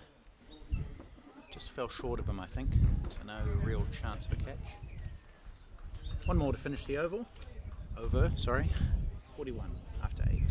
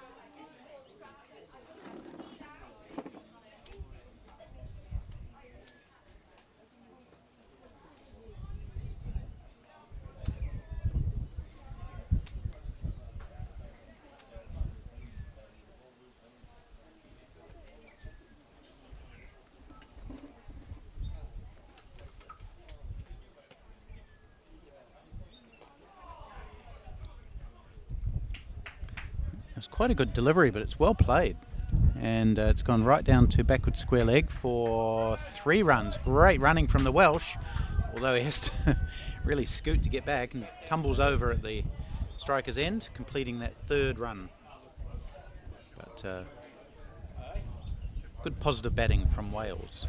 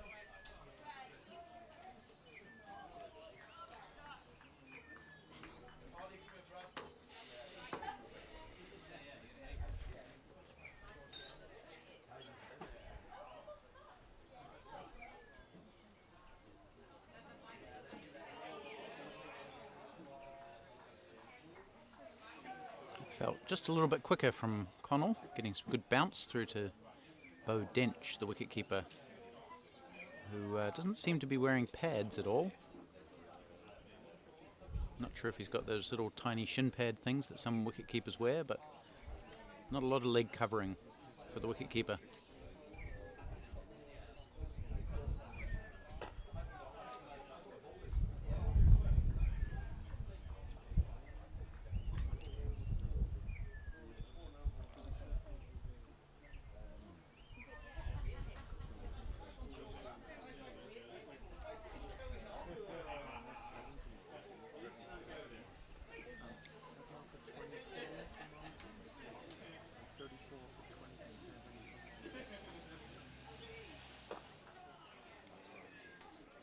Much better over from Peter Connell, 5 dots and a 3.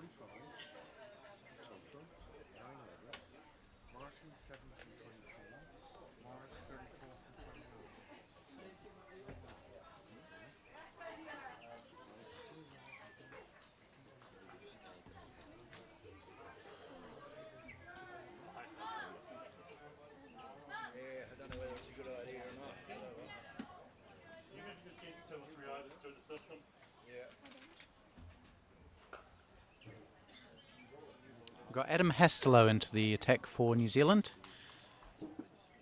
One Cantabrian replacing another.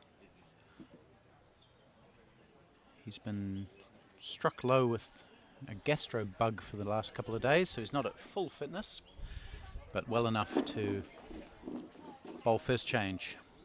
We'll see, speaking of changes, we'll see a few changes of pace from Adam. That's his specialty. That has gone with some pace out to the boundary for 4. Cut away nicely by Michael Martin, who has been a little bit slow to date, but latched onto that short wide delivery.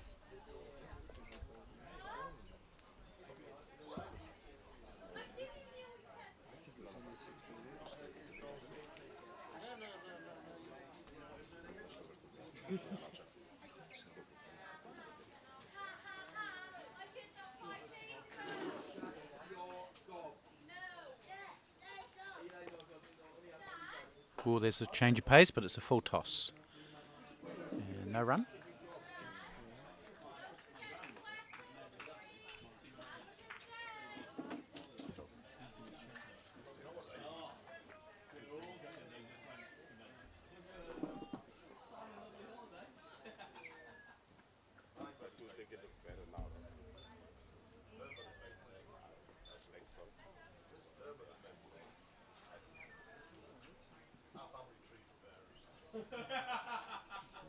Not intertwined.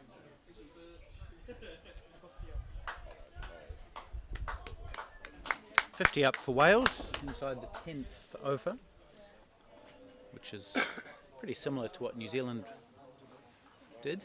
I think they reached theirs in either the 10th or 11th. Another wide.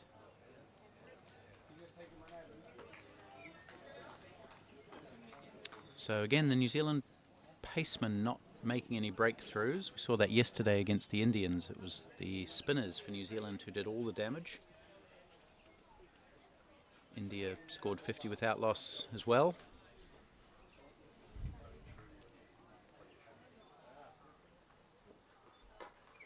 But the introduction of spin made a big difference. Will that be the case again today?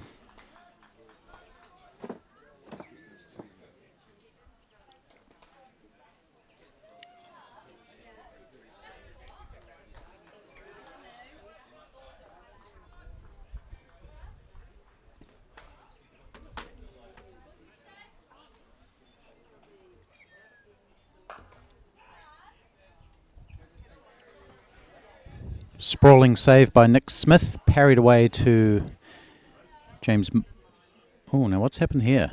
This could potentially. I don't know if the batsman's watching here, but the ball's not dead as far as I can tell. I think that might have Should that be? Should that be 4? When is it dead? Isn't it dead when it goes back to the bowler? I'm not saying it should be 4, but I'd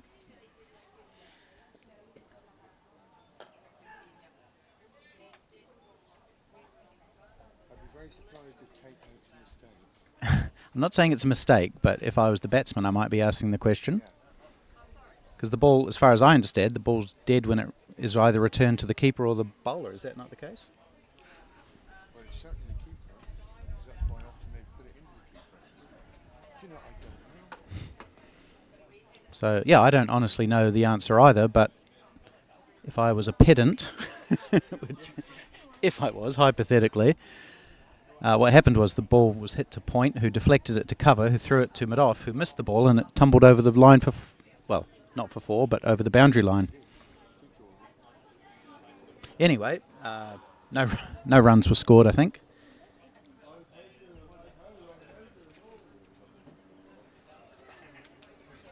If you do know the answer to that question, pop it into the YouTube comments.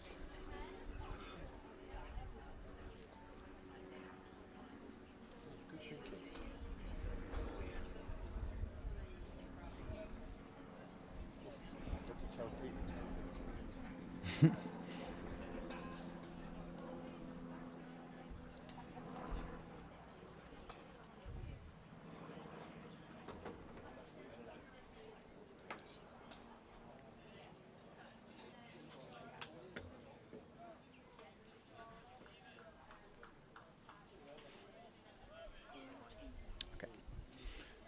Change of bowler, Juan Lemaitre. Bowling some off spin from the far end. What should we call that end? I called it The north end. Alexis, I'm going to let you name that far end. You have a wee think for a moment. Whatever you decide to call it. The what? Weinberg end? Okay. I think we can do better than that. I suck at GPS locations, so I'm not even going to try name it. Okay, fair enough. Well, The side screen side. the side screens at both ends. True. Okay, Juan Lemaitre. He's making his debut for New Zealand, so let's give him a little bit of focus. He's also a South African-born player, just like Greg Johnson, who scored 100 on debut today, so maybe that'll give some luck to Lemaitre. He bowls off spin, always bowls around the wicket, interestingly. So it creates an interesting angle. Now, Brian, how's your French, mate? What does maître mean? The only context I know it in is maitre d', as in a restaurant. Is that what that means? Another question for the YouTube viewers to answer, maybe? Where is that dog? There's a dog spectating patiently.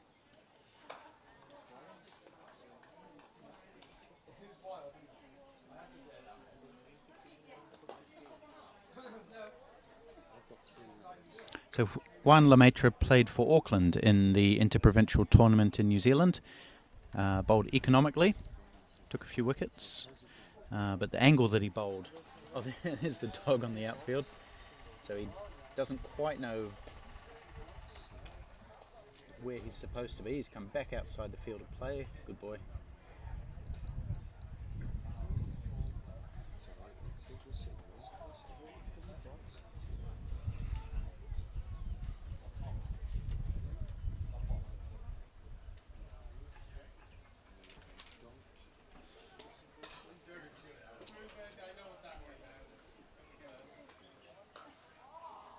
Beautiful shot, out to the boundary, that won't be stopped, 4 runs.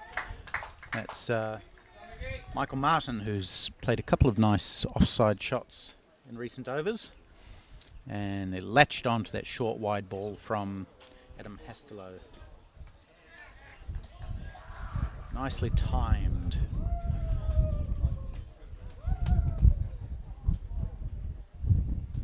It's a better delivery from Hastelow. confirm Dog's back on the field now. He's well away from the action, so that's okay for now. And I've also checked. Maître means master in French, so you had said servant, which is a little bit different, but the opposite in fact.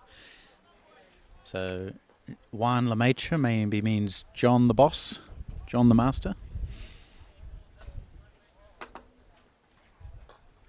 Slower delivery from Hastelow, but again a little bit over-tossed.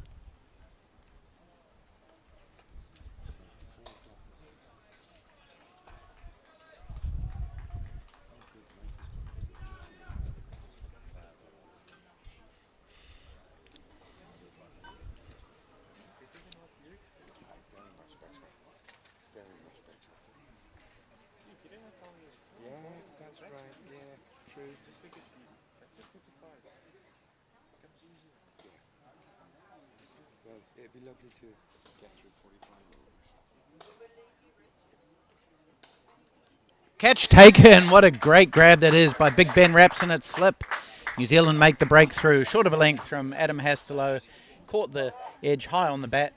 Flew to first slip where Ben Rapson dived down to his left. He's a good pair of hands in the slips as Ben Rapson, and that was an excellent grab.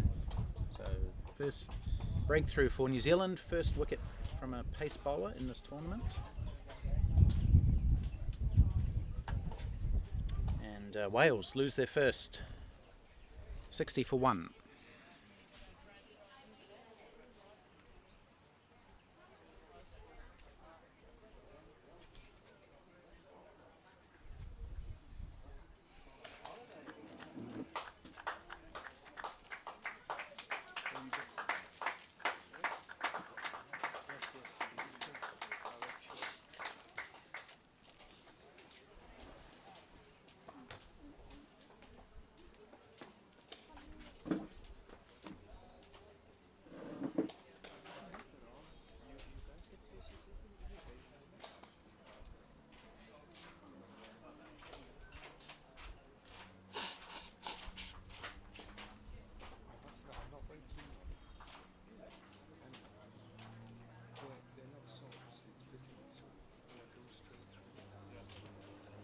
So Simon Holliday, the doc, he's in at 3.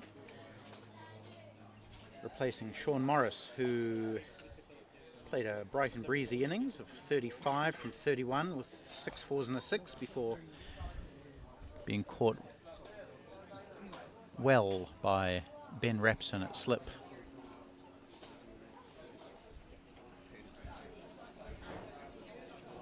Off the bowling of Adam Hastelow, who played for New Zealand last year against Australia. Let me check what his stats were in that tournament. Took 3 for 14 in that series, so he's got a pretty good bowling average, Adam Hastelow. Bowls a bouncer, an attempted hook shot from the new man. Doesn't connect.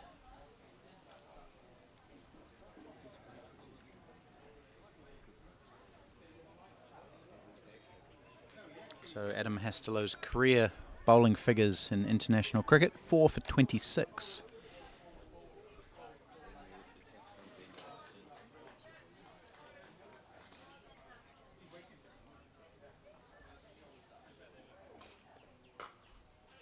Oh, it's a flourishing off drive.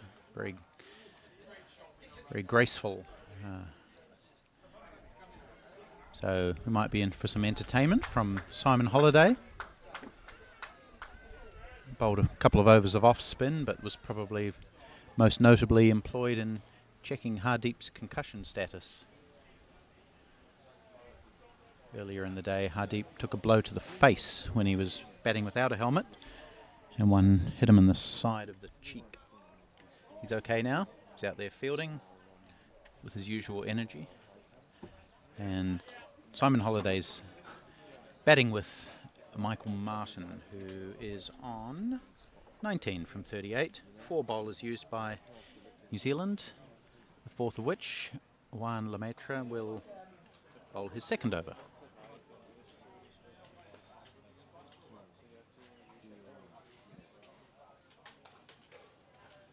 There's Scott Mara on your screen. I'm not sure we'll see him in the bowling attack. He does bowl leg spin, and he perhaps might get a couple of overs if the game is in hand. But in the meantime, it's debutant Lemaitre, and we'll no doubt see Farhan Mirza, the purple cap holder, and Ben Rapson might get a bowl as well with his off spin. Also even Hardeep Singh maybe, who bowls a few licorice all sorts. And Nick Smith, of course, how could I forget Nick, the left arm spinner.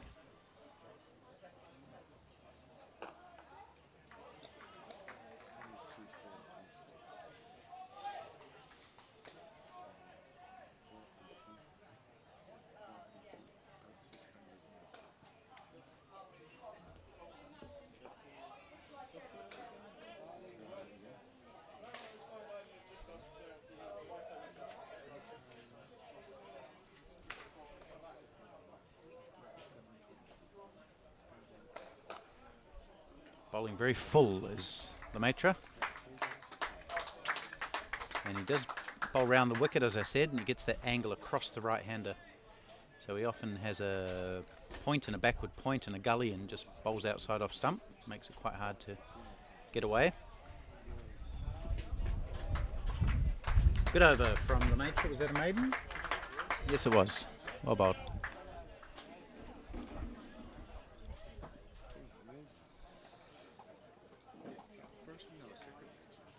Yeah, the first over of the innings was a maiden. Was that? Okay. Okay.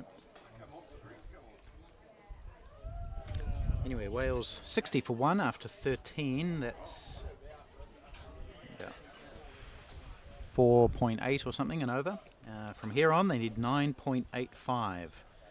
317 off 193 balls.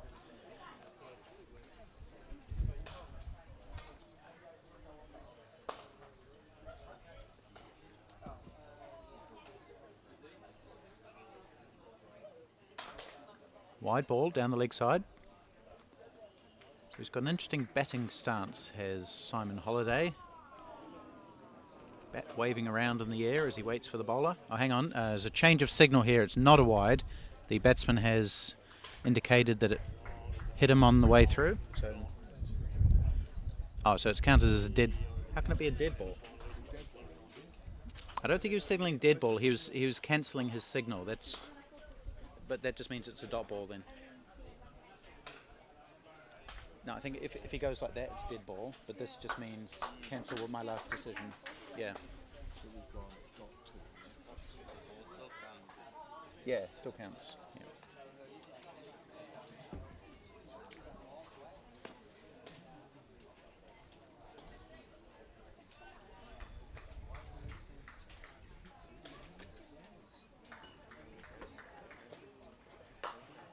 Nice and full from Hastelow, and all Holiday can do is dig it out.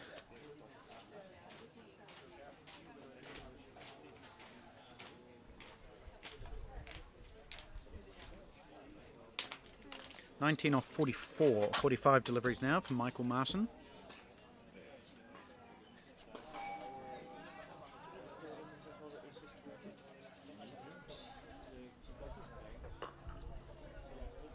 Hastelow does bowl quite a few short deliveries, but they're usually quite well directed. It's a good weapon that he has, along with his slower deliveries. So he's known for his change of pace.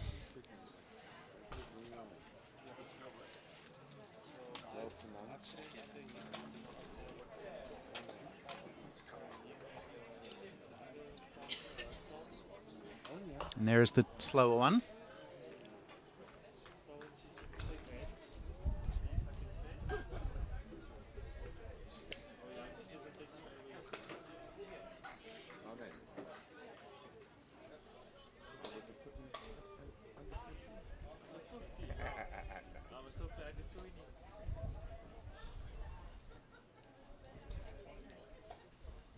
Oi, that's been hoisted away. He's going to be caught. Dropped catch. Oh, he had it in his hands, did Scott Mara.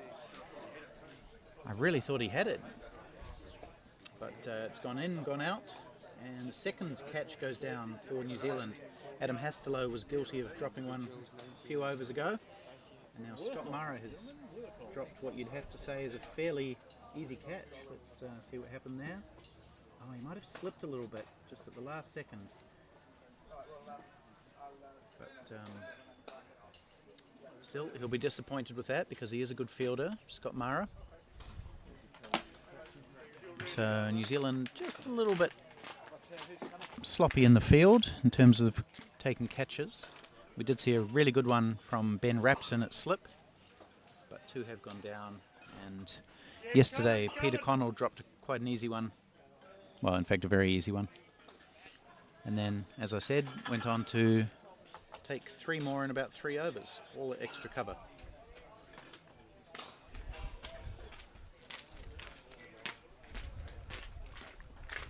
This guy get any wickets yesterday?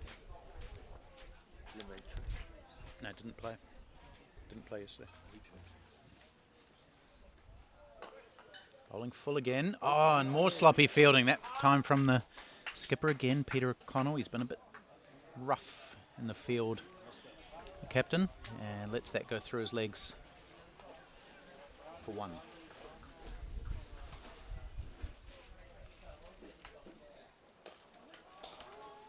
So that's one area of the game that they'll need to tidy up, the Kiwis. As the tournament progresses, fielding will become more and more important.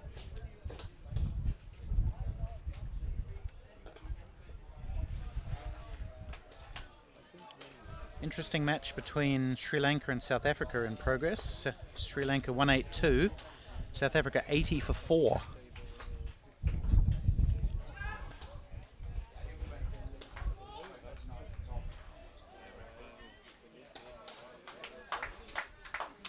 South Africa are hot favourites for this tournament. They need 99 off 150 balls, so that bit's fine, but they've lost 4 wickets. So a couple more and it could be game on there.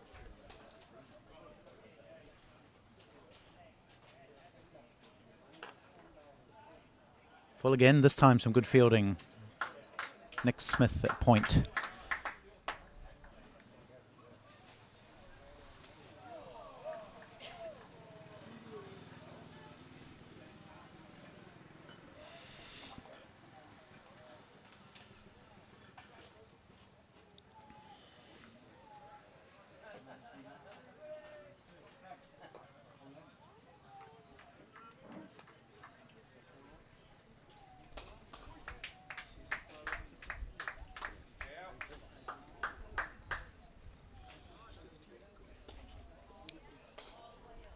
Another good over from Juan Lemaitre. He's got none for 5 from 3, so that's pretty good in the context of defending 376. And that takes us through to the first drinks break. 15 overs gone, 65 for 1. Wales chasing 377 to beat New Zealand.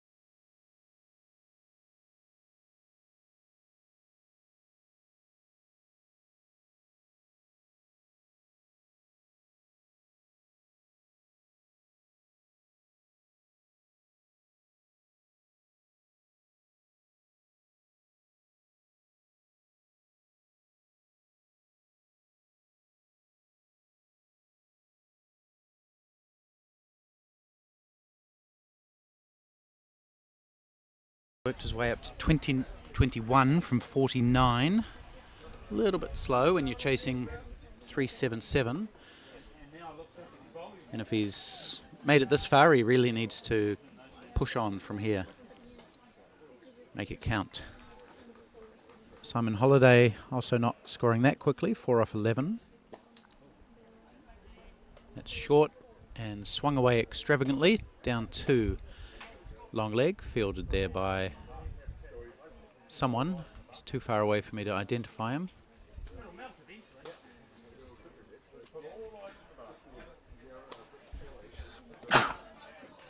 Excuse me.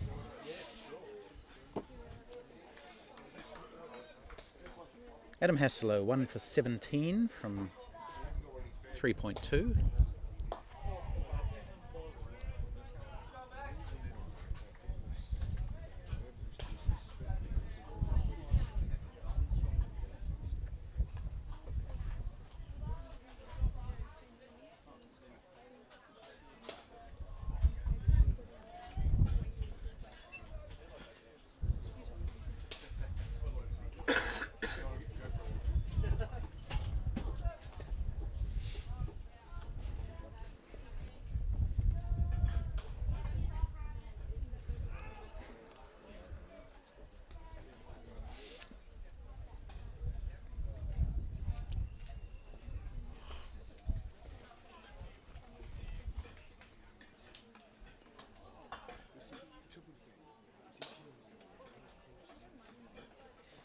Pretty close to the leg stump, that last delivery from Hasselow, but anything down the leg side is a wide.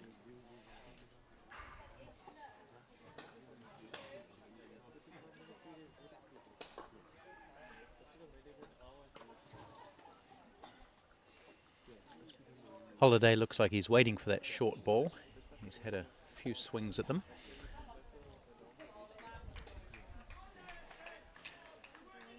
One slip in place, there's a third man, a point on the boundary. Who else? It's the only ones I can see riding the boundary. Oh no, there's a deep backward square leg.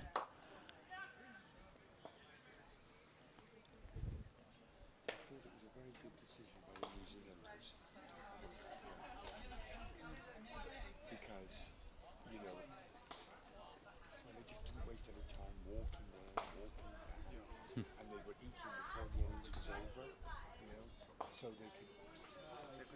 could start a little warm up. Good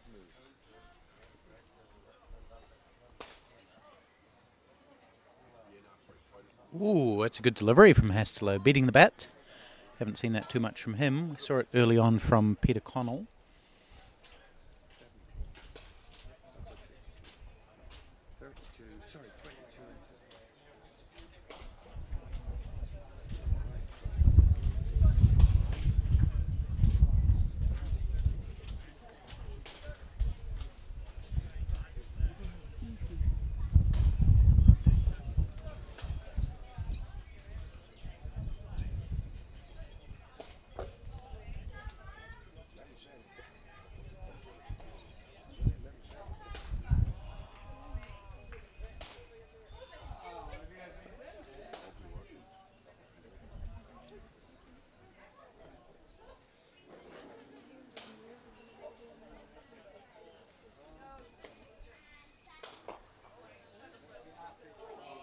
Ooh, over the top for 4.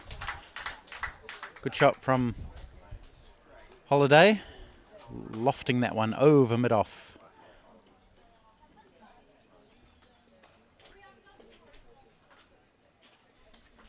Looking good there, Wayne.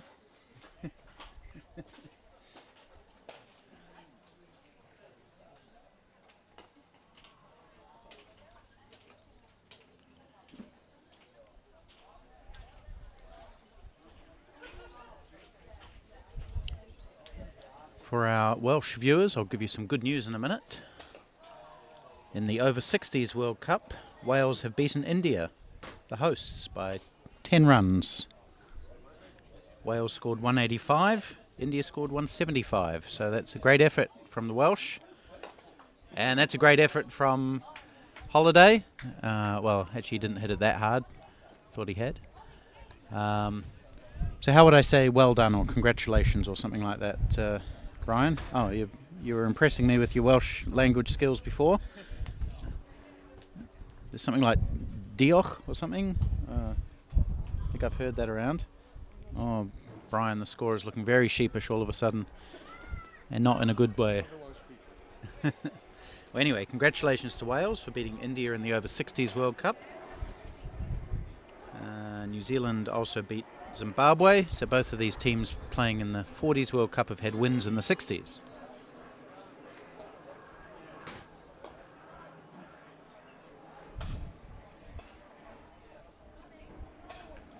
One more score that I'll give you from the Over-60s World Cup. We had a tie between Sri Lanka and West Indies.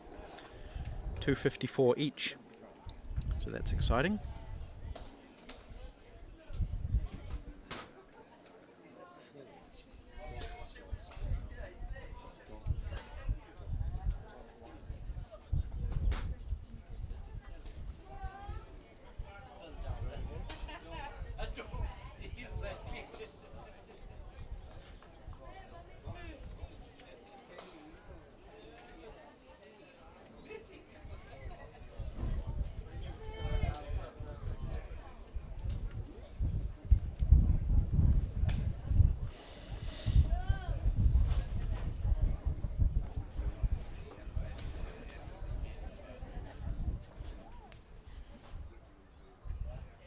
Alright, Adam Hastelow, 1 for 20, bowling into his 5th over. Full toss, hit straight back to him.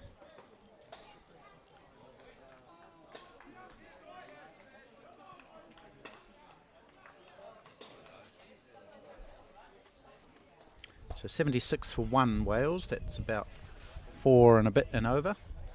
They need a lot more than that. They need 300 more runs, 301 more runs from here. Full toss again, swung away for 4, that'll help. And it's a no ball as well, that'll help even more. Sorry, it didn't go for 4. I thought it was going to. Just 2, but it is a free hit because it was too high.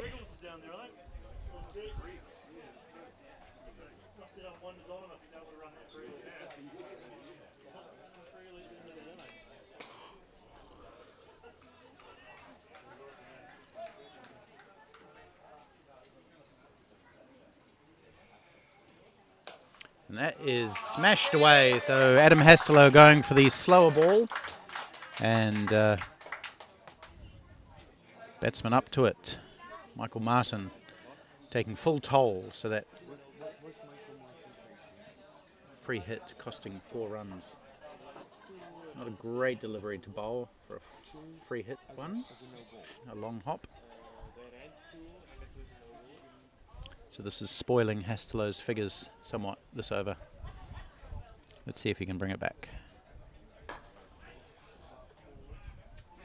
I don't think it'll be too long before we see Farhan Mirza into the attack. Maybe Ben Rapson.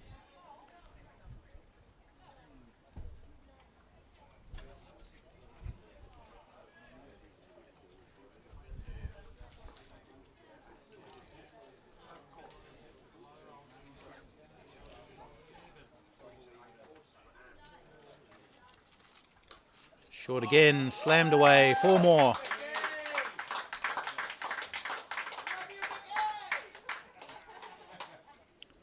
So Michael Martin is moving into his work now. He's up to 33 now.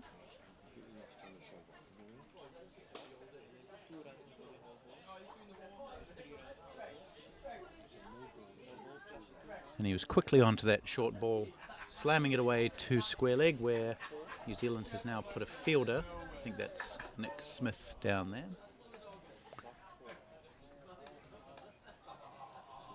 More runs. I think this is one is going to go for 4. It might be off the pad. It is. But it's another boundary in the over. How many is that? 3 now.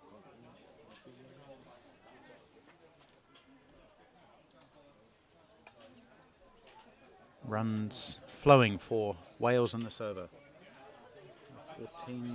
14 of them. 14 runs in this over.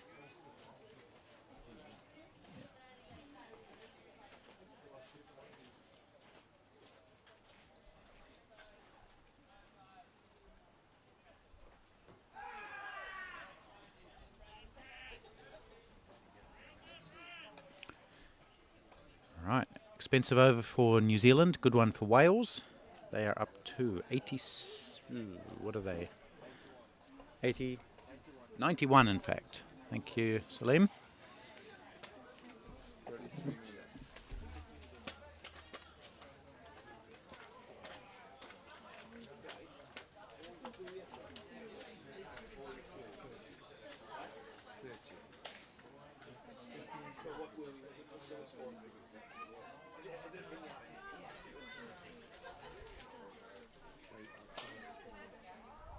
Yeah, hang on, just give me a second.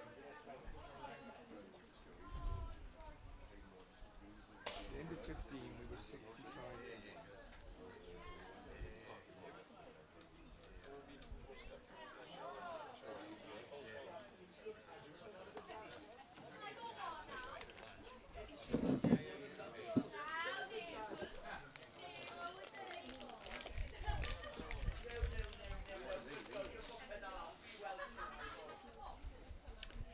Lemaitre continuing from the Weinberg end. And Holiday just bunts it down the ground for another single. Lemaitre's bowled well, none for 11 from 4 overs. That's just 2.75 and over. Good economical bowling from the Auckland man.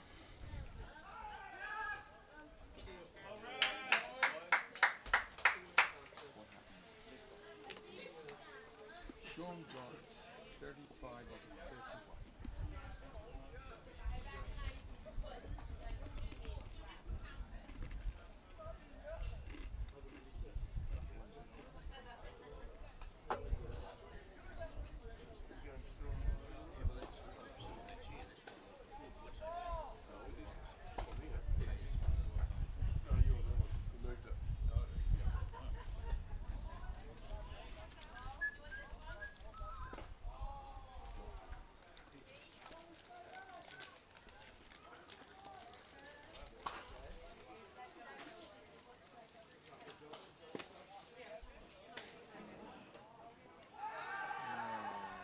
Shout for LBW, but it may have pitched outside leg. With the angle that he's bowling around the wicket, there is always a good chance that it will pitch outside leg.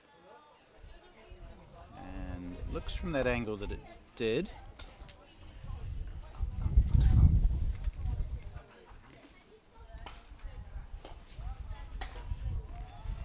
Nice fielding from James Marshall, sprawling away to his right, stopping a run. End of another good over from John the Boss, Juan Lemaitre.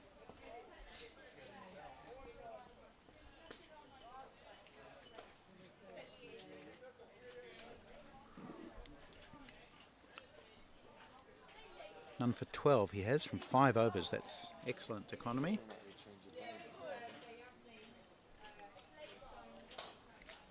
And I think we're going to see another economical bowler come into the attack. Nick Smith, number 22 for New Zealand.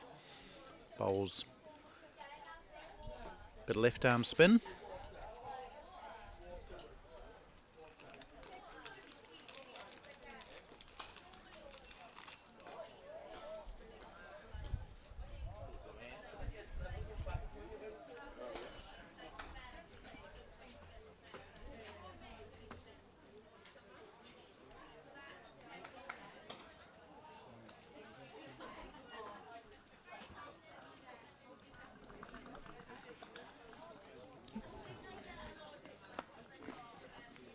Plays for the districts side in the New Zealand competition, which is made up of basically most of the centre of the North Island, if you know your New Zealand geography.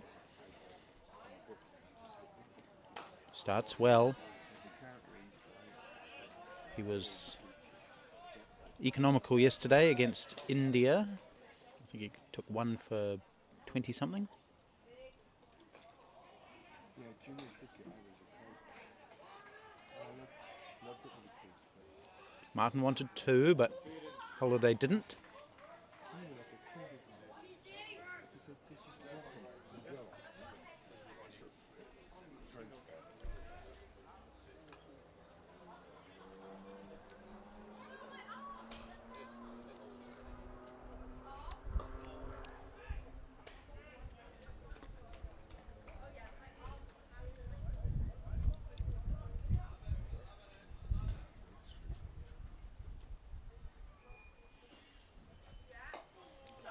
Nice bowling from Nick Smith, not giving the ball too much air, just dropping it right on middle and off. Middle.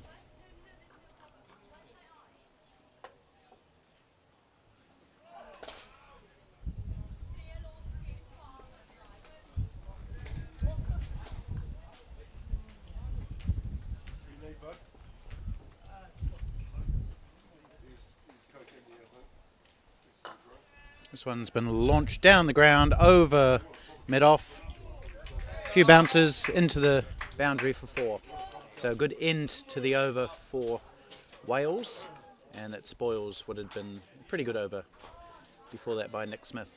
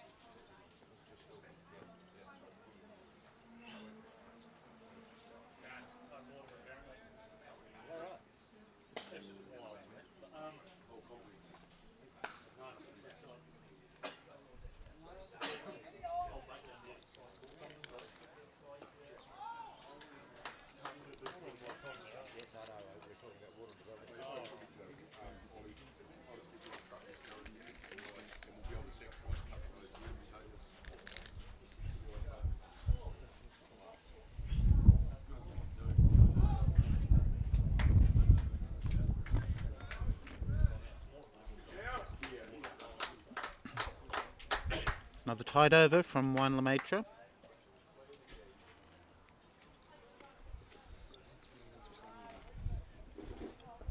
Just 13 off his 6 overs, that's 2.17. And just wondering what the Welsh tactics are here. They seem quite content to block out Lemaitre, but then there's the occasional big shot. So are they trying to attack this total? Are they just trying to improve their net run rate? Are they just looking at this as batting practice?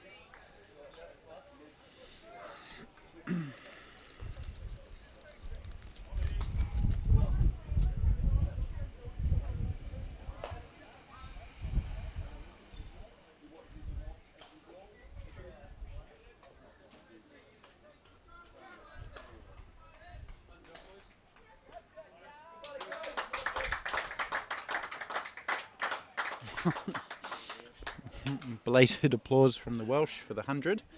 Distracts the players, and Nick has to restart his run up. So 100 is up for Wales after 21.4 overs.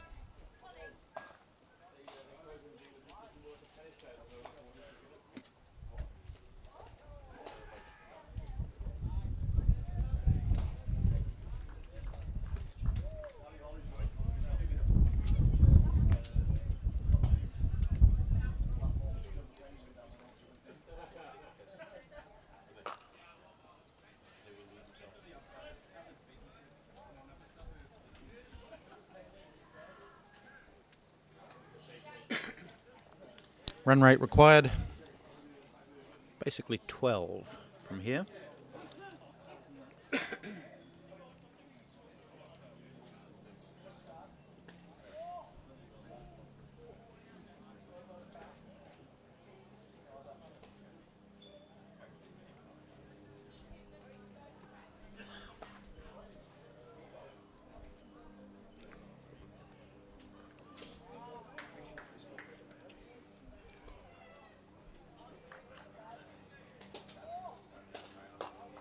There's a good strong shot down the ground into those trees again that have taken a hammering today. 6 more.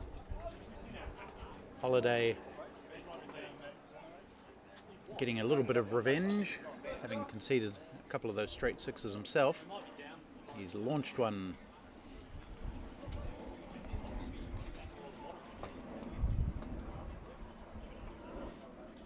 Third six of the day, second for him. Now he's on the sweep, but he won't beat Simon Murphy.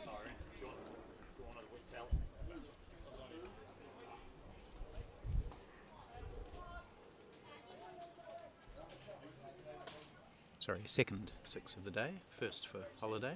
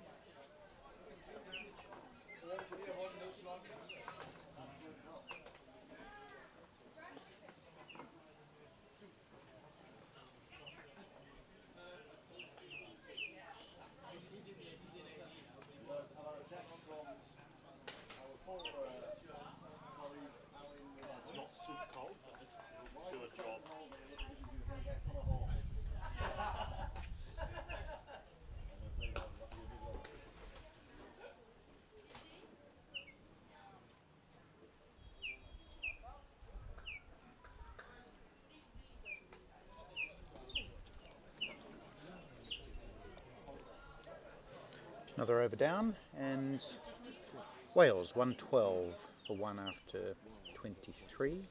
Michael Martin on 39. Simon Holiday on 24.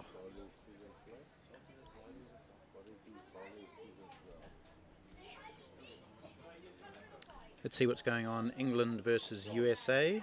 England scored 263, USA 124 for 5, so they need 140 off 101. That's 8.3 and over. That'll be tough. 2 wickets for Darren Stevens, Wisden Cricketer of the Year a couple of years ago.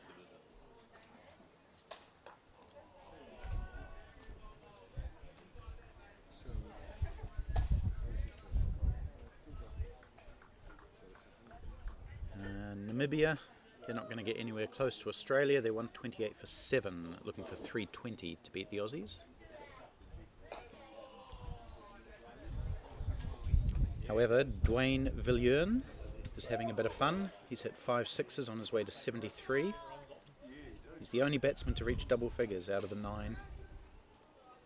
Ooh, that was kept low.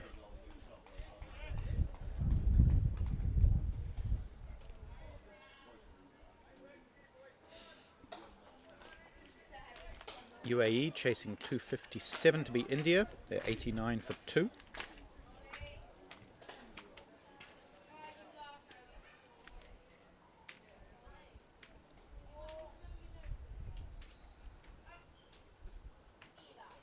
Oh, nicely bowled by Nick Smith. That one turned a little bit.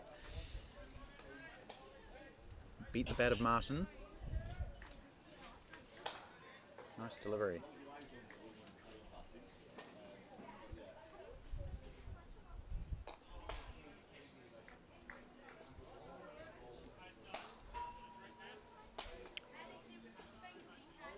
And Sri Lanka, South Africa, that might be the closest match that we're seeing today. Not that it's that close. Sri Lanka 182, South Africa 136 for 5. So they only need 47 from 16 overs. That's fine, that's under 3. But they have lost 5 wickets, so if they lose a couple more, Sri Lanka will feel they might have a chance. Jonathan Weerasuriya having a pretty good day for Sri Lanka. He's got 2 for 11 to follow the 52 that he scored with the bat.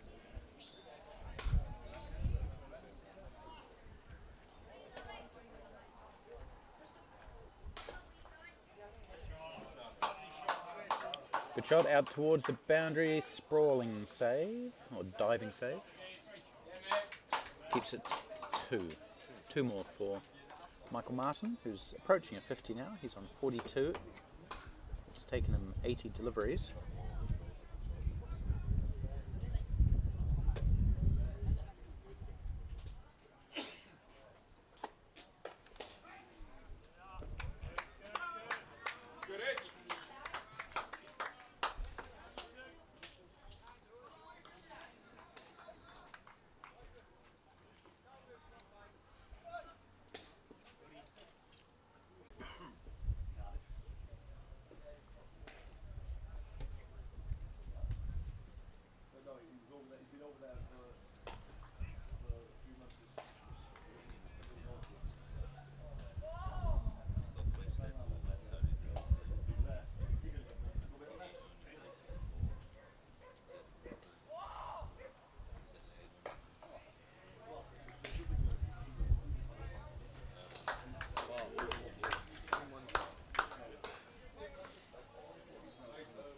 And just quickly, the final match, which I haven't talked much about. It's Canada versus Zimbabwe. Canada scored 230.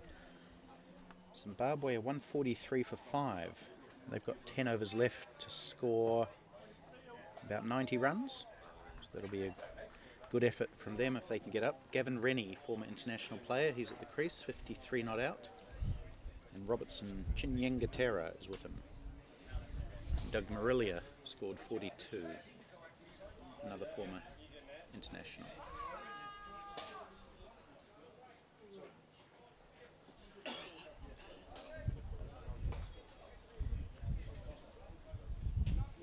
Nick Smith has bowled 3 overs for 8, and he'll start his 4th.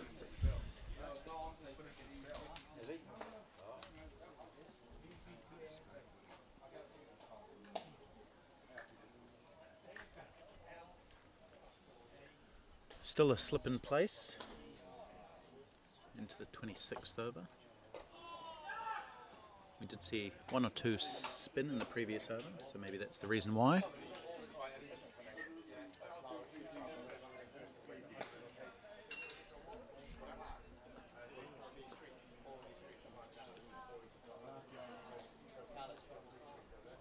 Bowled him! Tries to swing it away over mid-wicket. Misses. Nick Smith hits. He's been accurate all day today. And finally, something breaking. And in this case, it was the wickets of Michael Martin, who had batted a long time. 84 deliveries he faced for 41, so couldn't get the strike rate over 50. And finally, that 56-run partnership comes to an end with Michael Martin bowled by Nick Smith for 41.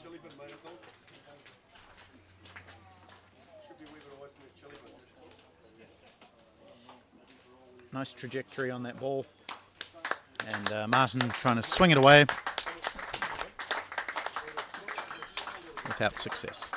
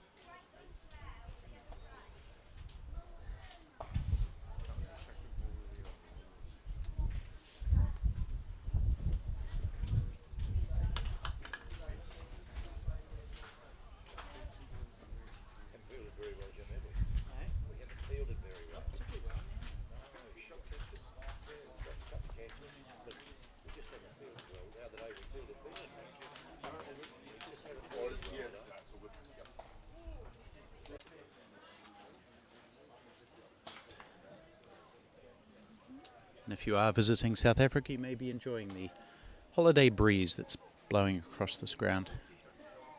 Meanwhile, Nick Smith, he's going to come over the wicket to the left-handed James Brees.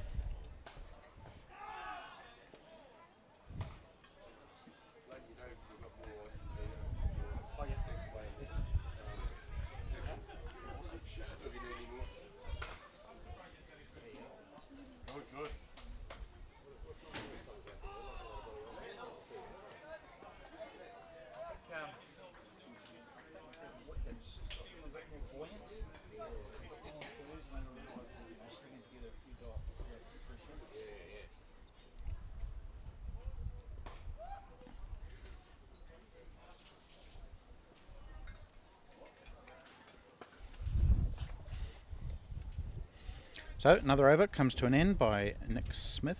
He has 1 for 10 from 4 overs.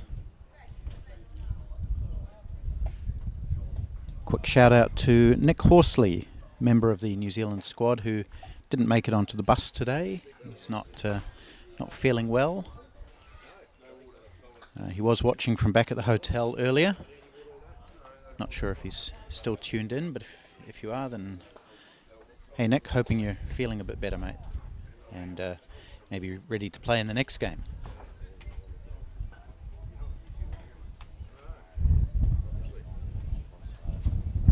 Juan Lemaitre has 1 over left in his spell.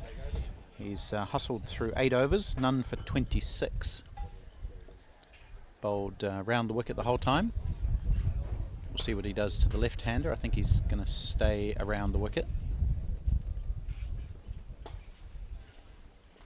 Playing his first match for New Zealand, Lemaitre.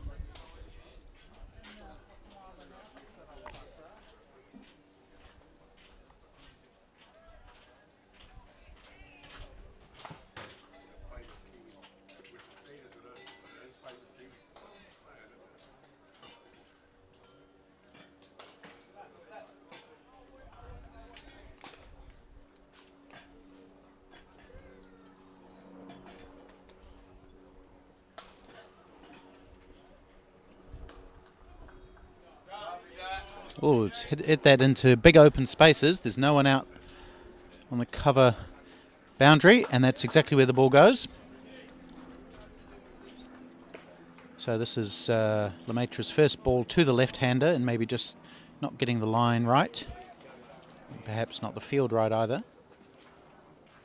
Looks like they are going to stick the man who chased that ball. They're going to tell him to stay out there. That's Adam Hastelow. Probably a good choice.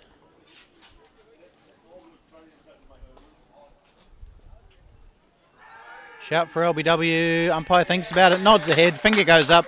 Juan Lemaitre takes his first international wicket. He's happy about that.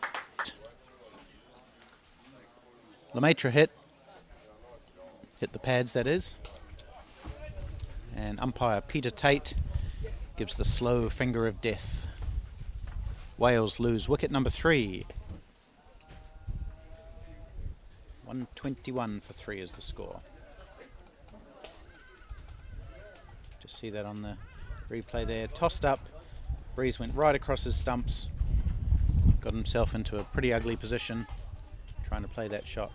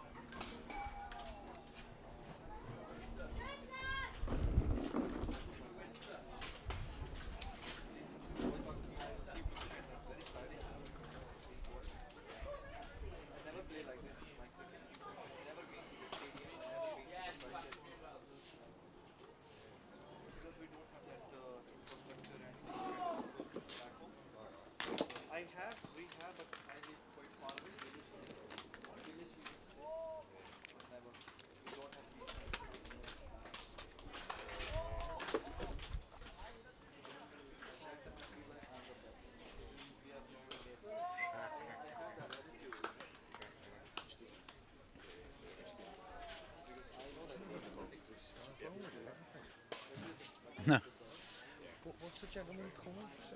To call the wickets? Mirza, Farhan Mirza. He'll probably come on after Lemaitre.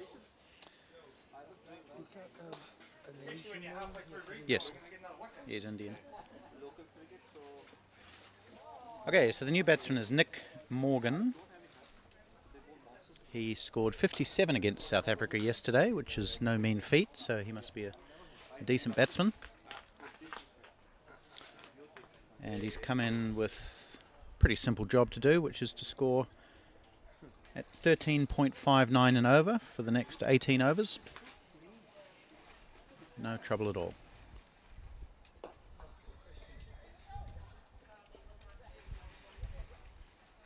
Starts with a single and the run rate required goes up.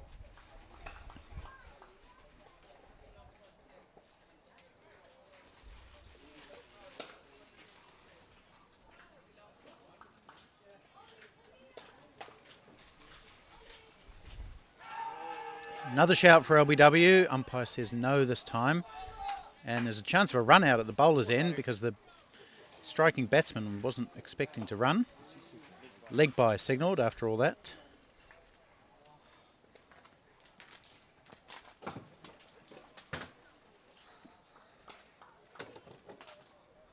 It's nice and full again from Lemaitre. Hit on the pad, but the umpire said that one was missing the stumps. So he is finally coming over the wicket for the first time today.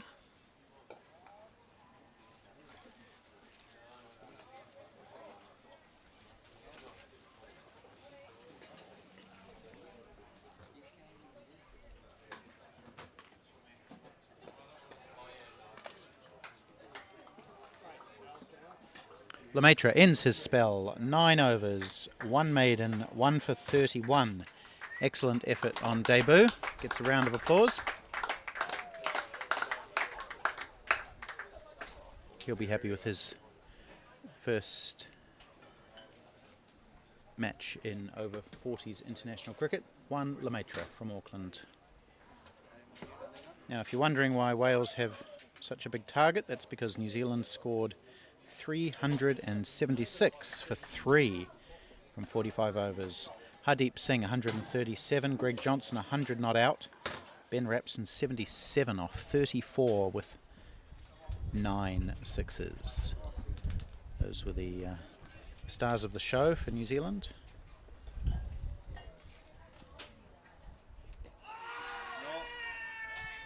And Ben Rapson was absolutely convinced that that was LBW. No one else on the field felt the same way.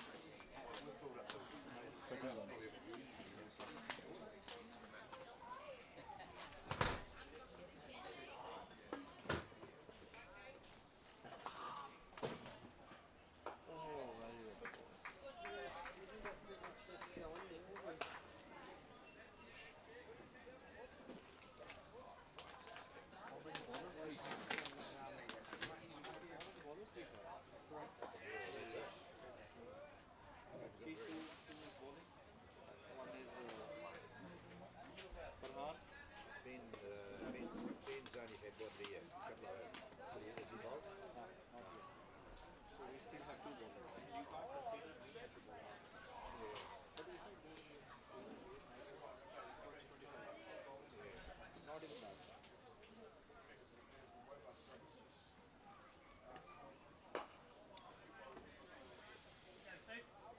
Oh, Jan.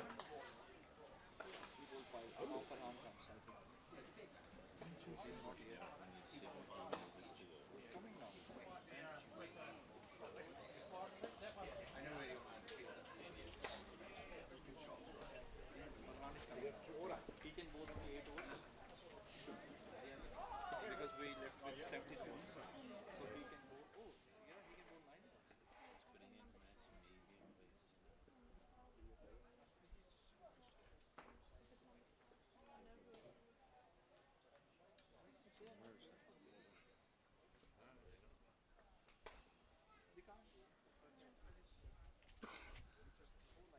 They awarded the purple cap this morning, last night. Every team has one. Yeah, so he got it last night after the game. Yeah, it's not the same cap going around to everybody. No. Be all sweaty and everything.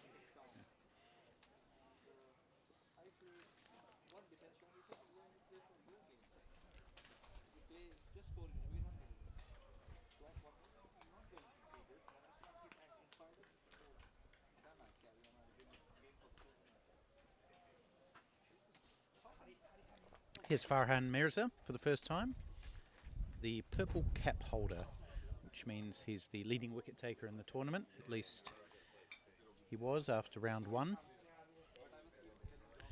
And that's because he took 5 for 37 yesterday against India. Bowls little quick leggies.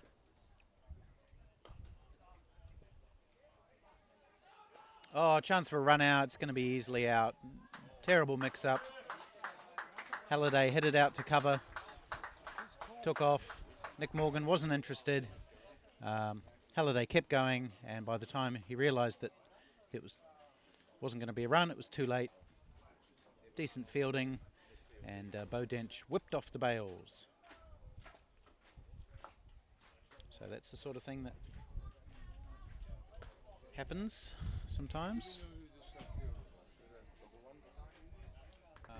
Peter Connell.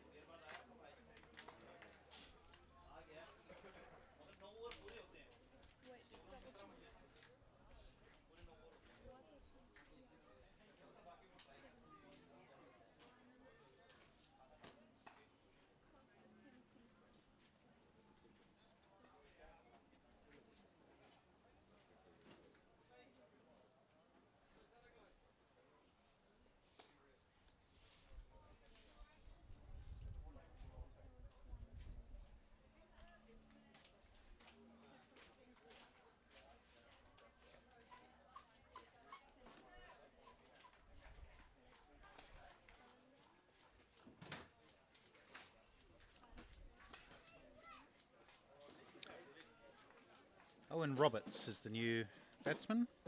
Is it pronounced Owen? Ian. Like Ian Evans, the famous Welsh winger from days gone by. Another rugby reference that you might not get there, Brian. Shout for LBW, not out.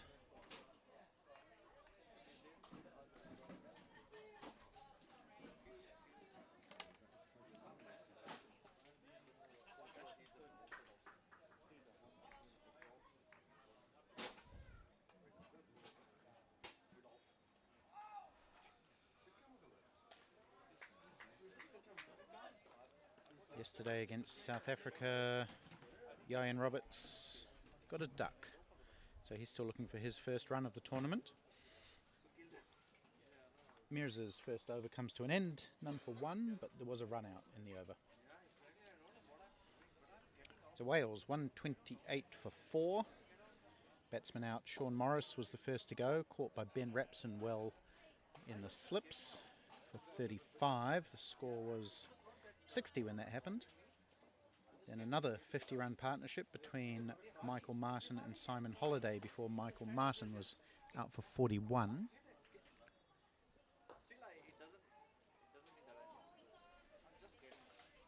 Five runs later, James Breeze. His breezy innings came to an end. 5 off 6. He was LBW to Juan Lemaitre.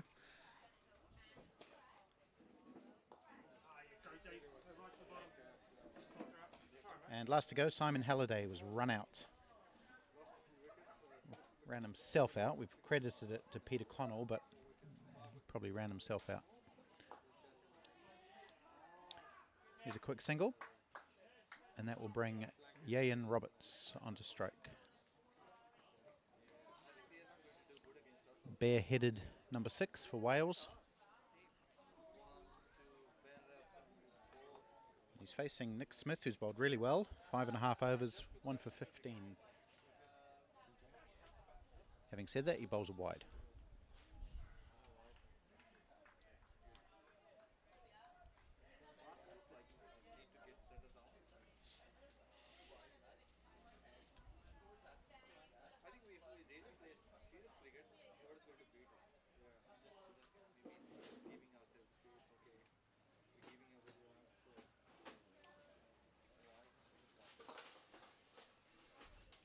Oh, yeah, what a catch from Ben Rapson.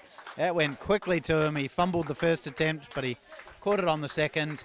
And that's an excellent effort from Rapson, who has not put a foot wrong today. 77 off 34 balls with the bat.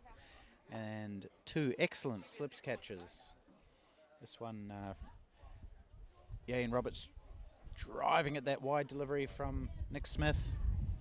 Catching the edge, it may have even deflected off the keeper, Bo Dench, I'm not sure. We'll wait to see the replay. And Ben Rapson parrying the ball up in the air and then catching it on the second or third attempt. So poor old Ian Roberts records his second straight duck of the tournament.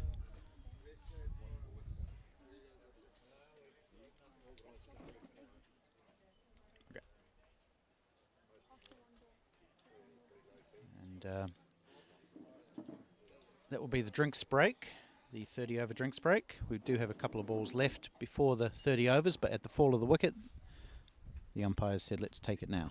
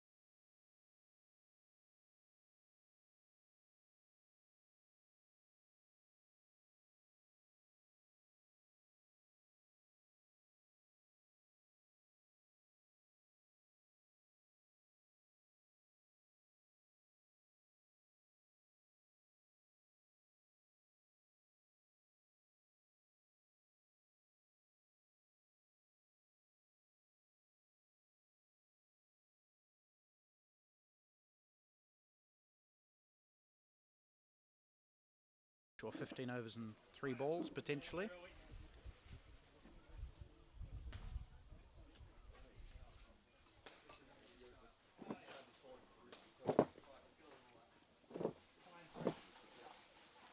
Owain Hopkins is the new batsman. Ooh, goes back to that ball, keeps a little bit low.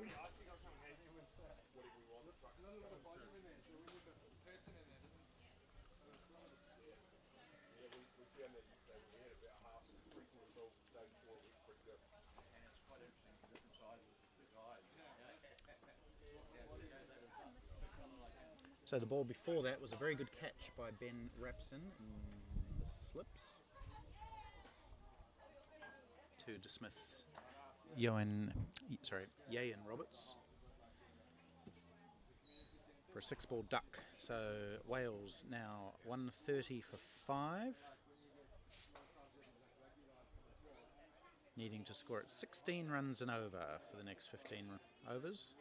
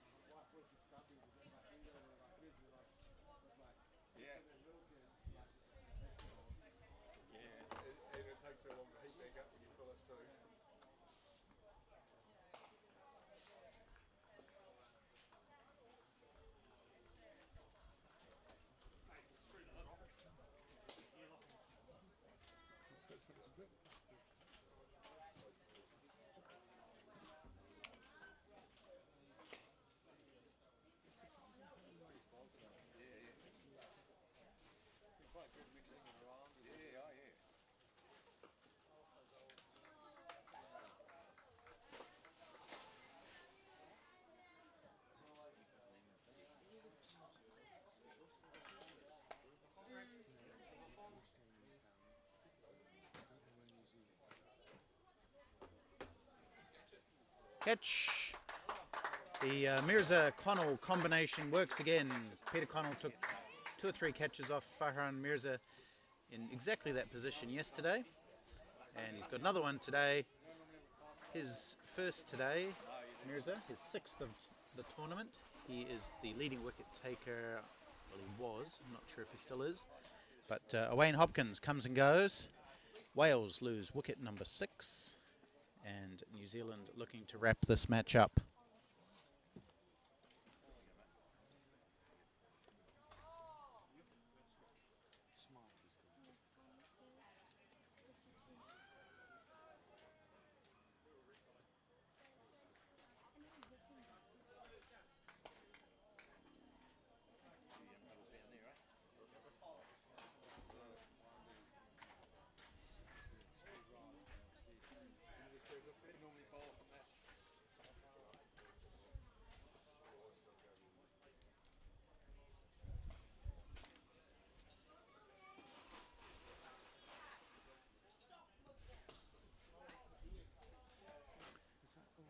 Matthew Smart is the new batsman in now, replacing Owain Hopkins, the big tall number 12 for Wales. Open the bowling. Now he's got an important job to do with the bat.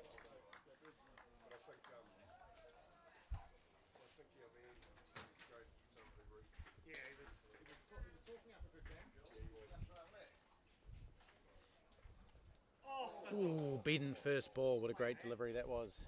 Spinning away. Keeper Bo Dench whips off the bails.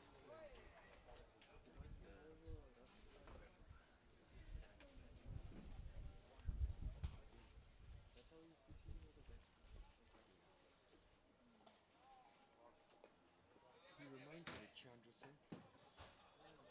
That's a long time ago. Mm. long time ago. Chandra Singh used to follow through so much that the amount of caught and back.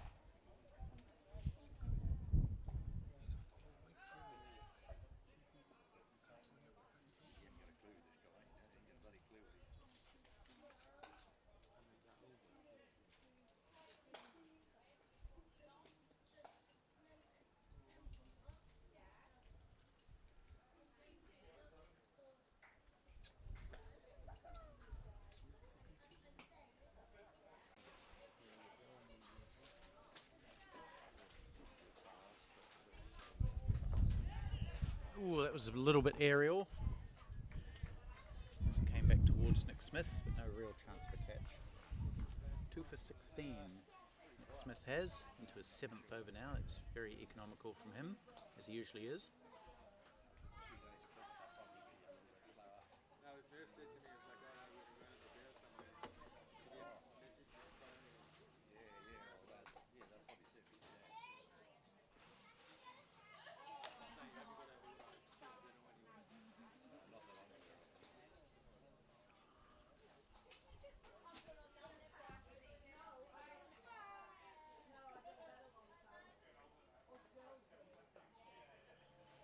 Bowled really well today, Nick Smith. Almost every ball has been exactly like that one. Flattish, right on middle and off. Really hasn't bowled many bad balls at all. Oh, and that one spins away. It beats the keeper as well. That definitely turned that one. Wouldn't mind seeing a replay of that.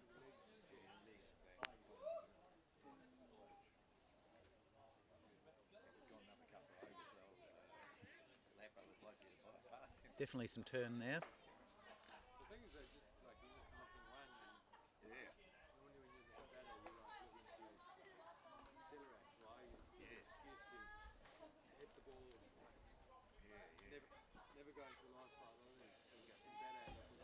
Long on goes back for the last couple of balls of the over.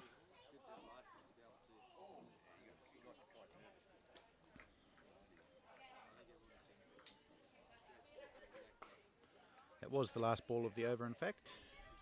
One that just conceded a run or two, and 133 now, Wales. Falling away a little bit. It's almost a... There's some word for it where... I'm trying to think of the term. Basically, the score of each batsman in order is less than the one before. So scores of 41, 35, 28, 5, 6, 0, 0, 0. So just one anomaly there in that progression. Okay, Farhan Mirza resuming from the Weinberg end. That's a beautiful shot actually, out past extra cover. It's well timed, but it is the longest boundary on the field. And Scott Mara manages to overhaul it.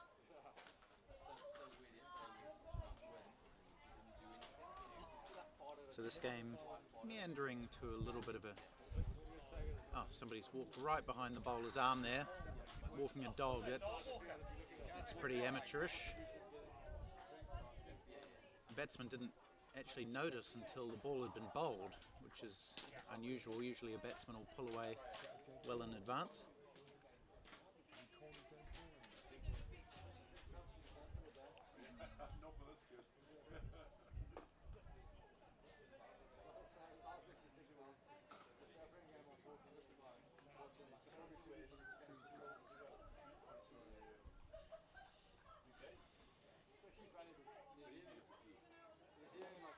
Nicely bowled by Farhan Mirza, the man they call Fizz. I asked him about that. He said it's because when he bowls one of his more spinny deliveries, you can hear it fizzing as it goes down the wicket. So his teammates nicknamed him Fizz. That one might have had a bit of fizz on it.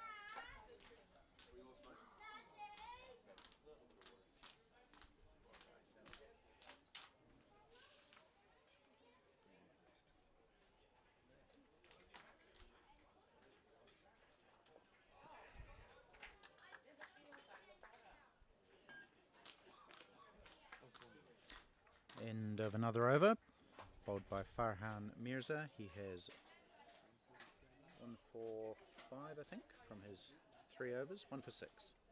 Nick Smith, 2 for 17. Other bowling figures, Peter Connell bowled 5 overs at the top of the innings, none for 26. Simon Murphy, none for 17 from 4. Adam Hastelow, 5 overs, 1 for 31. Juan Lemaitre bowled his full 9, 1 for 31 he took. Earlier in the day, New Zealand racked up that enormous total of 376 for 3. Centuries to each of the opening batsmen. Hardeep Singh, 137. Greg Johnson, 100 not out. Batted right throughout the innings. James Marshall, 32. Ben Rapson, 77. Scott Mara, 4 not out. 14 sixes in that innings for New Zealand. Simon Murphy will have his second spell, replacing Nick Smith.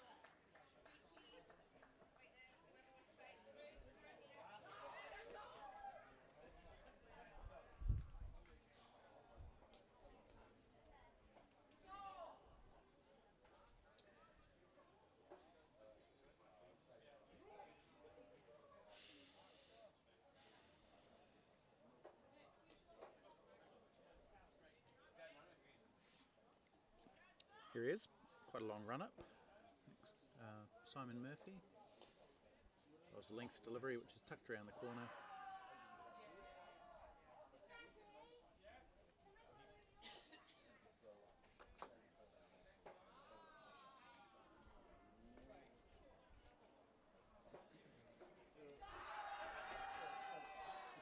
The cheering you can hear is not for this match, it's the Wynberg Boys High School cricket team having a practice, which is obviously quite a fun one.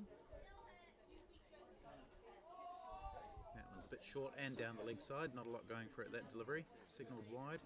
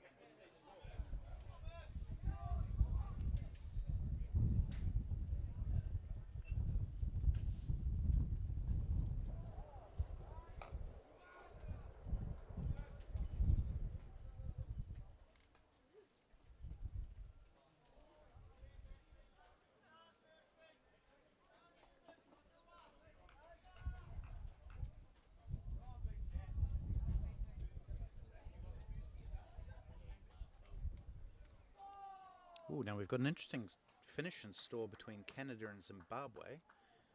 Canada 230 for 8. Come back to that in a moment.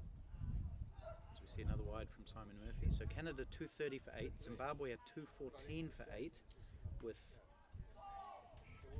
7 balls left. So they need 16 runs off 7 balls.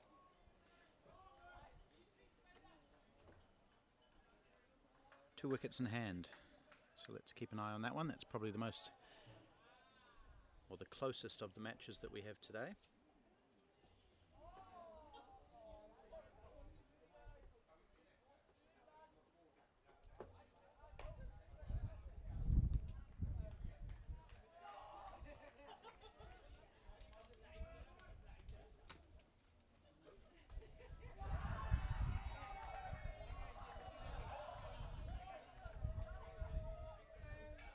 Seems a lot of fun down there.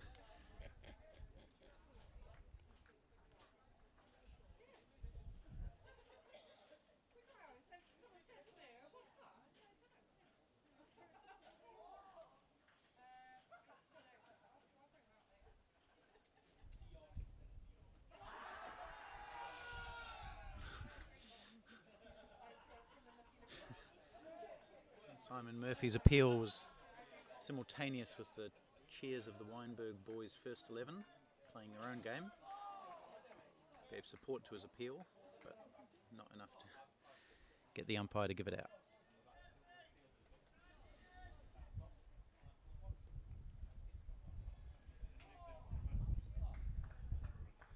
Zimbabwe have lost their 9th wicket now, so that's made their chase harder. They need 16 off the last over to tie, 1 wicket in hand.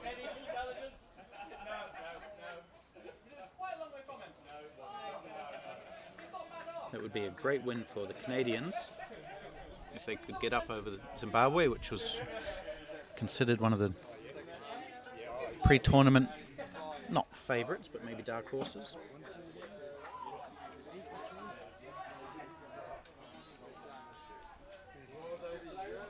South Africa have beaten Sri Lanka. They were like 100 for 5, chasing 180. So they were 6. We got the 60 line glass off 8 overs flying, and then the spinners came on and slowed down. So, And England have beaten USA by 97 runs. So second straight loss for the Americans, second straight win for the English. they got some good batters. They just struggled in spinners. I think the wicket was a bit up and down.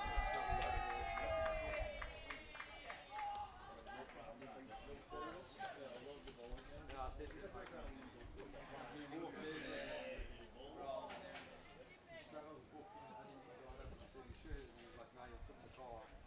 Can you see from up they there? can see our boxes, so can see. But he said if he goes home, he'll just fall asleep. He'd rather He's doing something, looking at something.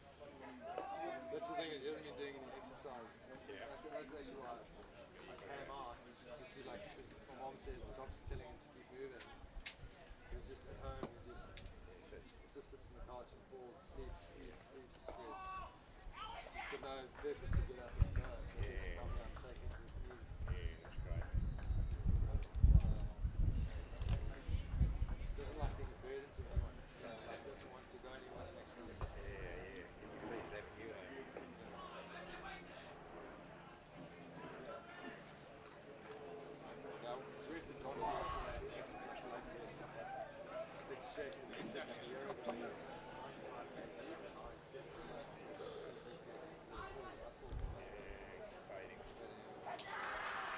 Balance and everything else. He had a fall and broke his back slip. He got together. That's like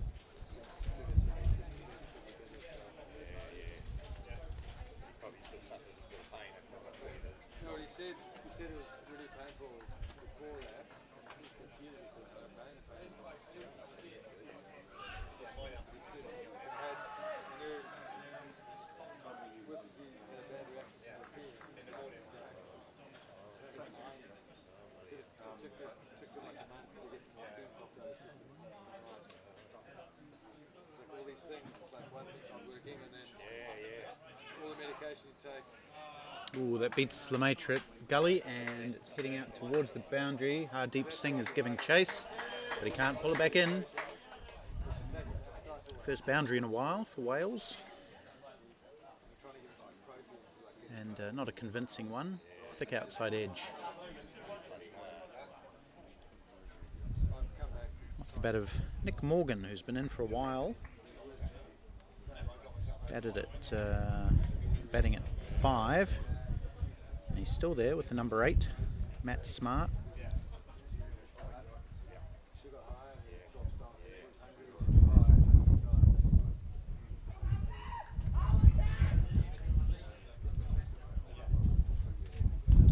Checking in on that Zimbabwe-Canada game. Zimbabwe is getting a bit tougher for them now. They need 13 off 3 with 1 wicket in hand.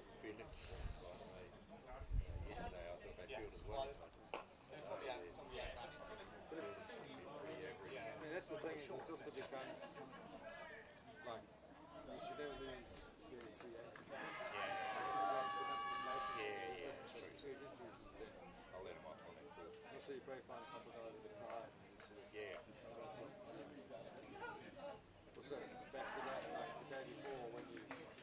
yourself in the heat.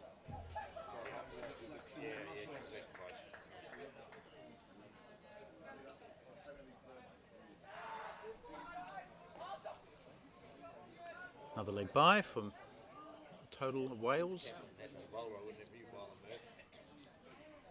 it's good to have Murph bowl second spell just to see, just to like see how day to day.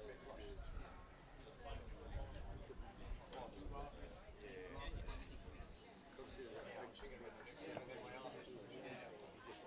picture of I can see he's not putting it on. That's what Murph says. And it looks like Canada have won that match. Just looking at the stream there, they're congratulating each other. So well done to Canada. It's a big win for them over Zimbabwe. That means, I think, that they have 2 wins now, the Canadians. They beat Namibia yesterday, so they'll be delighted about that. Very enthusiastic bunch of cricketers they are.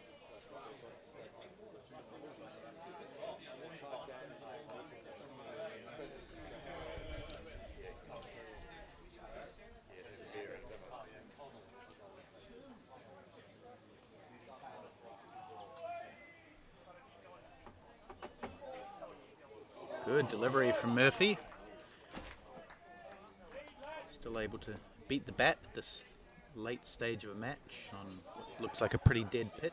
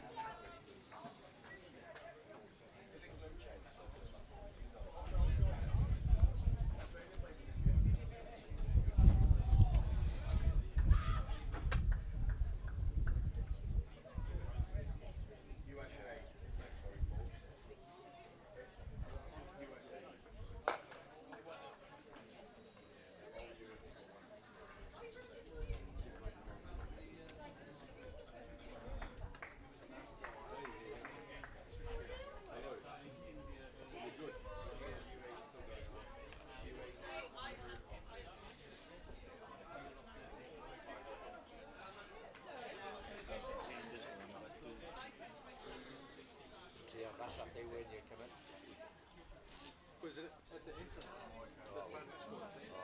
It's big dust. Big shout for LBW. That one looks pretty good. Ooh, umpire says no. Murphy's had a few shouts for LB today.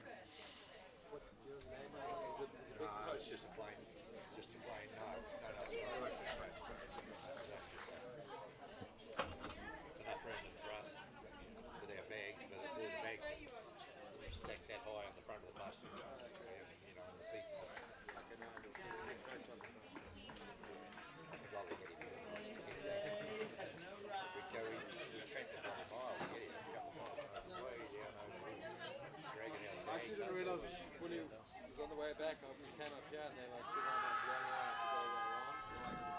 Just so I had to go back off. Yeah.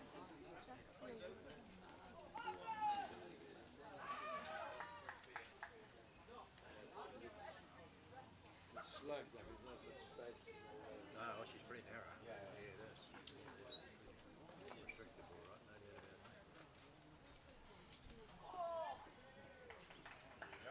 doubt about that. Yeah, good. Just going to take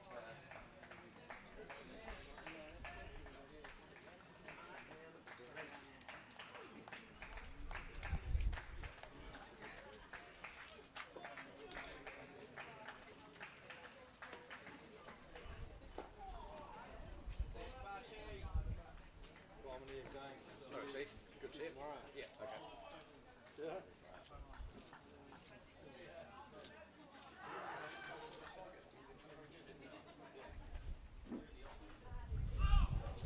Nicely bowled by Mirza again. And Australia have beaten Namibia, as expected. Australia scoring 319 for 4, with a century to Luke Jackson, and bowling Namibia out for, I think it was about 170.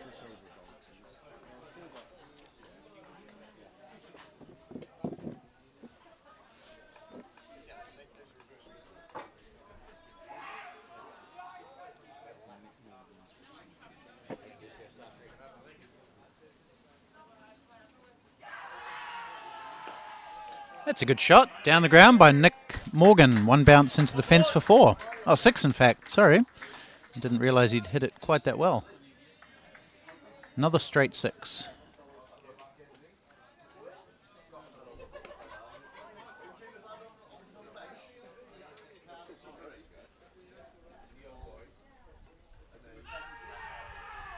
Big shout for LBW. Here comes the finger, the slow finger of death from Peter Tate. Gives Farhan Mirza revenge for being hit for 6. He's taken his 2nd wicket. LBW.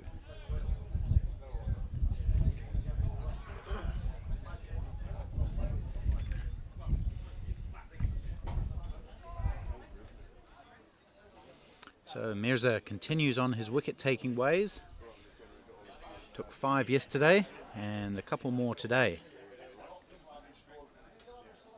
And he's only bowled 5 overs, so he's still got a chance to take some of the remaining 4 wickets for Wales.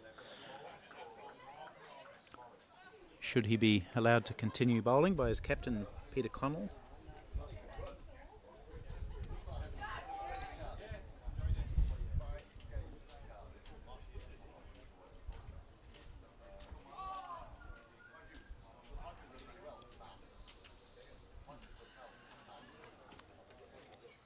So Nick Morgan was LBW to Farhan Mirza for 18. Wales 154 for 6.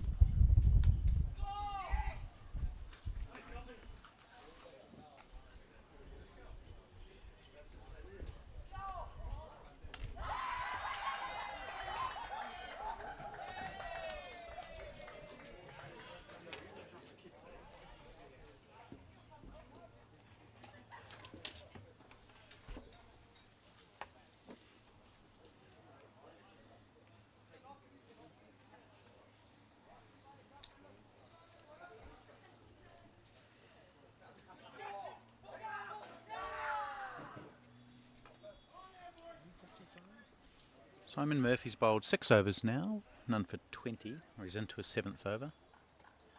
Maybe none for 21, I guess, with that wide. None for 22, sorry.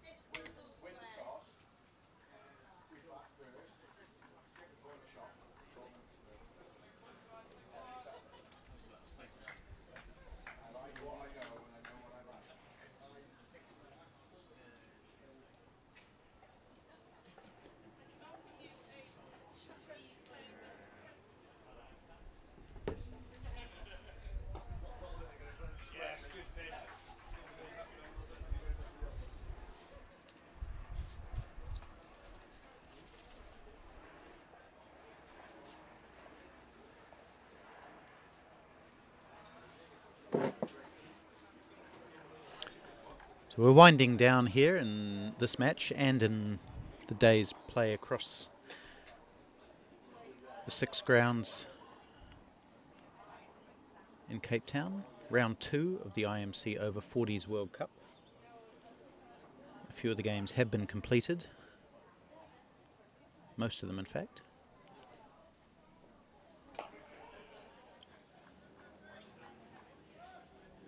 India versus UAE is still going on, and this match obviously. I think those might be the only 2.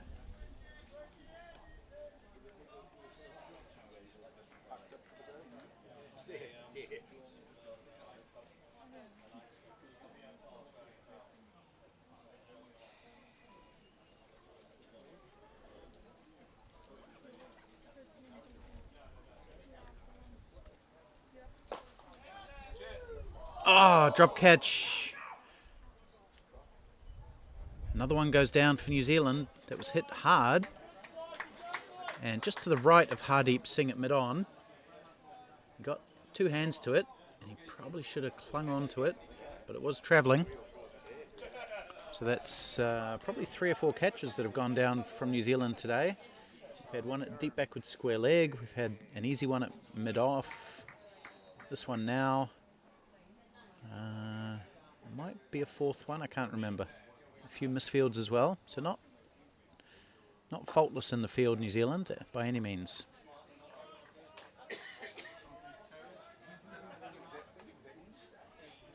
In amongst that, they've had some good fielding. 2 good catches in the slips by Ben Rapson. And a good sharp catch by Peter Connell in the covers. But on balance, you'd say it's not been a great fielding effort by New Zealand, especially the catching.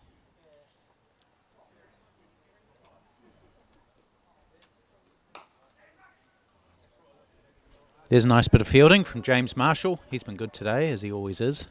Quick across the ground.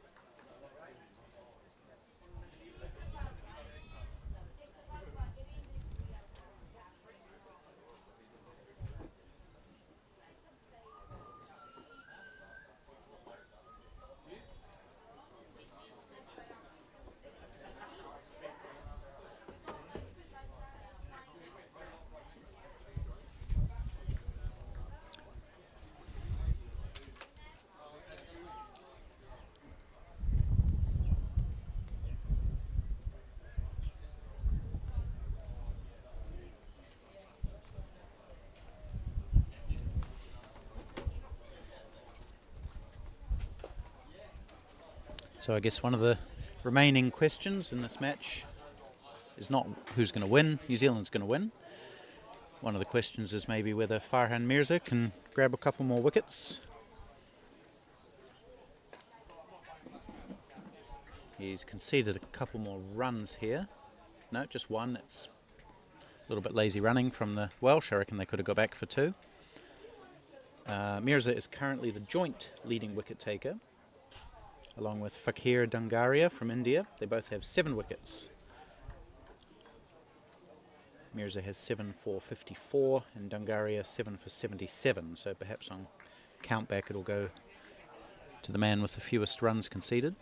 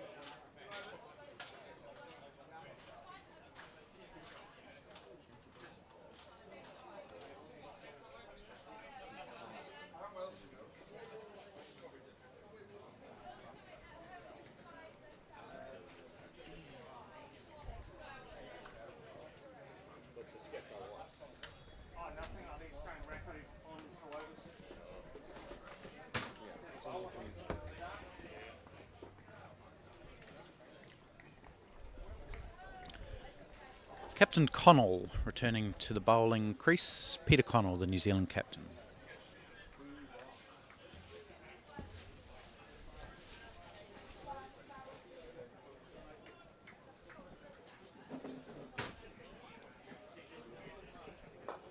And he's going to get a wicket straight away. The ball chipped out to James Marshall, who takes the easiest of catches.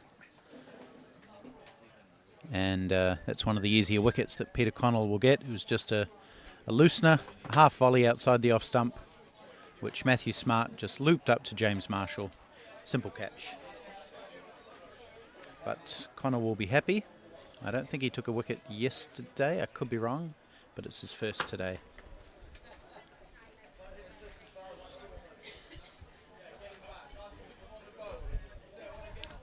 And just while we wait for the new batsman, I can tell you that the leading run scorer in the tournament is Hardeep Singh from New Zealand.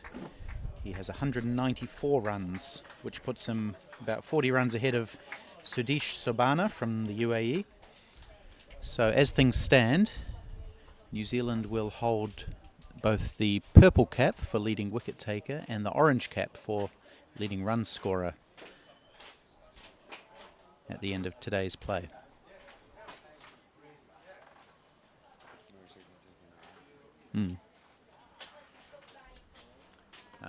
Mirza is equal leading wicket taker with Fakir Dungaria, as I mentioned, but Mirza has a better average.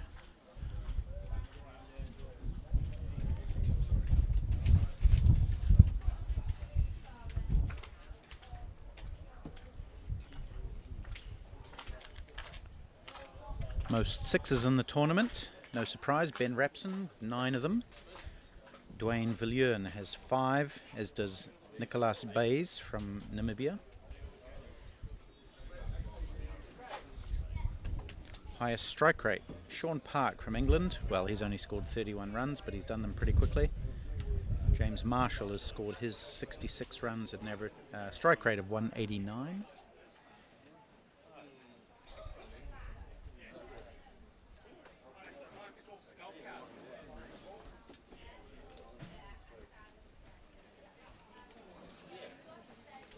Anyway, here's Connell to the new Welsh batsman.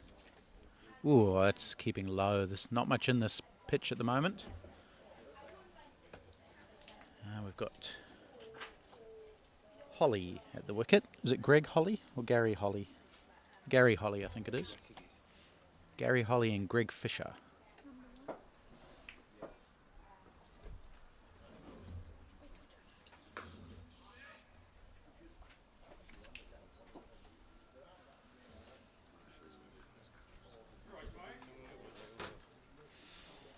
And just while I'm tossing up the stats, leading the most dismissals is Kiran Bodasrungi from Canada, who has 7. 5 catches.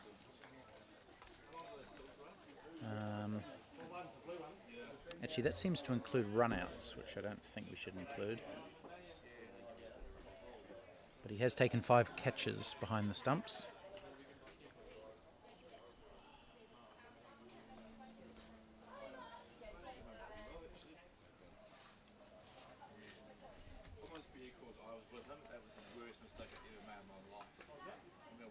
And Peter Connell, the man who's bowling now, he's taken the second most catches, 4 of them. Took 3 yesterday and 1 today, all in the covers.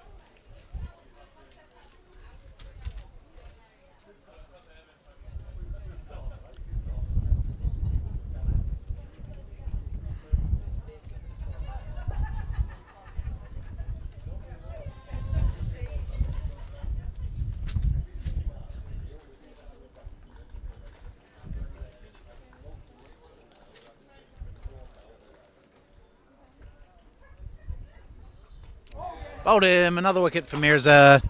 Greg Fisher dancing down the track, having a wild swing at that one. He missed, Mirza hit, and Mirza goes clear at the top of the wicket-taking tally in this World Cup. He has 8, 5 yesterday, 3 today.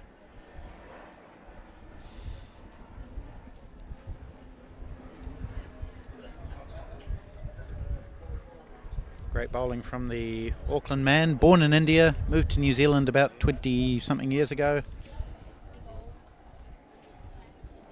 He's bowled wicket to wicket in both matches, and he's taken 3 today, 3 for 18 he has. Fisher lifting the head, trying to swing it over the leg side, missing comprehensively.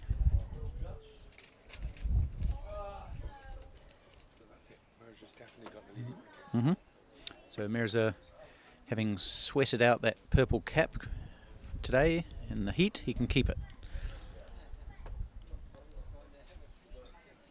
Just in case you're wondering, it's not the same purple cap that gets handed around from player to player. Each team has one, and if their batsman or bowler wins it, then they just put it on.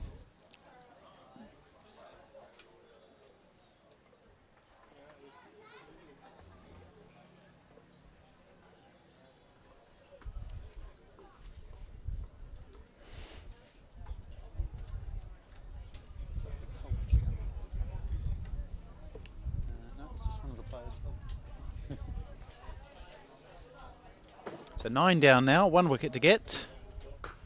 Won't get it with that ball. In fact, he'll get smashed away to the boundary for 4. So that's a good way to start for the number 11, Dylan McPhee, receiving a rank long hop, which he whipped nicely away to the boundary. 4 runs.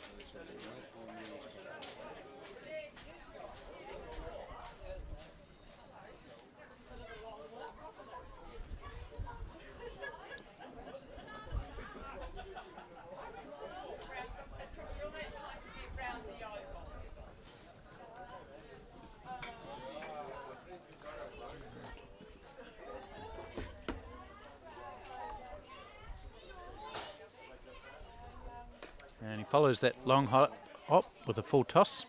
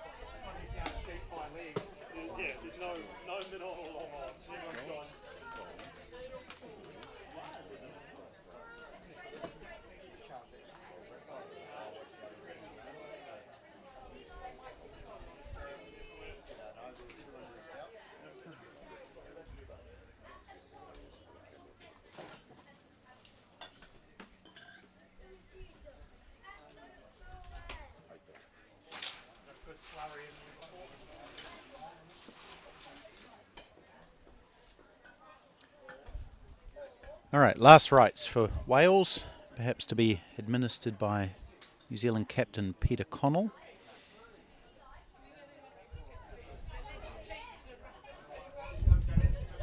Target, well, that's academic. 200 runs needed off 4 overs.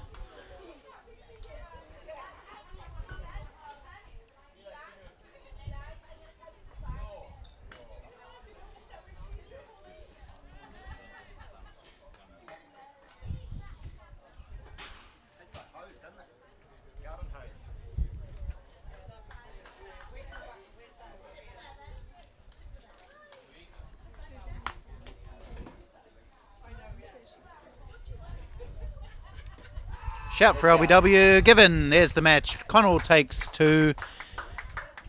New Zealand finish the match Wales all out for 165.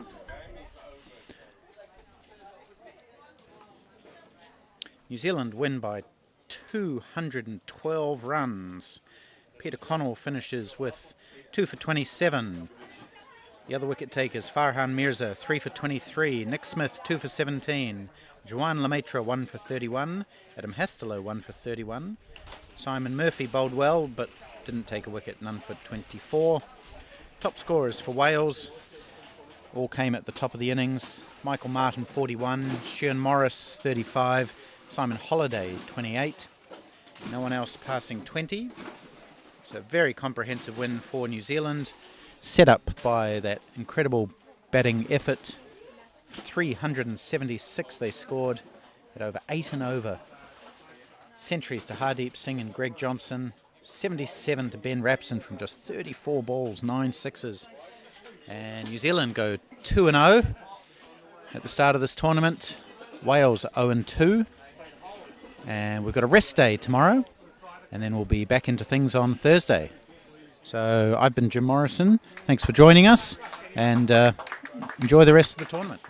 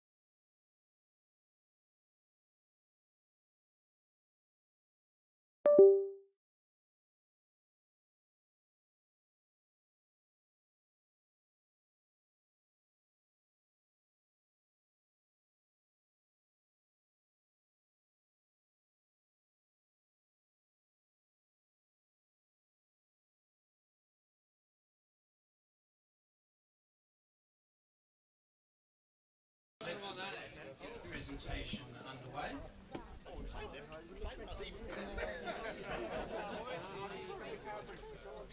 Ladies and gentlemen, my name's Jim, and in the absence of any more qualified individuals to do the presentation, I'll do it. A few things that we've got to cover. The official result of this round 2 match between New Zealand and Wales. New Zealand scored 376 for 3, Wales 165. New Zealand win by 211 runs.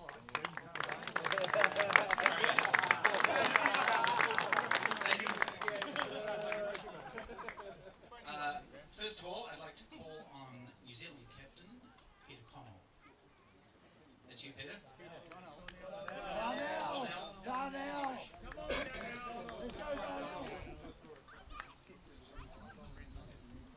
Yeah, hey look, fantastic to play the Welsh boys and their supporting families and friends.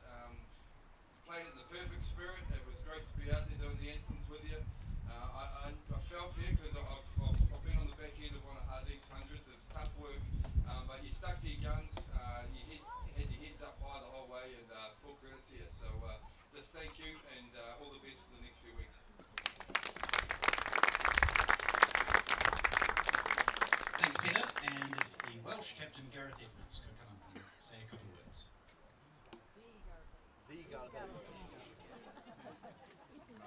Not the scrum half. Congratulations to New Zealand. They've thoroughly outplayed us today and are deserving of their victory. The only good thing really we can say today is we won't have to play you again.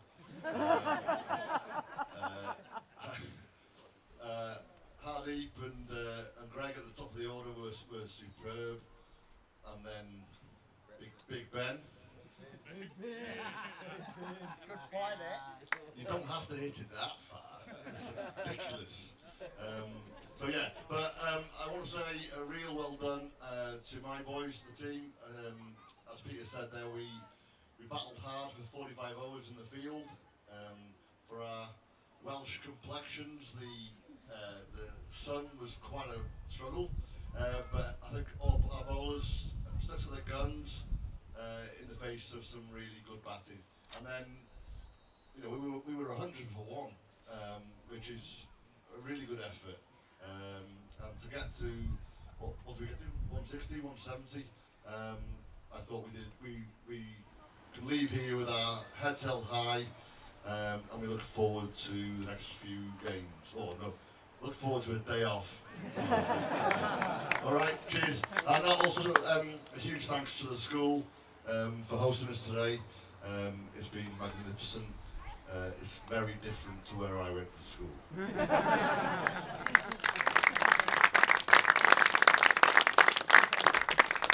Thanks, Gareth. If I could now call on Peter Tate, who is the umpire today, to come and present the Men of the Match and the Spirit of Cricket Awards. Thanks, Jimmy. Echoing what the two skippers said, yes, it was perfect spirit today, so fantastic to all the players out there. And thank you to the school, wonderful hospitality. The first one that we do is for the narrow runners-up. Player of the match, we've given that to somebody who came as 1 for 100. There was a very good start. So the 35 off 31 showed intent. Well done, Sean. Come and get a keg.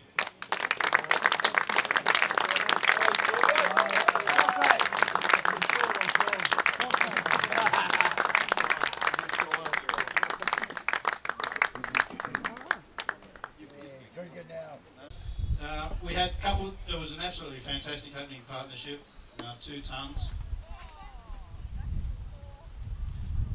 100 not, but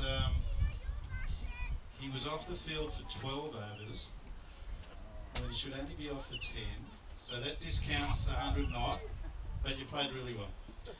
So therefore, by default, the player of the match for New Zealand, Adi, well done.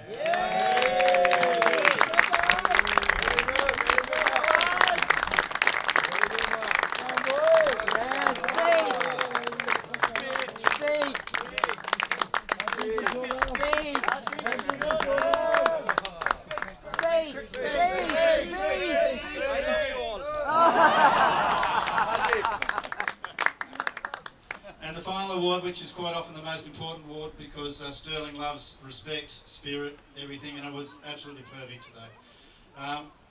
Could have been anybody, but Abdullah and I came up with somebody who, okay, Hadi, hit in the head, a little bit dizzy. We had somebody on the opposition. Come and have a look. And he could have said, no, he's got to leave, But no, he said, let him play on, let him get a big score. Thanks for that, So that is one reason. The second reason, there was one that was called a wide, slips went off. Doc said, no, it would actually touch me. Cheers, Doc. Thanks, mate. So, spirit of the cricket goes to Doc. Well done.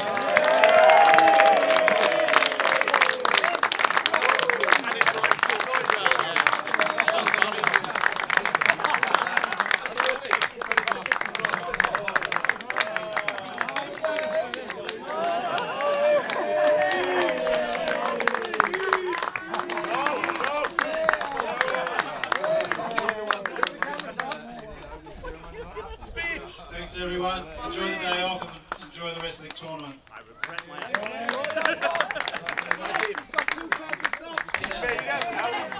Okay, just a couple more to get through.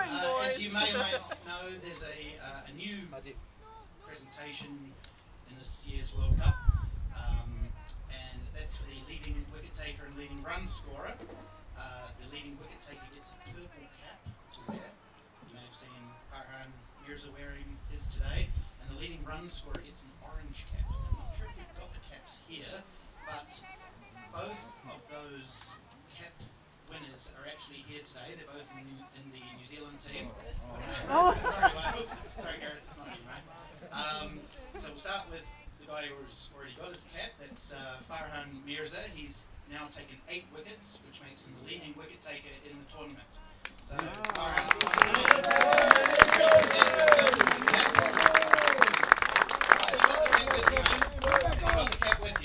Alright, it's in your bag, that's fine. Okay, well, we'll put it on later. We'll imagine you're wearing it now. And I don't know who's got the orange cap. We're supposed to have one. Hotel room.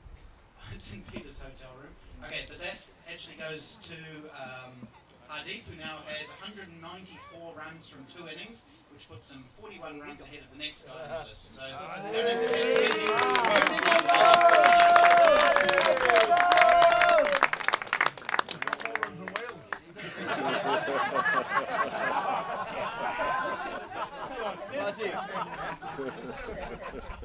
okay, so it just leaves me to thank everyone who was involved today, obviously the 2 teams, the umpires, great job guys, pitch vision, people who did a fantastic job.